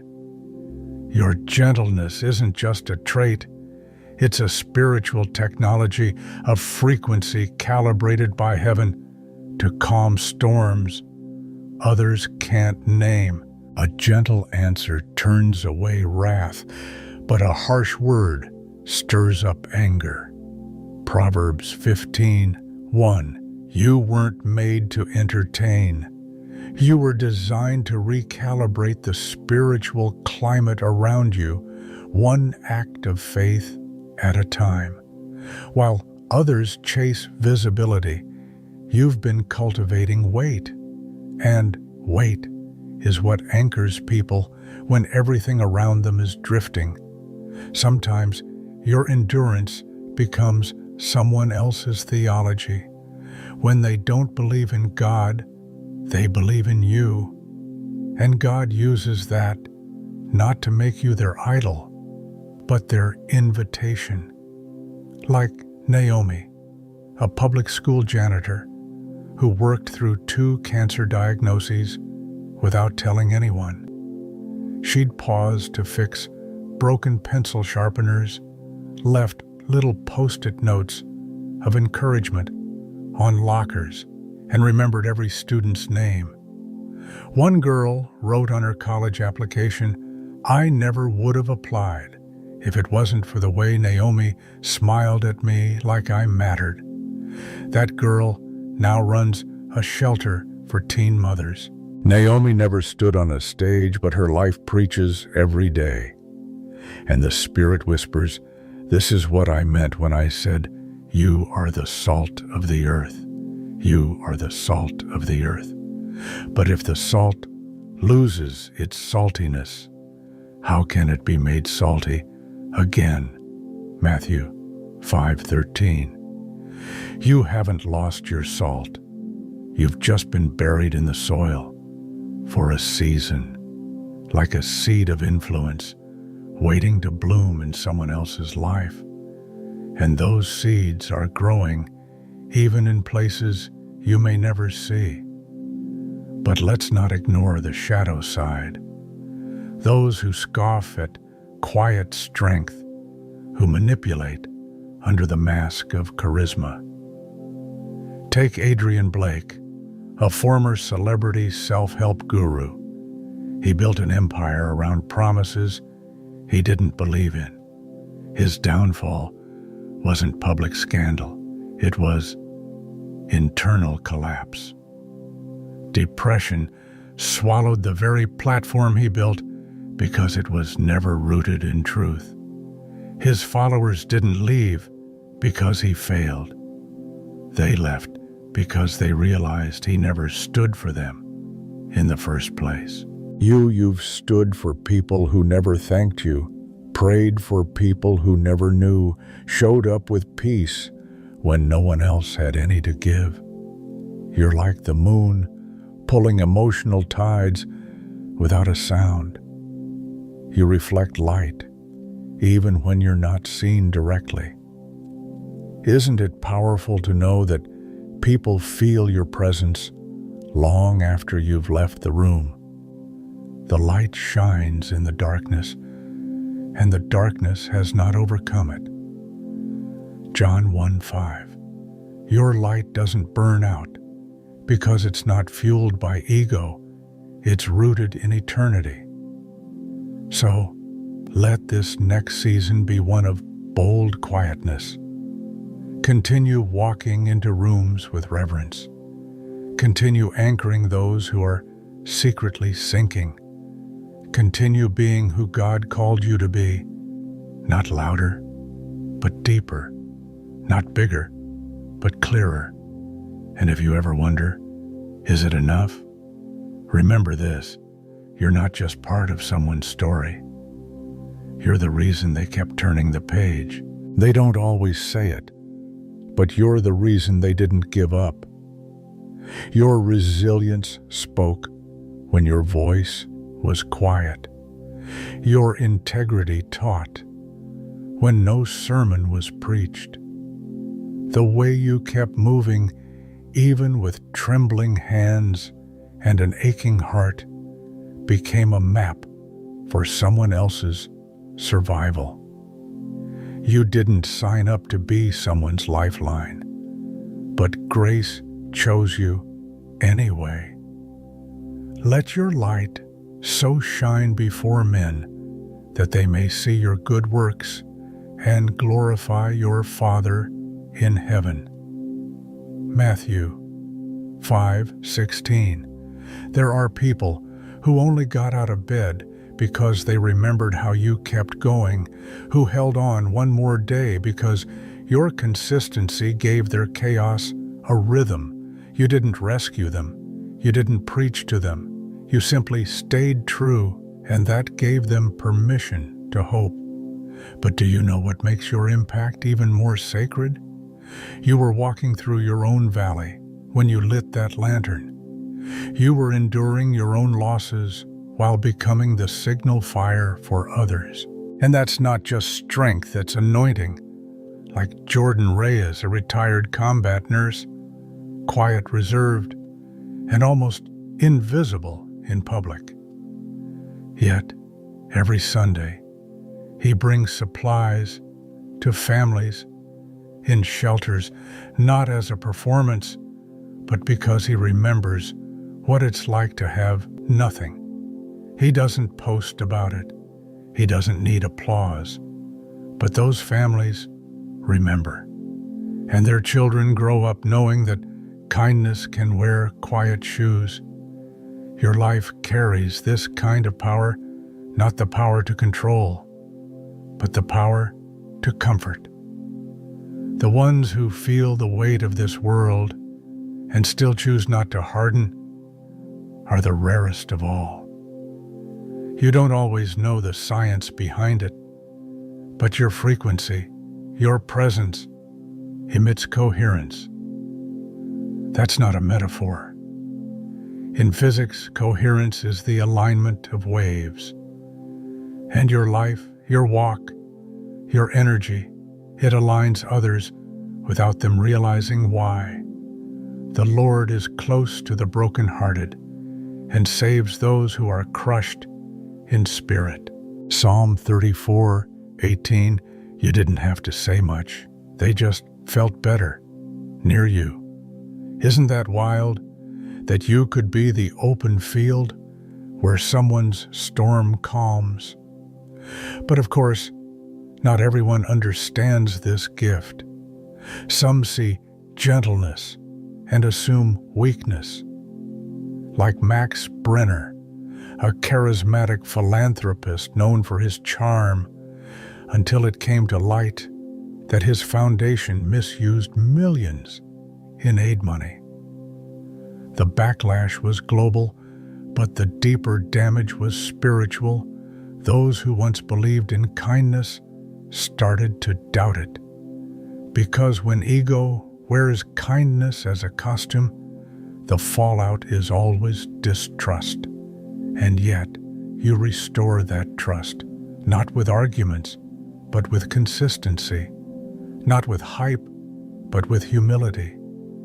We see this mirrored in the white barn owl, silent still, and yet it governs its environment. It doesn't announce itself. Its presence is enough. Its wings carry no sound, but they shift the air. That's what you do, spiritually, emotionally, atmospherically. He will cover you with his feathers, and under his wings you will find refuge. Psalm 91:4. There are people alive right now because your soul created safety, even if no one said thank you, even if no one ever does. Heaven keeps the count. And maybe you don't realize how much your life matters until you remember stories like that of Immaculée Ilibagiza, a Rwandan genocide survivor turned global peace advocate. She lost nearly her entire family in a massacre and spent 91 days hiding in a tiny bathroom with 7 other women. But what stunned the world wasn't just her survival, it was her forgiveness, her choice to walk through unthinkable pain and still become a vessel of peace. Today she speaks not to accuse, but to restore. Her quiet strength has led thousands toward healing. She doesn't shout. She doesn't demand it.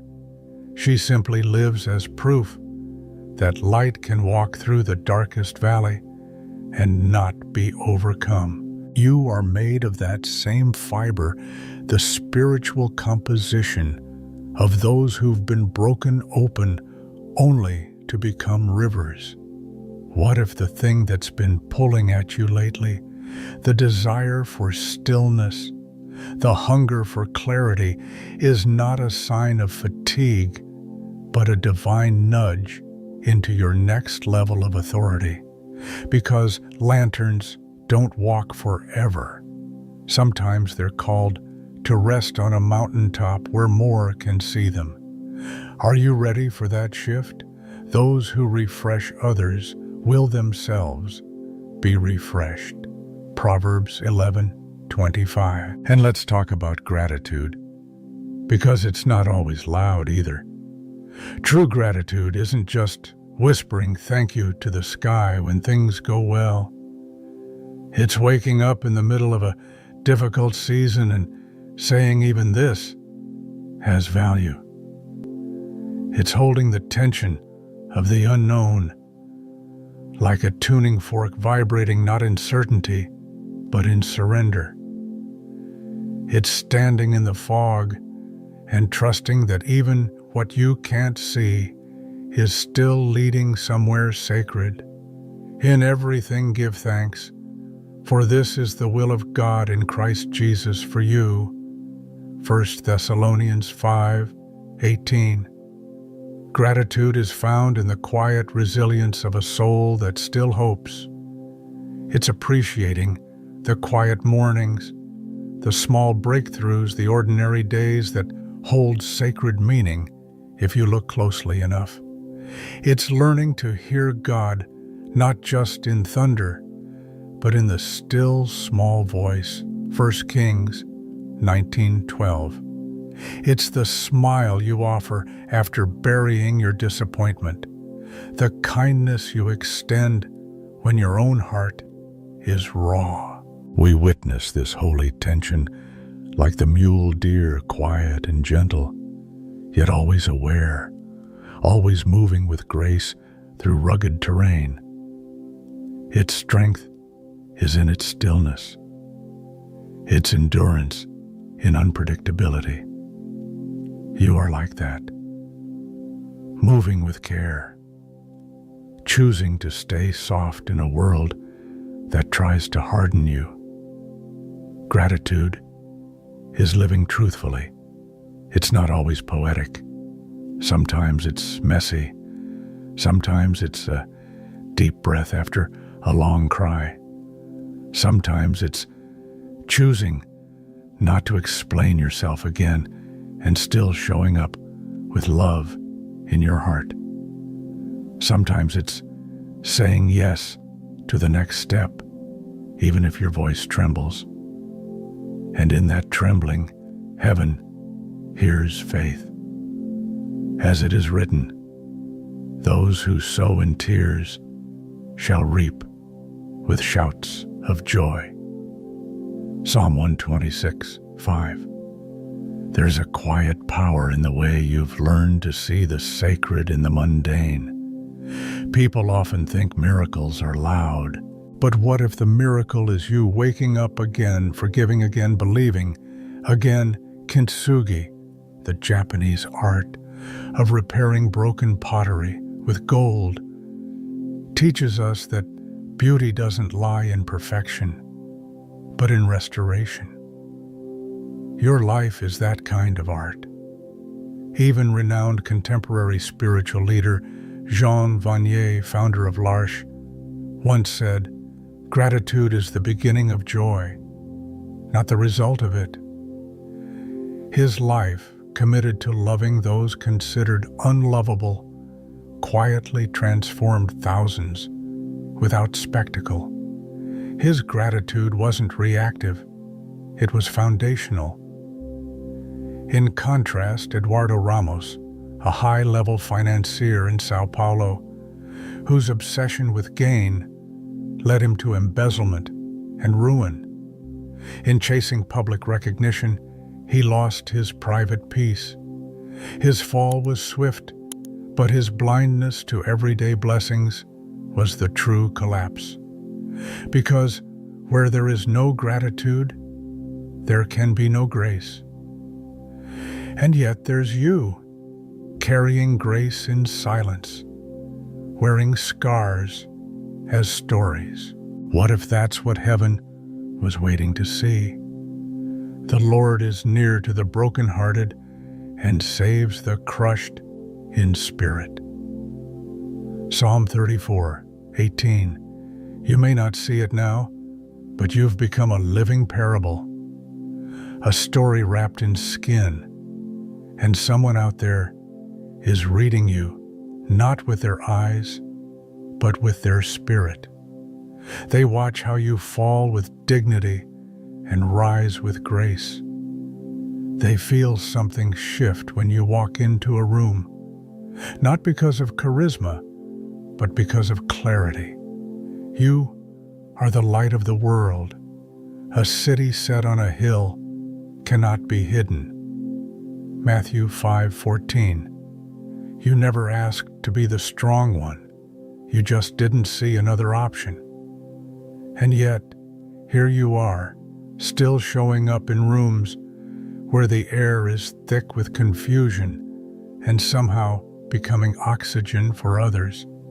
Not because you force yourself to inspire, but because your survival already does. And what if your quiet acts holding space, choosing patience, biting your tongue, forgiving without being asked, were the seismic shifts in someone else's spiritual foundation? Have you ever realized that someone else's miracle might be walking around wearing your face? You don't need to perform to be effective. You've already proven that a steady soul is more transformative than a loud mouth. Think of Daniela Lopez, a high school teacher in rural Colombia, who continued to show up for her students during a years-long teacher strike, holding lessons under mango trees with chalk and cardboard. She didn't do it for applause. She did it because hope chose her. And in the years that followed, 5 of her students became the first in their families to enter university. That's legacy. This is what it means to walk in empathic frequency, a type of spiritual resonance that affects the atmosphere without demanding attention. It's the same science that explains why a tuning fork vibrating in one part of the room causes another to hum in response. You don't need to push to lead. You just need to vibrate at your right frequency. And that's what you've been doing, even if you didn't know it. Not everyone can recognize this, of course. There will always be those like Salvatore Rivas, a motivational influencer who built a platform on stolen content and hollow words. He mimicked authenticity, but lacked the resonance. And when exposed, his influence collapsed like scaffolding with no steel core. Because in the end, borrowed fire never burns long. But yours does. Let your light so shine before others that they may see your good deeds and glorify your Father in heaven. Matthew 5:16. Even in silence you're leading, even when unseen you're serving, even without trying you're healing.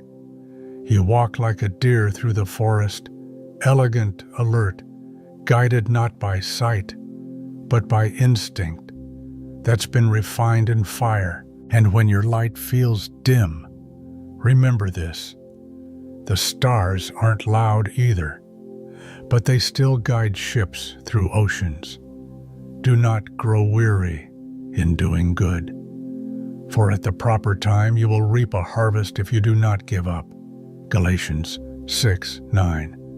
That harvest, it's already sprouting in the people who haven't told you yet, in the souls who still stand because you didn't fall when it was easier to.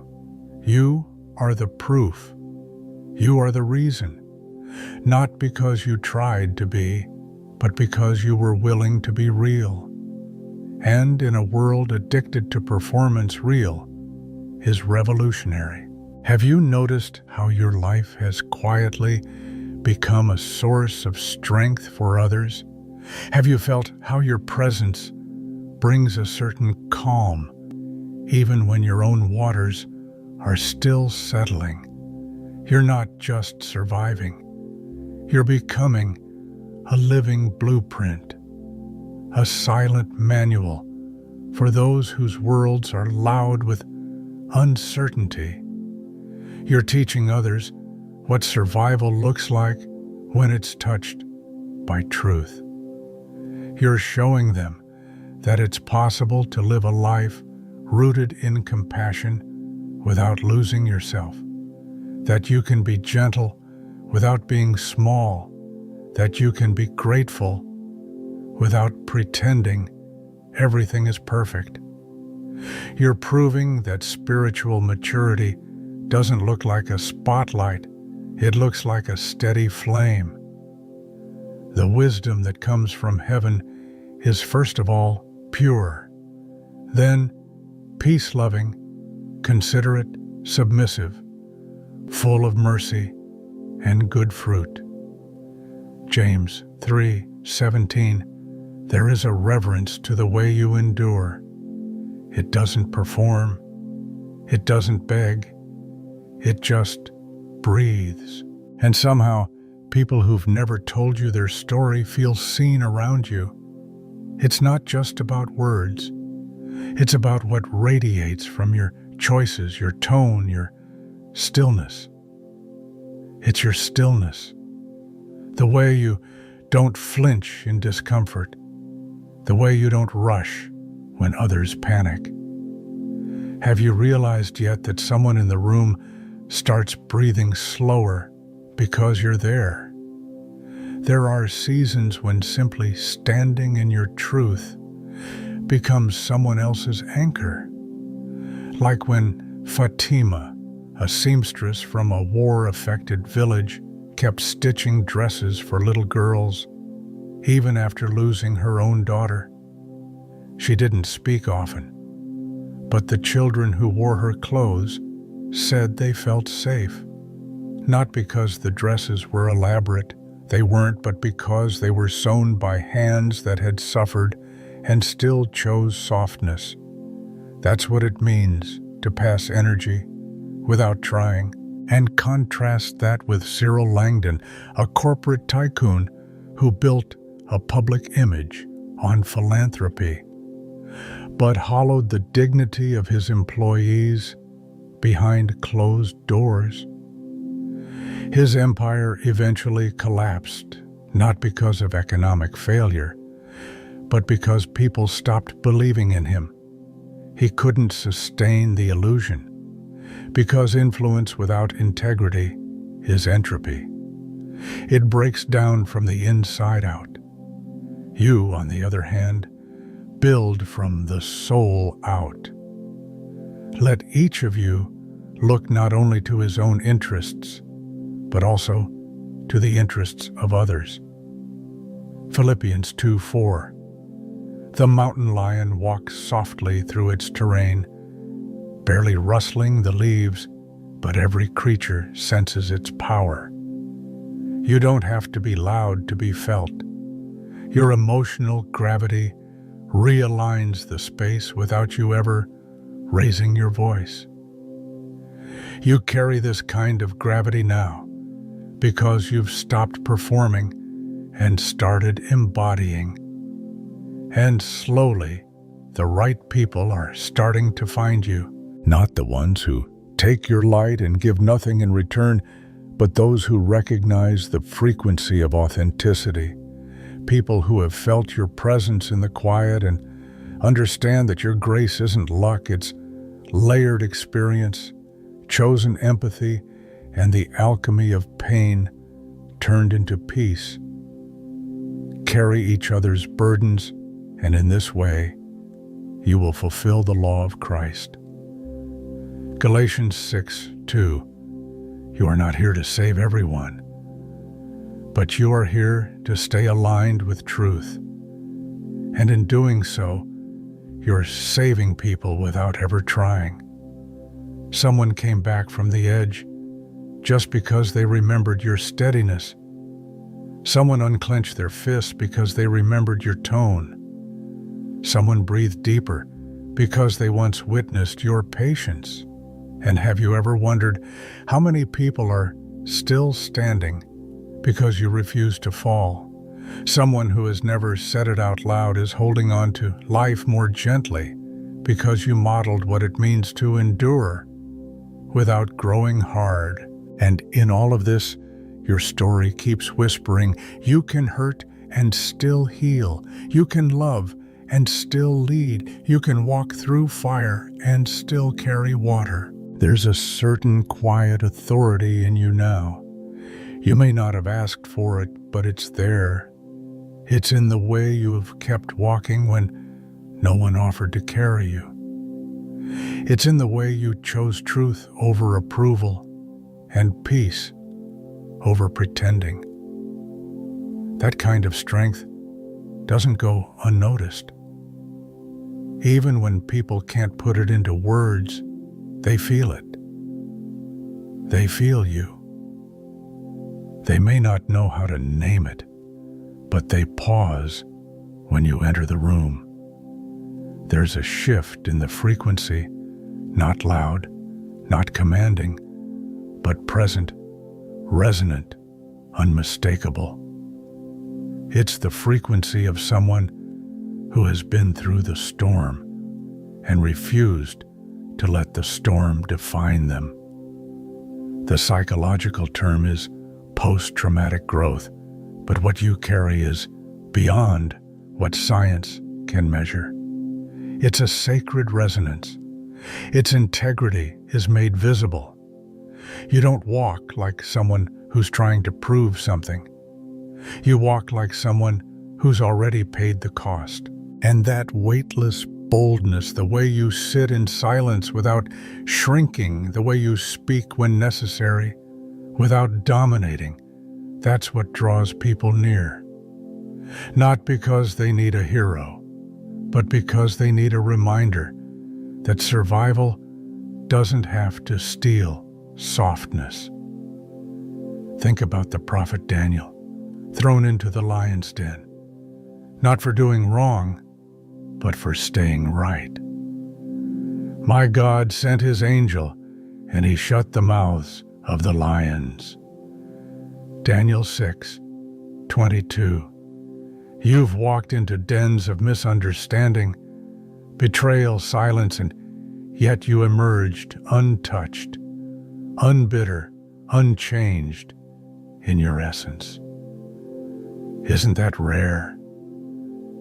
Isn't that holy?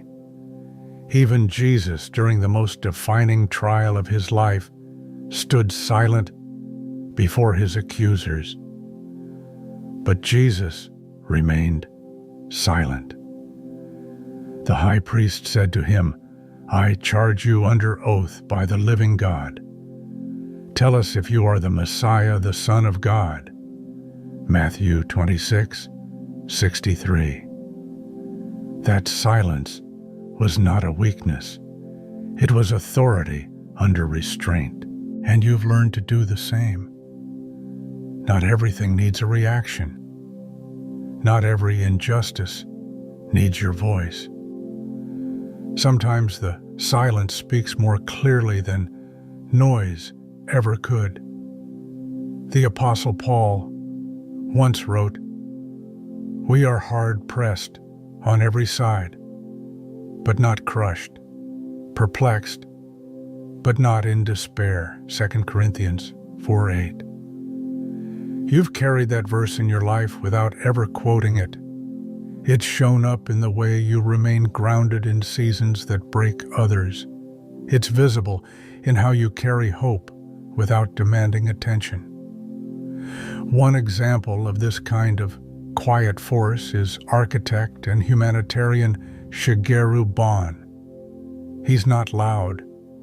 He doesn't seek attention. But his designs have rebuilt lives after disaster, from Rwanda to Haiti to Turkey, because he believes dignity can be offered through structure. He once said architects mostly work for privileged people. I think we have a responsibility. That's what you do too, without the spotlight, but with impact. And then there are those who hold influence without integrity. Martin Shkreli, former pharmaceutical executive, is remembered not for his business acumen, but for raising the price of a life-saving drug by over 5,000%. His arrogance was louder than his ethics. And though he had the spotlight, he lost the trust. The consequence, public disgrace, imprisonment, and a legacy that reminds us the loudest man in the room is not always the strongest. Contrast that with everyday strength like Malika, a social worker in a quiet town who spends her evenings listening to teenage girls who don't trust adults anymore. She's not a celebrity, but in those rooms, her stillness is salvation. No one claps, but lives shift. That's authority. Or like an eagle, silent at great heights, unmoved by the chaos below. It doesn't flap frantically like smaller birds. It glides. Observe, waiting for divine timing. When it moves, it's not to impress. It's to strike with precision. That's what your discernment looks like. It's not about being loud. It's about seeing what others miss and knowing when to move with sacred clarity. Isaiah 40:31 says, "But those who hope in the Lord will renew their strength. They will soar on wings like eagles. They will run and not grow weary. They will walk and not faint. That's soaring. That's the elevation you're stepping into now, not frantic movement, but holy momentum. And what if the authority you carry now isn't just for you? What if it's a permission slip for others to stop shrinking too? Because you've become more than an individual. You've become evidence. Evidence that pain doesn't have to poison. That silence doesn't mean surrender. That gentleness is not weakness. It's wisdom with a quiet roar. As Romans 8:18 reminds us, I consider that our present sufferings are not worth comparing with the glory that will be revealed in us. That glory, it's not loud. It walks like you. You've probably noticed something strange has happened too. How people seem to open up around you. How they lean in just a little closer, not even knowing why. It's because there's something about your energy that feels safe, real, unfiltered. They see in you a glimpse of the person they wish they could become. And maybe they're not ready yet, but knowing that you exist makes it more possible for them. That's what I mean when I say you're a role model. You don't have to try to be one. You already are. You've been through enough to know that not everyone wants to be saved and not everyone wants to grow. But still, you remain, not forcing, not fixing, just shining. And it's that consistency that becomes their mirror.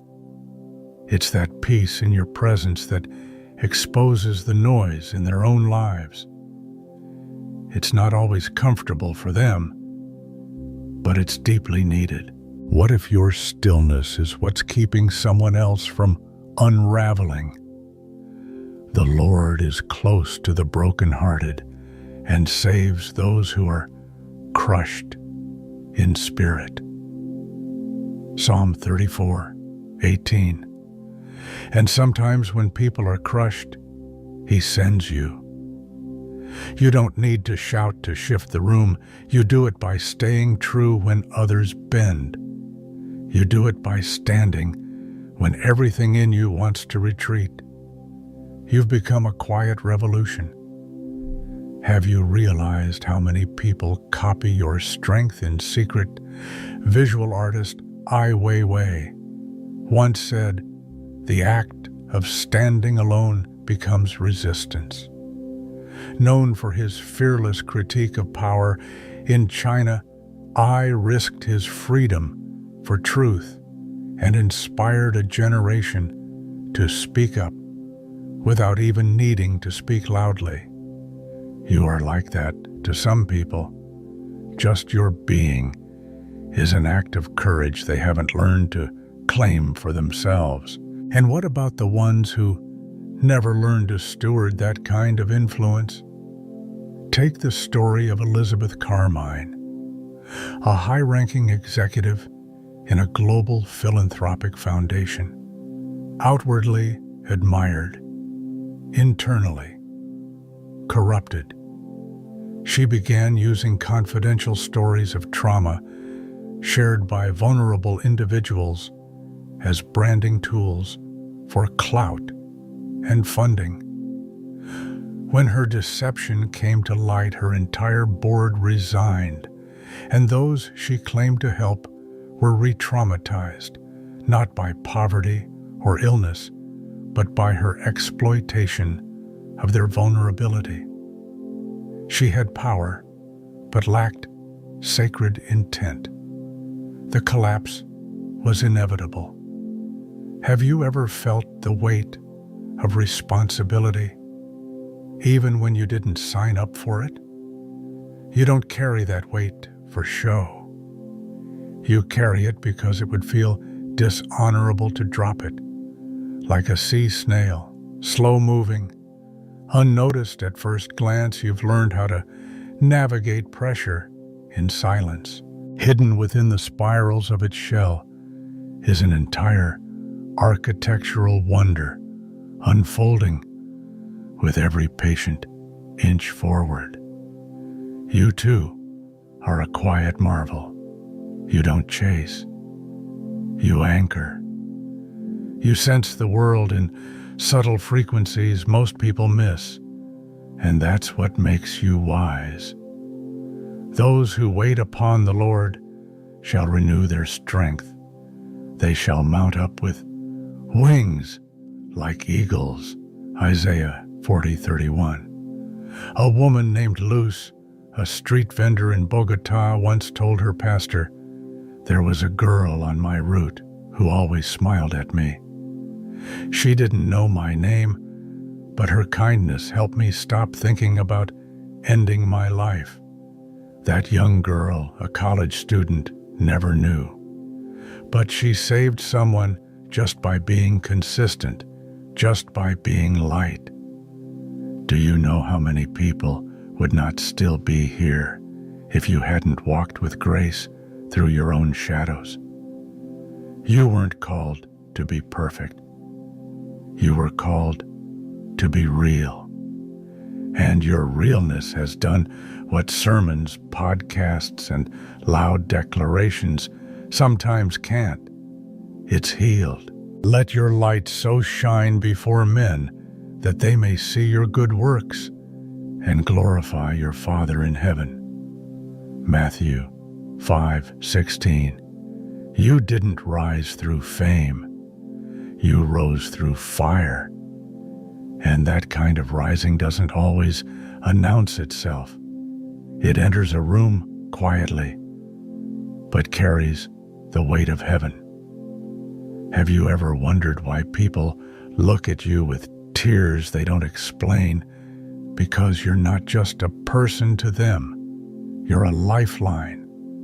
A reminder that soft strength still exists, that truth doesn't need to scream, and that surviving doesn't have to mean becoming bitter. But the ones who are ready, they'll gravitate toward you. Not because you're trying to teach them anything, but because you are the teaching. Your life has become the lesson. Your scars, your prayers, your quiet choices to rise again have become a living curriculum.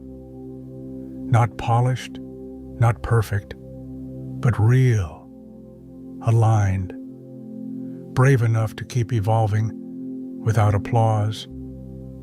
You carry an interior resonance now, like a frequency that doesn't scream, but pulls. People feel it, even when they can't name it. And that's because you've discovered something rare. Helping doesn't always mean fixing. That revelation didn't come from books or sermons. It came from pressure, from pain, from being in the wilderness long enough to realize that compassion with boundaries is holy. Each one should carry their own load. Galatians 6:5. You didn't always understand it, but now you do. Sometimes the best thing you can offer someone is to trust their process, even when it's messy, even when it hurts to watch. That's not abandonment. That's sacred respect. Do you remember when you thought rescuing meant love? When was the moment you realized the rescue robbed you of your own roots? Now you see. Some burdens are meant to be lifted, but others, they are meant to be walked through because the path does something to the soul. If someone had taken away your sorrow too soon, would you have discovered the hidden strength forged in your midnight prayers. We also glory in our sufferings because we know that suffering produces perseverance. Perseverance, character, and character, hope. Romans 5:3-4. You know now healing is not always painless, and growth is not always comfortable, but it is always sacred. Take Fred Rogers, the gentle television host and ordained minister who quietly shaped generations. He once said, "Love isn't a state of perfect caring. It is an active noun, like struggle." Mr. Rogers didn't try to fix the world's pain, he honored it, and in doing so, gave children and adults alike permission to feel deeply without shame. In contrast, Harold Brenner, a high-profile executive in the mental wellness industry who built his reputation by preaching empathy. But behind the curtain, he manipulated recovery stories, monetized trauma, and pressured his staff into silence. When it unraveled, lawsuits followed, partnerships collapsed, and his legacy turned into a public cautionary tale. Without integrity, influence is a weapon. So, how do you carry your light and your limits at once? You do it the way a fish moves through the depths, not with noise but with fluid wisdom. A fish doesn't need a voice to speak the truth. It reads currents, adjusts direction, and trusts the unseen flow of water as both home and challenge. You've learned to do the same.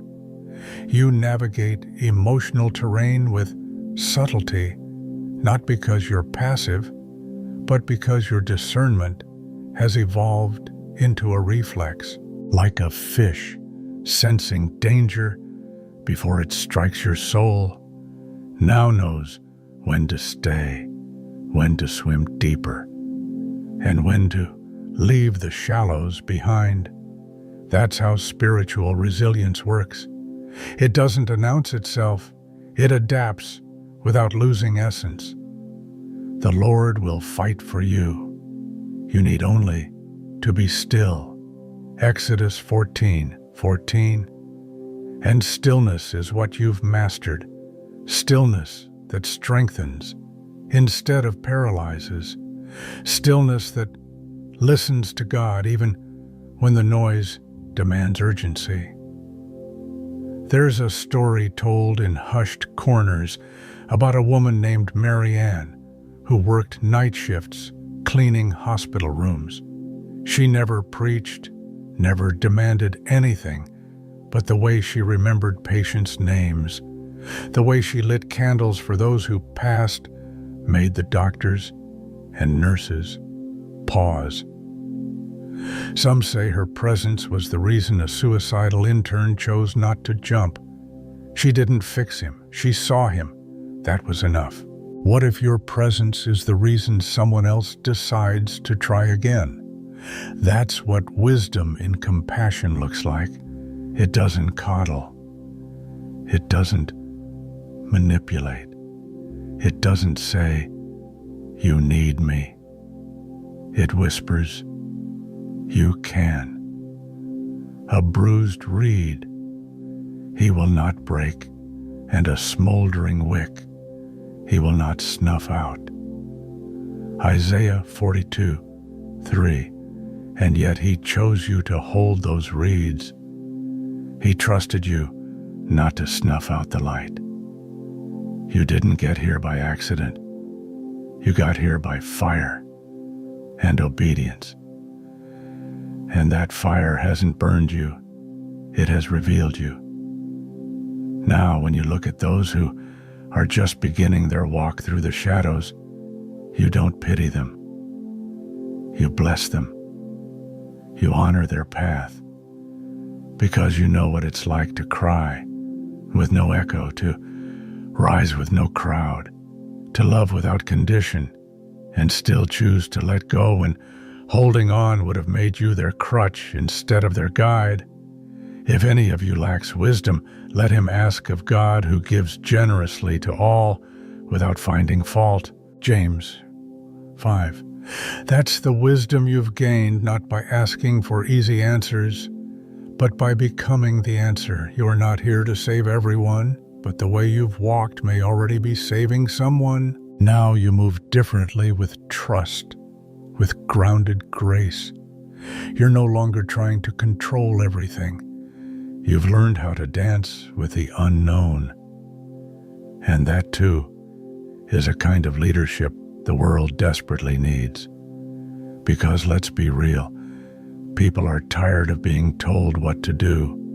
What they're craving is someone who shows them what's possible, someone who embodies what it means to live with heart and not lose themselves in the process.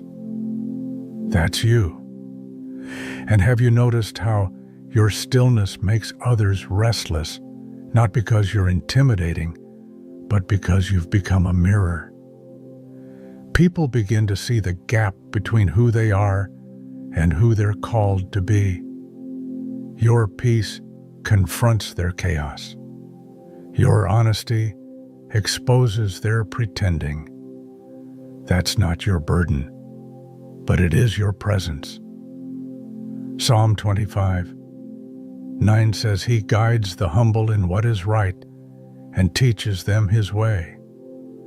The humility you carry has become the doorway others didn't know they needed. You didn't become this by accident. It was carved in fire. Silence and choices no one applauded.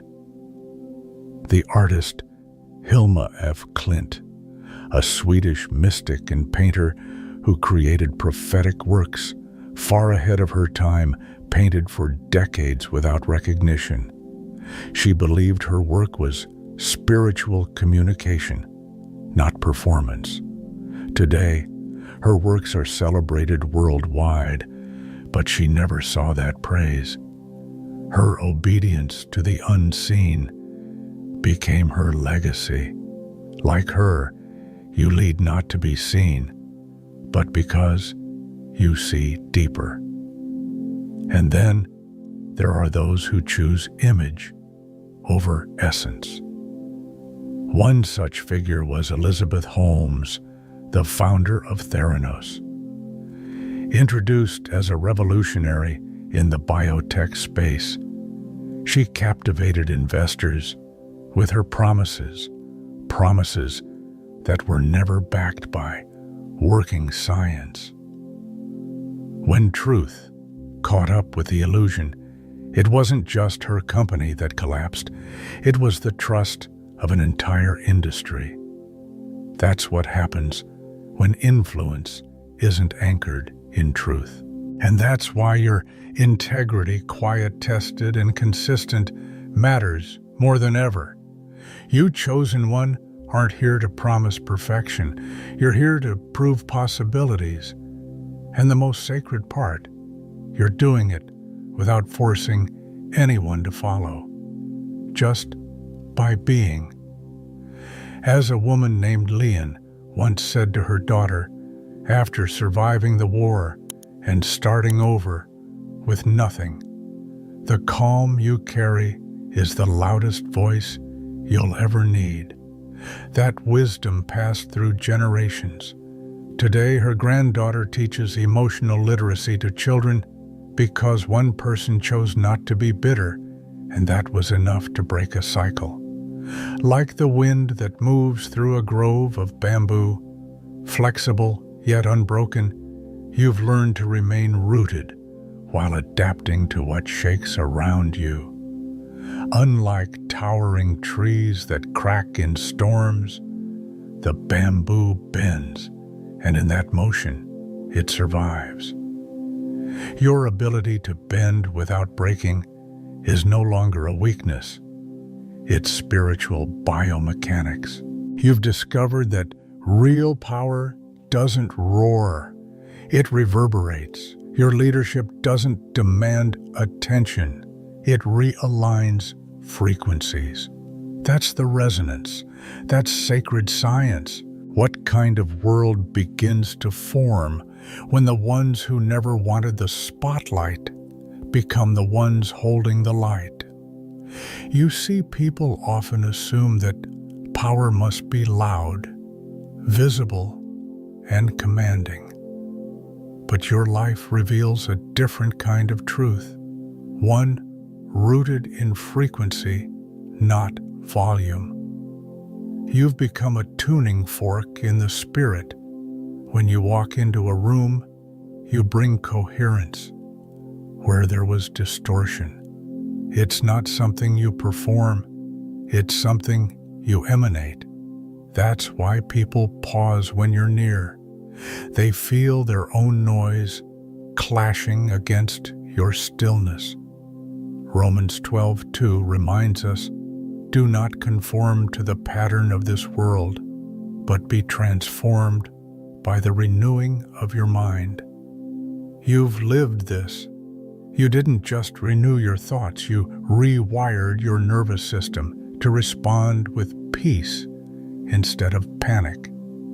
You didn't mimic the world's urgency. You moved to the rhythm of grace. And sometimes the most powerful revolutions begin in the most ordinary vessels. Like Kojo, a school janitor in Ghana, who every morning before the children arrived prayed over every classroom. He had no pulpit, no recognition. But decades later, many of those children became leaders, healers, and artists. When asked what shaped them, they didn't mention textbooks. They remembered the peace in that man's eyes. That's what you do not through control, but through atmosphere. You teach without preaching. You empower without positioning yourself above. You serve not to be praised, but because you remember what it felt like when no one stayed for you. And that memory has become sacred fuel. Ecclesiastes 3:11 says he has made everything beautiful in its time. The beauty that surrounds you now is not ornamental, it's redemptive. It was forged in a furnace, not painted onto a canvas. It's what happens when a soul refuses to collapse, even when the walls are closing in. And now, others are watching, not out of curiosity, but because their spirit recognizes yours. Like how animals can sense shifts in barometric pressure before a storm. There are people who sense in you a weather change in the spirit. They may not be able to name it, but they feel safer because of it. Your life has become a sanctuary, not a building, a vibration. And yet, the enemy still lurks, not always in the obvious ways. Sometimes it looks like flattery without depth, like a charismatic leader who manipulates instead of shepherds. One such man was Victor, a well-known motivational speaker who built a massive platform by preaching resilience while privately exploiting his team. Eventually, the truth surfaced.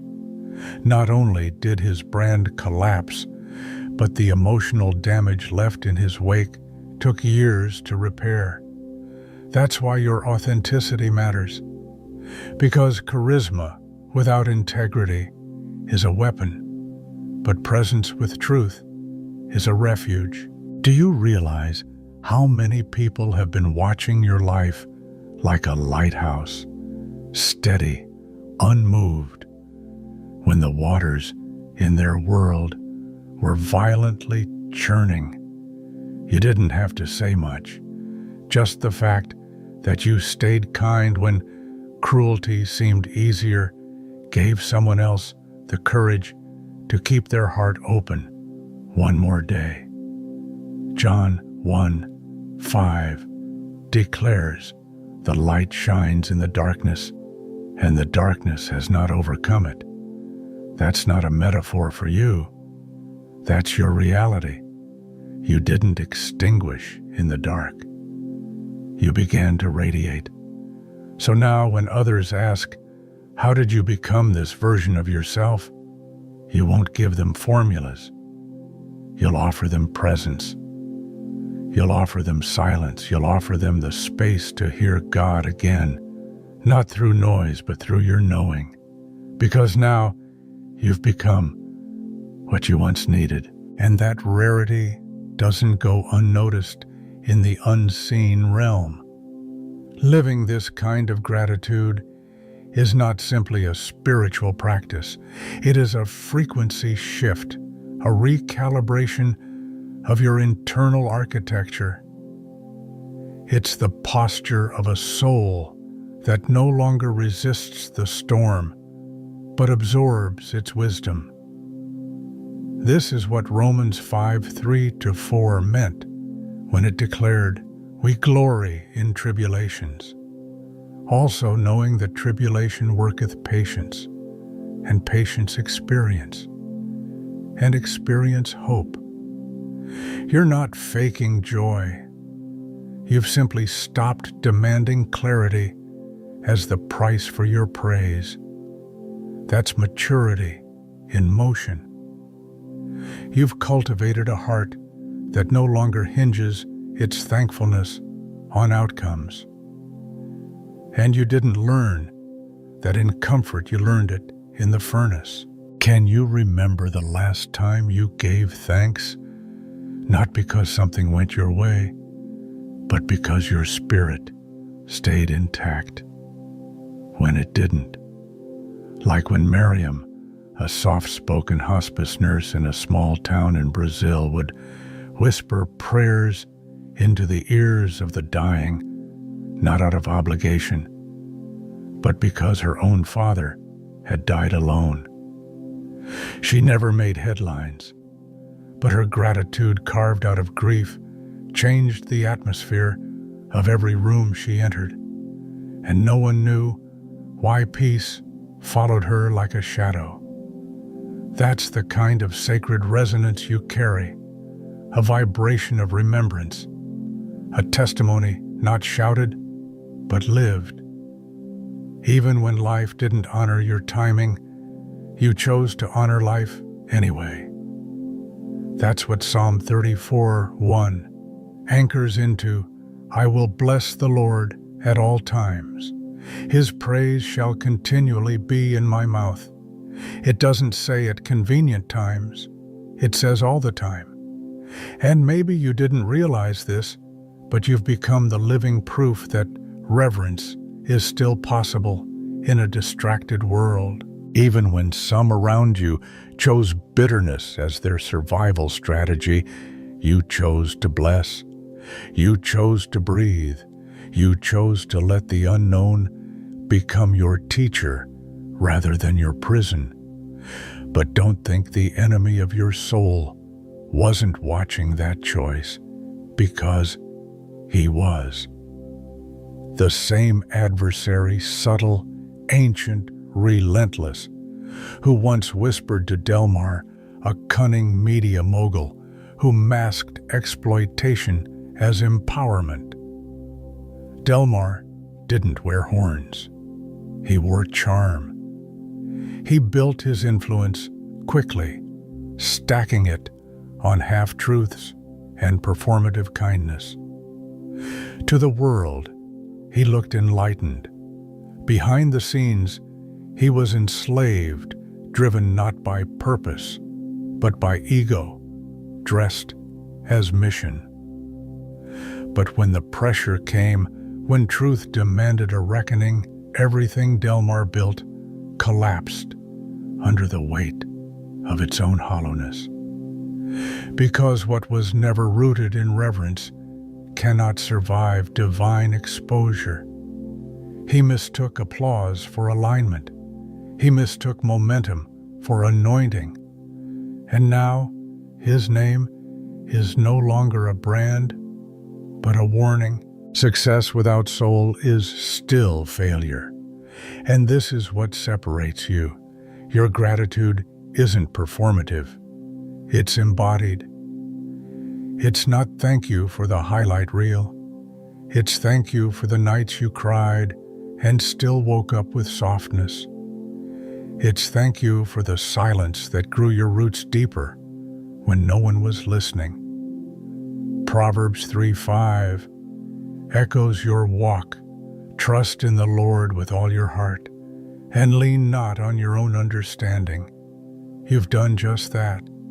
You've lived as a sacred echo, not repeating shallow mantras, but reverberating the memory of survival through grace. Not everyone sees it, but the ones who need to, they do. Have you noticed how some people gravitate toward you without knowing why? It's not because you speak loudly. It's because your life carries a frequency that calls others home to themselves. Even in the way you move, not rushed, not desperate, there's a clarity, a resonance, like a lake that holds the reflection of the sky without needing to shout for attention. That's the paradox of deep gratitude. It doesn't need acknowledgement. It becomes it. Isaiah 30:15 reminds us, in quietness and trust is your strength. And that's you now. Quiet, trusting, unshaken. Not because storms don't come, but because you no longer fear them. So, what happens when a life is lived with this kind of thankfulness? It becomes a sanctuary for others. It becomes evidence that holiness still walks the earth in human form. And that is why your presence has become more than presence. It's become a quiet revolution. You're not merely walking a path. You are redesigning the architecture of what that path can be. Others used to measure success by speed, applause, and visibility, but you've reminded the world of another frequency, one rooted not in domination, but in dignity. You've made people stop and ask themselves, what if I didn't have to betray myself to belong? What if the truth, even when it costs, is the only thing that truly sets me free? John 8:32 speaks directly to that power. Then you will know the truth, and the truth will set you free. You've shown that truth is not just an idea, it's a compass. You didn't just live it when it was easy. You clung to it when it meant standing alone. Do you know what makes your walk even more sacred? The fact that you chose alignment over mere achievement. You traded trophies for transformation. You started listening to the sound of your soul instead of the volume of the crowd, even when it didn't make sense on paper, when the numbers didn't add up, when the logic said, quit. You chose resonance over reason. That is living in divine frequency. Romans 12:2 reminds us, do not conform to the pattern of this world, but be transformed by the renewing of your mind. You've done that. Quietly, persistently, and with grace. Eva Ruiz, a contemporary sculptor known for rejecting gallery politics and choosing to work in silence for over a decade in the rural outskirts of Spain. Her work now fills museums, but she didn't create for praise, she created for truth. When critics asked how she survived the isolation, she simply said, "I didn't need the world to approve what my spirit already validated." Contrast that with Nolan Vay, a former ethics professor turned investor who built a career off charisma and manipulation. He was brilliant in the lecture halls, but off stage, he diluted integrity to win influence. Eventually, the House of Cards collapsed lawsuits, exposed fraud, and public disgrace. The irony. He once taught others how to live with honor. You never had to shout. You simply were. And that unsettles those who still believe power must be loud. Your authenticity became a kind of mirror. Not everyone liked what it reflected, but those who were ready, they saw it. Are you beginning to notice the shift in how people respond to you now? There's something magnetic about realness.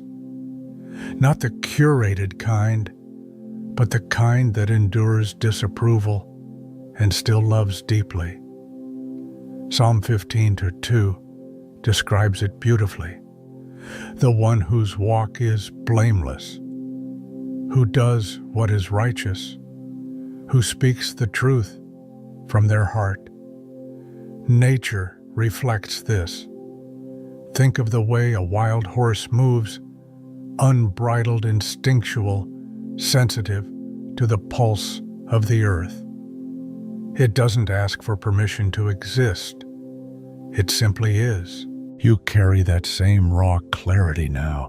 You don't need maps because you've become the terrain. You are no longer chasing alignment. You are alignment. And that's why your intuition has grown louder than your fear. You don't just sense what's true. You embody it. Ephesians 5:9 reminds us, "For the fruit of the light consists in all goodness, righteousness, and truth." That's what you carry now, a living light, not the spotlight, the sacred flame. Have you noticed how, even in silence, your courage is contagious?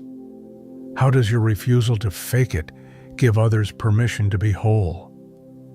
Someone once said, "Courage is not the absence of fear, but the presence of conviction."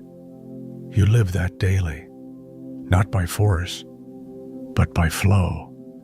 And because of that, your very existence teaches. Without a pulpit, without a script, just by breathing, walking, choosing again and again what is real. You're not perfect, you're powerful, you're not flawless, you're faithful.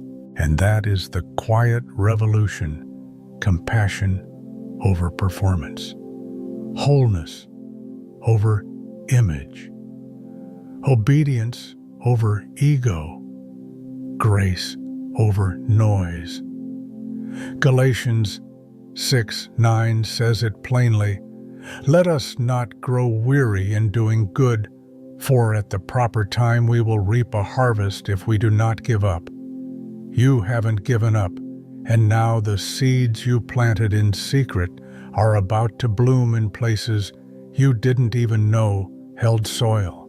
Because every time you choose your truth, even when it costs you comfort or belonging, you quietly become a mirror for someone else's possibility.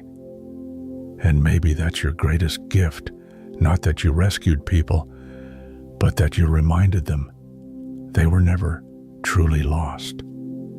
That their power wasn't gone, just buried beneath years of survival. That healing doesn't always come in grand gestures or tearful breakthroughs. Sometimes it's as subtle as a sigh, a stillness, a sacred internal nod that says, "Yes, this is me, and I'm still here." What if your authenticity is the map someone else has been trying to draw in the dark? You've become proof that the human spirit is self-renewing. That light doesn't have to be loud to be real. In physics, resonance is the phenomenon where one object vibrating at the same natural frequency of a second object causes it to vibrate. That's what your presence does. You don't force change, you awaken it. Isaiah 30:21 reminds us, "And your ears shall hear a word behind you, saying, 'This is the way, walk in it.' When you turn to the right or when you turn to the left, that's what others experience near you. Not instructions, but alignment. Not domination, but direction. You didn't have to shout your way into anyone's story. You simply lived your truth so fully that it echoed into theirs. You didn't just break cycles. You replaced them with something more stable, spiritual coherence. Like the migration of monarch butterflies who travel thousands of miles guided not by maps, but by genetic memory. You move with an inner compass, quietly validating that others can too. Marin Ilias, a Syrian war orphan turned community therapist in Sweden. With no formal degree, she began hosting healing circles in her living room. Her presence alone helped dozens find their voice again. When asked what gave her the strength, she answered, "I just didn't lie to myself anymore." And people feel that. That's your gift too. Unfiltered truth that invites safety. Contrast that with Christoph Hamer, a former best-selling spiritual influencer who manipulated thousands with promises of healing he never intended to deliver. When exposed for financial and emotional abuse, the empire fell. His name vanished from headlines overnight, not because he failed, but because he pretended. And pretense always erodes trust. So, how do you keep showing up in a world where performance is often louder than purpose? You do it like you've always done it, from within. From a place that isn't chasing validation, but emanating frequency. Galatians 5:1 speaks directly to this. It is for freedom that Christ has set us free. Stand firm then, and do not let yourselves be burdened again by a yoke of slavery. You no longer wear the yoke of approval. You carry presence instead. Even the animal kingdom reflects this kind of quiet resilience. Picture the Arctic fox, patient, almost invisible, adapting to extreme conditions, trusting instinct over impulse. That's the same adaptability you've cultivated, not loud, not proud, but highly attuned. You sense when to pause, when to speak, and when to move, not to impress, but to remain intact.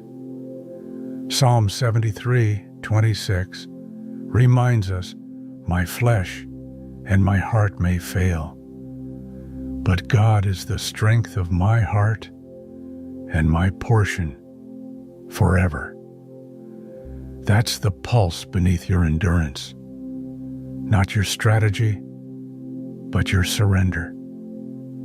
You have shown the world that scars can become signatures, that grief doesn't disqualify glory, that tenderness is a form of intelligence, and that staying open is a kind of strength the ego will never understand. And yes, maybe your path has been hidden. Maybe few ever said thank you, but heaven has been echoing your name in rooms you'll never enter. Matthew 6:4 declares, "Then your Father who sees what is done in secret will reward you." That reward isn't always material. Often it's identity. It's remembering who you are after the world tries to make you forget.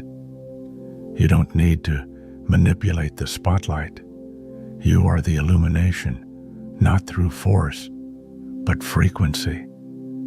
And perhaps the real question is, what kind of world begins to unfold when more people choose to live as freely as you do now? Keep going, not because you're being watched, but because your path is becoming a sanctuary for others. You weren't sent here to convince. You were sent here to radiate, to live in a way that reminds others that truth is still possible, that integrity still breathes, and that the divine does its deepest work through vessels that have nothing to prove. And now that you've embodied this, the universe responds. It always has, not with noise, but with clarity. And so, dear chosen one, maybe you'll never hear them say it. Maybe there will never be a thank you note, a standing ovation, or even a whisper of acknowledgement. But that doesn't make your presence any less powerful. You are the quiet anchor in someone's storm, the hidden strength behind their persistence, the unspoken reason they still believe in goodness. And while they may not say it, you are the reason they haven't given up. Your existence is not accidental. It is a divine strategy. You were sent ahead like a forerunner, not to be praised, but to pave a way. And in doing so, you've become living proof that endurance has a heartbeat, that love can still be fierce and quiet at the same time, and that hope often wears the face of someone who simply didn't quit. So, hold your head high, not because they see you, but because God sees you. Heaven has witnessed your sacrifice, your silent prayers, your decision to show up, even when no one noticed. And trust me, it counted. Every time you chose love instead of bitterness, patience instead of anger, truth instead of silence, you were rewriting someone else's ending. Thank you for being here. Thank you for walking this sacred path, even when it was lonely. If this message touched something deep within you, please like this video, share it with someone who might be carrying quiet burdens, and subscribe so we can stay connected on this journey together. And if you feel led, drop a comment below with 777 to declare that you're still standing for yourself and for those who still can't. To everyone who's supported this message through a super thanks or simply by being present, your energy is deeply appreciated. This space exists because of souls like yours who believe in light even when the world grows dim. Until next time, may peace find you when the world is loud. May strength rise within you when no one else sees. And may you always remember, you matter more than they'll ever say. But heaven knows, and heaven never forgets. Stay blessed, stay chosen. Your light is changing lives, even in silence.